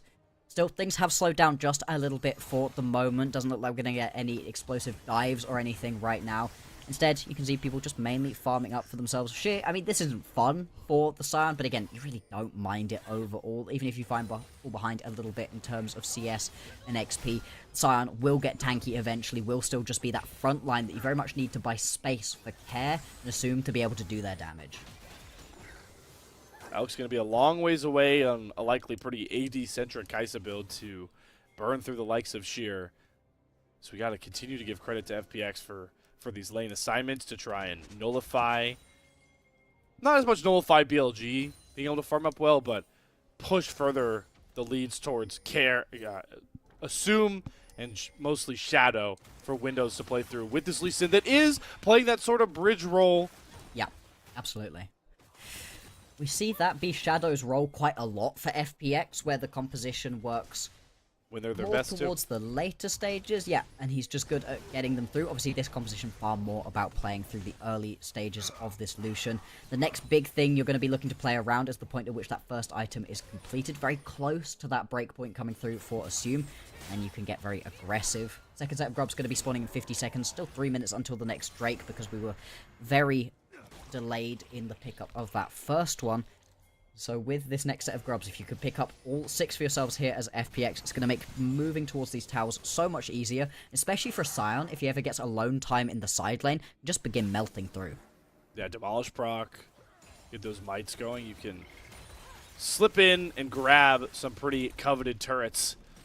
But the question we're continuing to ask here for BLG, where is this first Paranoia of the game? Wei's now up to level 7. They're likely going to try to make that play around these grubs. Question is, what do FPX want to do?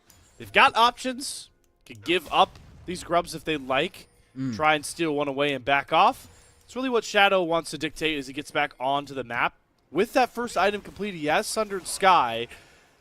But maybe this is an overstep from Assume and Jue. They're going to start up the grubs on their own in front of Wei with Paranoia. They're dashing towards Wei. There is no fear in the heart of this FPX bottom lane right now. No, they're playing so aggressive, and because Care was hovering along the mid lane, could easily have popped the Weaver's Wall through and split up that fight completely. Here's the Paranoia. Here it is. Between Worlds going to slow everybody down. They're having an Nebessa teleport onto the flank, and FPX don't know because the lights get turned off. Fear lands over on towards Shadow. They're going to try to burn through, but the Braum shield blocks all of the damage from Knight. The Coaling comes down, but Bin dashes in, gets stunned from the Braum, and falls completely flat. Bin is down. Knight is sectioned off, knocked up, thrown to the wind. FPX are doing it. They're blowing through BLG in Game 3. They want to climb the standings of Group Ascend and drag BLG down with them. 4-0, clean fight for Fun Plus Phoenix.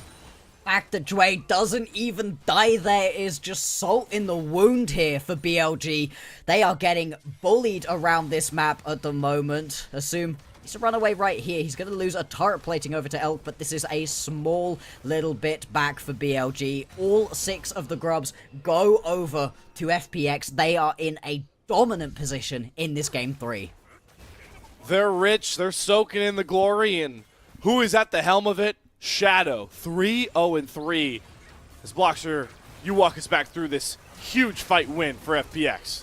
It's the TP flank out of the Ambessa that just doesn't work, and it's this moment here, right? This is a full culling into an Alistar with ulti up. Usually that would be a real bad decision, but you don't have the damage on the remaining members of BLG to make it work. Even once you finally get to jump in as Bin, you don't pick up the kill on Shui. He's just about able to move. Knight has to flash downwards to avoid getting pushed back by the seismic shove. Dies. From this point on, it's just easy pickings right here. I mean, this fight could not have gone worse for BLG, but they were so close to being able to win it. If they hadn't lost the early game so hard, if they weren't down just a little bit in terms of items, they would have won that fight. And if this game goes FPX's way, I dare say that we're going to have 3 straight support player of the games. That last fight, you pointed out a bit, Jue, the ultimate bodyguard. He blocks the entire damage output from Elk and Knight's entire combo. Yeah. Shadow should have been dead by all rights there, but Jue denies them. Exactly, and living himself just to, give that little bit extra over to FPX. They're now going to be up by a decent chunk of gold. About 2,000, not huge, but for this point in the game, more than good enough with the Drake and with the 6 grubs. Very happy with this one. Now they're looking to play around this Chemtech Drake. Oh, with the vibe switch. Wade diving in straight on top of the Lucian with the Killer Instinct. Elk finds his mark.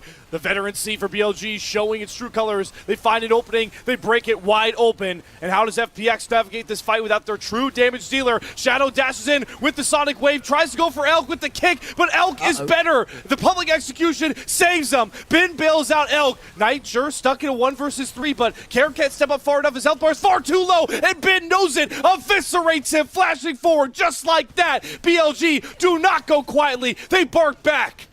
There we go, Wei. That's exactly the paranoia we've been waiting for. Just manages to one-tap through Assume. The barrier just comes up after he ends up dying, and that's so much of the gold and power of your team gone. So much of the damage just lost immediately. And it means the BLG able to win that fight. I think, unfortunately for FPX, they got too aggressive. The point at which you lose your Lucian, it sucks. Give up the Drake, step away, go try push through top wave maybe. Get yourself a little bit of mid-wave priority too once everybody moves down to the Drake. Instead, they look for the re-engage right here. Specifically, I'm watching Shadow here. He just keeps stepping up again and again and again, looking to go in. I get it, right? You've got yourself that Sundered Sky. You're in a good spot as the Lee Sin, but everybody dashes away and stops him from being able to get that insect kick back that he was really looking for. Does take both Summoners of Elk to survive that. Knight. Oh my.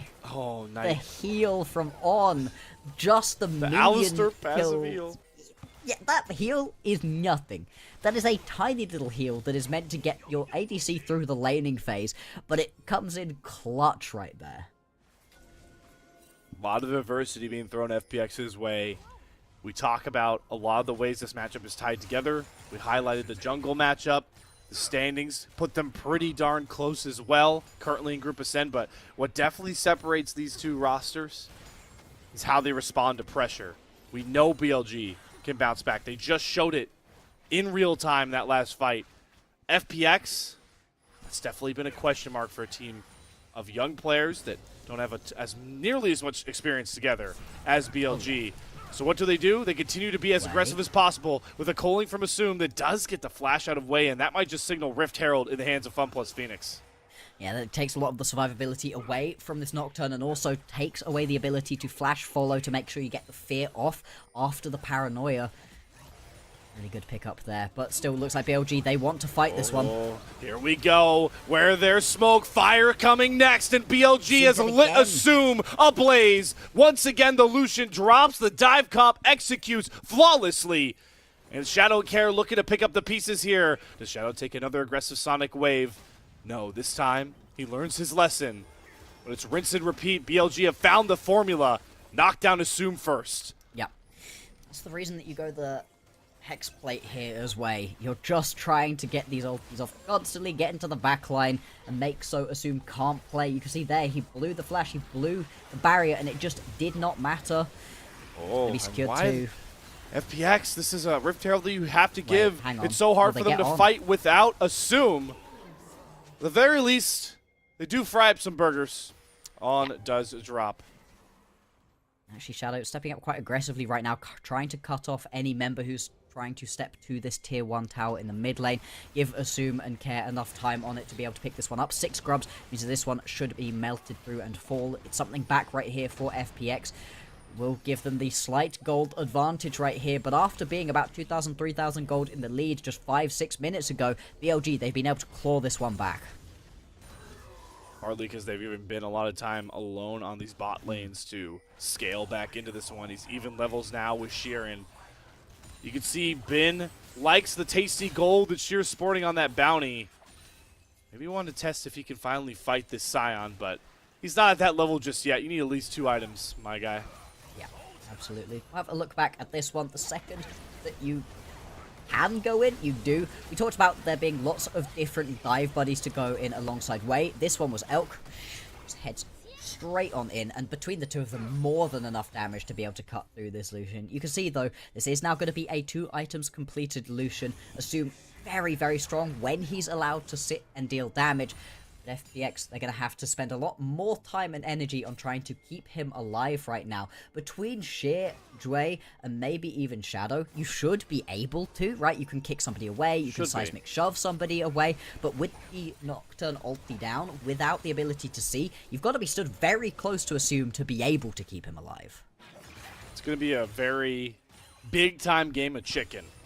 Yeah. Because even though FPX are afraid of that paranoia, they know that there's a catch-22 with this comp of BLG, that if they get baited into jumping in when FPX is ready for it, it's going to really sting and completely eradicate some of these fights. So timing windows are huge in this game. Absolutely. They are going to be the next Drake spawning in just a couple of seconds' time. The minute you can see quite a lot of push happening, and actually quite a lot of members right here of BLG stepping up towards the top side of the map, just hovering Knight, making sure he's going to be safe enough to push through this tower. Top lane, that is fully going to open up the bottom side of the map to FPX, and that should be another Drake going into their back pockets. Still, because you were able to pick up one by BLG, it's not the end of the world for them. It's not really take you too much closer to getting the soul. The map still very even overall. The gold pretty even as well. BLG small advantage of themselves because of the towers. This game really feels like it's on a knife's edge because the composition for FPX really spikes right now. But same kind of thing for a couple of these members for BLG. BLG are a team that is known for being willing to trade some of those neutral objectives for just general standing gold. Here's why you drafted Talia, by the way. Oh. Actually, was the Weaver's Wall just a bit too early? I was about to praise Care. Crash Still, it comes stops through. anybody from deciding to ride it and going That's in, true. so you do keep that mid lane tower alive. There's at least going to be something. Still, though, we haven't really been able to see a lot of particularly proactive plays so far from Care with this Weaver's Wall. Hasn't been using it to roam around, cut people off in and amongst team fights. See if that ends up changing going on forwards. Atakan available right now. Both of these teams have got their junglers around in the area. A lot more FPX members here, though. Let's see what BLG want to do here. Just kind of trying to bring up the fact that they are usually very comfortable with giving up some of these neutrals for standing gold. And Knight does not really seem like he wants to budge from the top side of the map. He is threatening a tier 2 turret, but the rest of BLG are walking their way through. But that walk is very treacherous in towards this Atakan. And finally, Knight will teleport in. They're going to try and set up flank lines, but with the Knight TP coming across, FPX are not comfortable trying to 50-50 this Atakan, knowing those Paranoia and Die Buddy ultimates are all available. They're going to be happy with that one, though. You get the teleport out of Knight, who's been very happy sat on side lanes at the moment. Bin still does his, so it's not going to be the end of the world. You can still send somebody to the opposite side of the map, but Knight has been shredding through towers when he's been allowed to touch them. And you don't even give the Herald back the other way. I think that's fine as a play overall for FPX. It's just about what they now do with the couple of minutes they have before the teleport's going to be back available to Knight. How can you get yourself more gold, re-establish yourself a gold lead like you had at the very start of this game? 3 minutes now until we're going to be seeing the Baron spawning. Atakan, still something these teams are going to have to jockey for position over. Still waiting for that last 2-item power spike to come through on the Knight as well. Meanwhile, the scaling sort of protective build for Care with the Roa, and the Seraphs done. Add some extra protection. Yeah. So 2 items across the board here done for FPX, but you can still see a massive gold lead. Now actually accrued for Elk through that farm lead and grabbing that shutdown. That is not what FPX want to see, knowing how much they need the solution to be the premier gold factory of this game. The second that you end up hitting one of these prey seekers where you can just go in onto that person because they're now spotted out, that's the combo that you're really looking to hit. It's a little bit tricky, of course. It's a pretty small skill shot. But just being able to follow up alongside this Nocturne is 100% of the combo that you're looking to do here as BLG.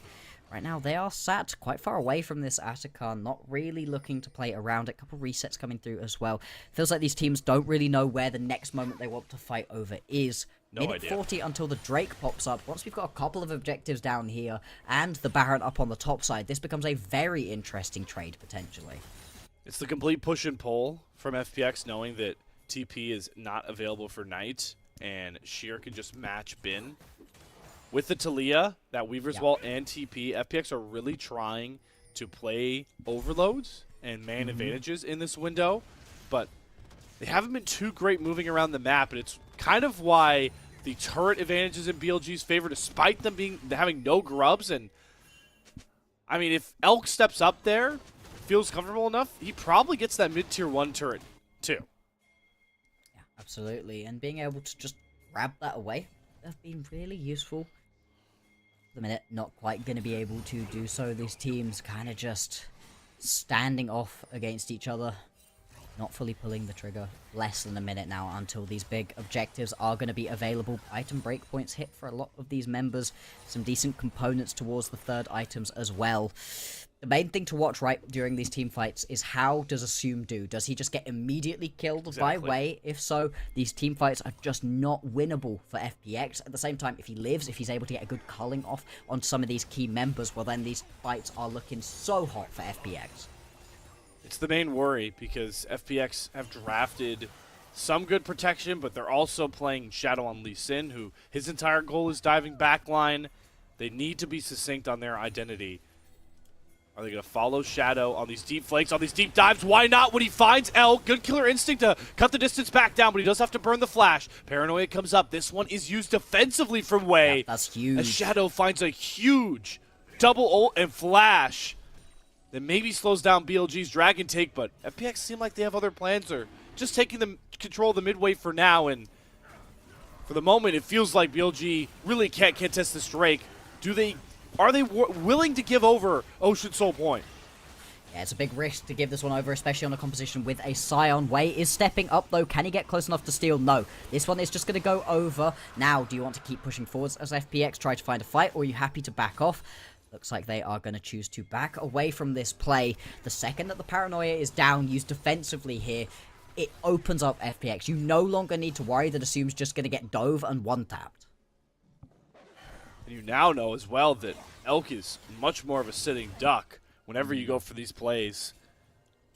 It's awesome to see Shadow continuing to do this. The man that we want to highlight for so much of FPX's successes, finding the dream pick. Sure, he gets his flash down on the insect, but you trade your flash ready carry flash every single time.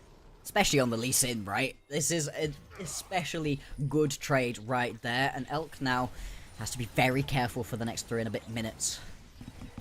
Mid lane tier 2, Knight. He might pay for his life with this one. No, actually, he gets to just step up and walk away. Interesting. Yeah, that was brash. Yeah. But like you called out, next 3 minutes without that Elk flash, and look what's going to be on the map for it. Opticon is all the way down on the bot side. Baron is now up top.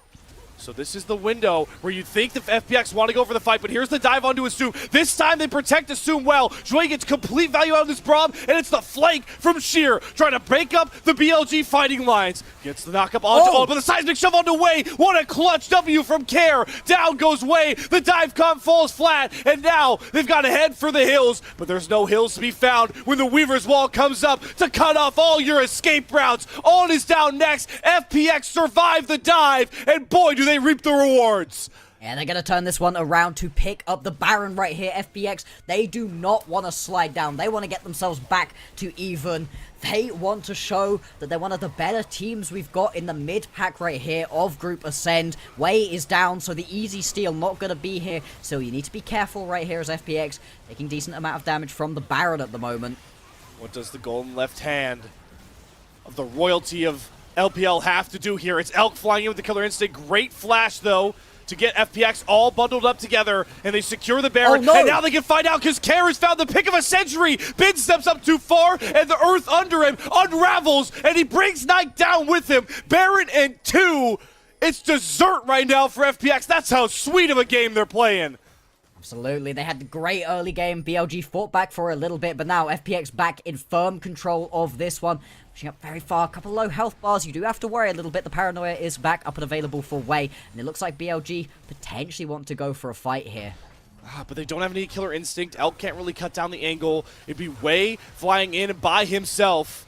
On really has to be a little bit less treacherous. Good headbutt, though. Does get Shadow off of him, but here comes the Scion ult. They use the Paranoia again defensively, but On falls first. Does Wei create enough space to get himself back to safety? BLG continue to get picked off one by one. They're stragglers looking for a home, but all they're finding is crumbled structures and a mounting gold lead for Fun plus Phoenix.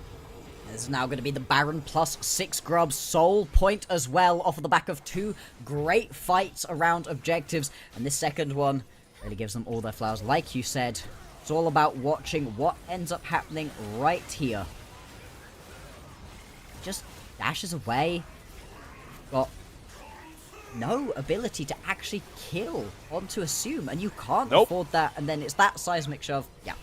The second the seismic shove happens and you lose that first kill, the chase down right here is great as well. The Weavers will just be able to get closer still, grab the kill onto On. But it's this point here where I'm questioning the decision making. Oh, hang on. Yes. Hang on. Oh boy. Oh no, Bin. This is not your bottom lane to control anymore. FPX are a bloodthirsty animal ever since they've got the power of the purple worm under them. Absolutely, they're going to be able to push forward 6 grubs like we said, so this tower is just going to melt right now. You can also then transition that into a push through the mid lane, the wave being helped in right now by Sheer. Jue playing bodyguard, at least at the moment. Inhibitor tower still falling, and it doesn't feel like BLG can afford to step up. But they have to. They're playing the dive comp. They're all designed to go in. They can't play on the back foot, but they're completely crumbling in their own base. Here might be the final touches on the series as Assume goes for the killer blow onto Elk. Shadow flashes after him. Flash for flash, but Inhibitor's down. There are 6 grubs here. Fun plus Phoenix, a team nobody thought would get out of placements into Group Ascend, have now done the unthinkable. JDG falls a week ago, but now it's BLG that fall to the might of FPX. Let's go! What a fight right there to finish things off. FPX, they just step up with the Baron buff, with the grubs. There is nothing that you can do as BLG. And this team, this historic team, the best team in the LPL throughout 2024, fall to an FPX that looked like they were not in a good spot at the beginning of this split. We got, again, when we came into that placement tournament talking about Group Ascend versus Group Nirvana, there were a lot of people that didn't have FPX. They were talking LGD. They were talking like maybe Ultra Prime. This is such a meteoric rise and maybe a complete LPL shakeup. We talk about the circle of suck. Yeah. At this point, it's the tribe of the new guard. Fun plus Phoenix and BLG. They're right here and here on Group Ascend. Who would have ever thought that would happen, Bloxer? And FPX just lost to WE, right? That's just what is happening with the Circle of Suck, right? FPX, they were looking so hot. They'd had a very, very bad start to the split. They'd lost 4 games. Bad. Then all of a sudden, they managed to turn things around by beating Weibo. They beat JDG. They managed to pick up a win against NIP, lose to WE, then turn around and beat BLG. Genuinely a crazy turnaround for this team. WE are also on a rise at the moment. Yep. Really, beyond the top 2 teams, and even then, not entirely, it feels like anybody's beating anybody at the moment. Yeah, that middle of the pack is so volatile. It's just anything can happen. It can shift up like a creaky ladder.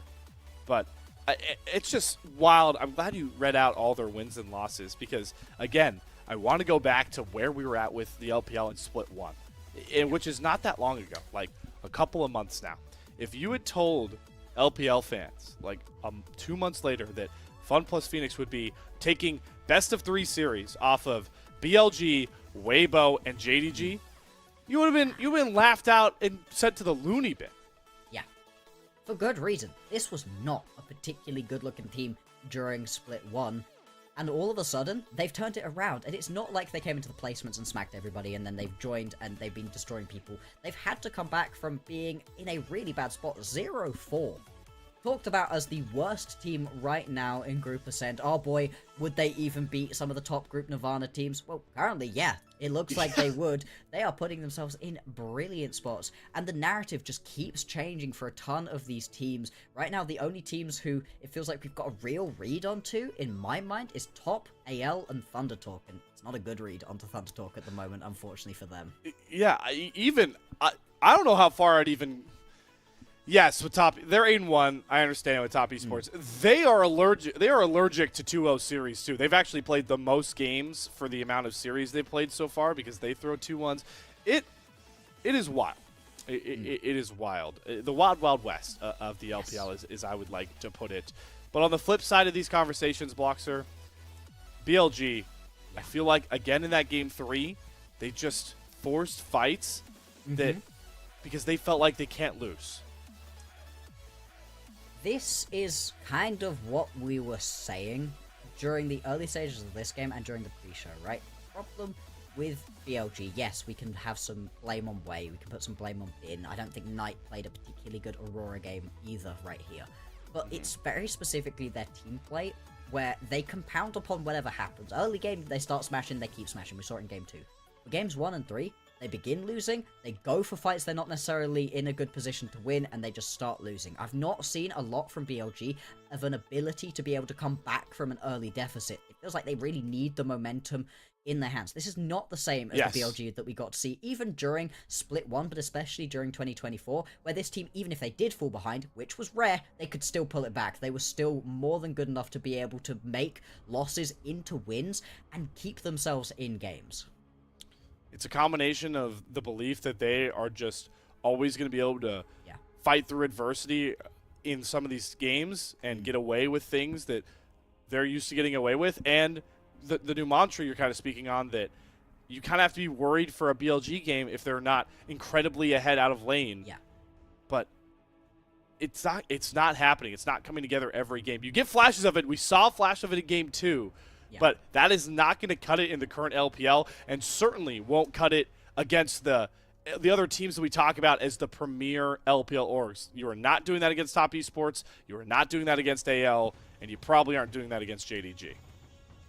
Right now, BLG are floundering, and they've not got the easiest schedule coming up. Because of the way that the double round robin flips back over, their next game is going to be against Weibo, and then against Weibo, and then against FPX. So their next 3 games are against other teams very much sat in the same sort of standings as them. Now, of course, we've seen it quite a lot from BLG, where when they lose a game, they don't tend to then lose the next one. They come back angry, they come back swinging on the next one. So we'll see how Weibo are able to step up to them coming up. But BLG, this is their week where they play the most games. They've got 4 games this week, and the fact that you kick it off with a loss to FPX in a series where you only win game 2 because you get so far ahead in game 2 that there was no hope for FPX to be able to get back, that's not the momentum you want going into a very tough week. But all the momentum now rides on the FPX side. Again, 4-5 as their record does not really tell the full story. Bloxy did a good job highlighting it, that they started 0-4, getting laughed out of Group Ascend. To be here now at 4-5 is, I don't want to call it a miracle because that implies there's luck. It is sheer will and determination as a team that has got them here. It's time to really symbolize that final series win. Player of the game, where are we going? I feel like we might just go 3 for 3 on supports. I think Jouet, this Braum was integral. I think Jouet had a really impressive performance. It wasn't necessarily Assume's fault that he ended up dying a couple of times, you know, and he was dealing some good damage back, but it felt like Jouet was just so much of the early aggression that he was able to just sort of pull his team through. But again, when FPX wins, it feels like they're always team wins. Care was doing a good amount. Shadow was playing the Lee Sin early very well. I think he had a couple of mistakes, a couple of over-aggressive plays, but still was able to pay it back for the rest of the team. I think Sheer did exactly what one needs on the Scion. I don't know if it was the MVP level performance, but still, the fact that he was able to just absorb pressure top lane, you know, never went down, and then once we got into the middle of these team fights, was hitting some massive Qs, constantly finding the ultis onto some key members as well. FPX, when they win, it's a team-orientated playstyle. And that is what you love to see, when it's teams that are a cohesive unit, and most important, having fun while doing it. You could see the smiles on the face of FPX and how excited they are as a team to get back to this point. It reminds me of how much fun JDG have as a team. They're not just teammates, they're friends. And in a cutthroat business that like the LPL is, with a ton of roster turnover and high expectations, it's sometimes hard to find that. As we nail our prediction here at Bloxer, we go 3 for 3 support player of the games traded, with Jouet earning 2 of them as he brings his total in 2025 up to 7, which is pretty significant knowing where FPX were in Split 1. Really impressive, and puts him honestly as one of the top players for getting player of the games. I think when we were looking previously, it was, who was it? Someone had 5 only a couple of days ago, right? So Jouet is now going to be right in the very top of the conversation for best supports. I think that's part of it, right? Yeah, that was it. Yeah. Okay, yeah. Kyle on 5 was looking really strong as well, but in this situation, I think the thing that's making FPX look like this overall team-orientated comp is because they've got such a strong support lifting everybody else up. It's so much easier to play these carry champions when your support is absolutely playing out of his mind and just laying it up to you. It's great. That's the one thing the LPL voting does really well, is sort of understand that the supporting, it's hard to see on the stats, but it's what makes all of those stats come true. Because we got a little bit of time here. We're going to look at the updated standings pretty soon. Oh, actually, I think we're about to be able to throw them up here shortly. It is the big discussion that Bloxer has been highlighting very, very well, because we talk about sort of like we're talking about like power rankings, how we feel about teams, that it's really a top 2 and then figure out the rest. Now, as we come down to the end of the first round robin and we throw up the updated standings after today, you can see it is just a mess past 1-2, and that mess doesn't really clear up until 9-10. Yeah, 1-2 looking very strong still. They've been losing 1 or 2 matchups in places.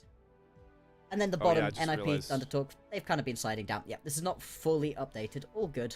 All good. The other thing worth mentioning as well, of course, is that we did have that group that group Nirvana matchup at the top of the day as well. Also, kind of a mess, but a lot less of one than what we've got in Group Ascent. You are beginning to see a pattern of who the top are, who the bottom are, OMG, RNG, staring down the barrel of elimination from the rest of the year. Yeah, the Farewell Tour eulogies might have to come out for 2 of the oldest organizations in the LPL. That is certainly a pain point, but I knew we threw up the not updated graphics, but I think it actually points out, I want to emphasize what you guys saw. FPX, you saw there, were sitting 7-8. They are now skyrocketed to 4-5. They are 1 game behind IG for a locked playoff spot. That is right now the status of the LPL, what you can do with the middle of the pack, and it's going to make the second round robin so fun, but we are not there yet. We are going to be closing out our day here, as myself and Blockster had an absolute pleasure bringing you guys a little bit of New Group Nirvana and a bigger taste of Group Ascent. But before we get on out of here, I have one more very important shout out to give away. Thank you very much to our elite coffee supporters, Aaron Soup, Meng, and Forrest. Without their pledged financial contributions helps level up the broadcast and give back to the cast and crew who strive to give you an English LPL product every day. So big shout out to them, and also shout out going to all you that stick with us. We've built such an awesome family across the 2 chats. We appreciate all you that have brought your viewership, your eyes, and your thoughts towards the unofficial LPL English broadcast. Every follow, every viewer, every subscriber, all of that is what feeds gasoline into the engine that is the unofficial LPL English broadcast that will be back tomorrow as we approach the end of the first round robin and get set for the second half of the Rumble stage. But for myself, Bloxer, and all the production behind the scenes, shout out to my man, Bread. Thank you for tuning in, and we'll see you tomorrow for more LPL action.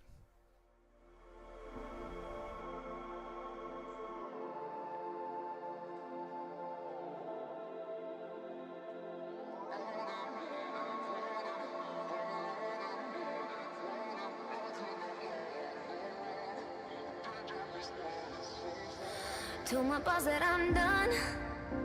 Had no luck with my mom. Say, what will you do with your life? You know it's hard to survive. A cigar in my mouth. Maybe guilty but proud. Now I'm an outlaw.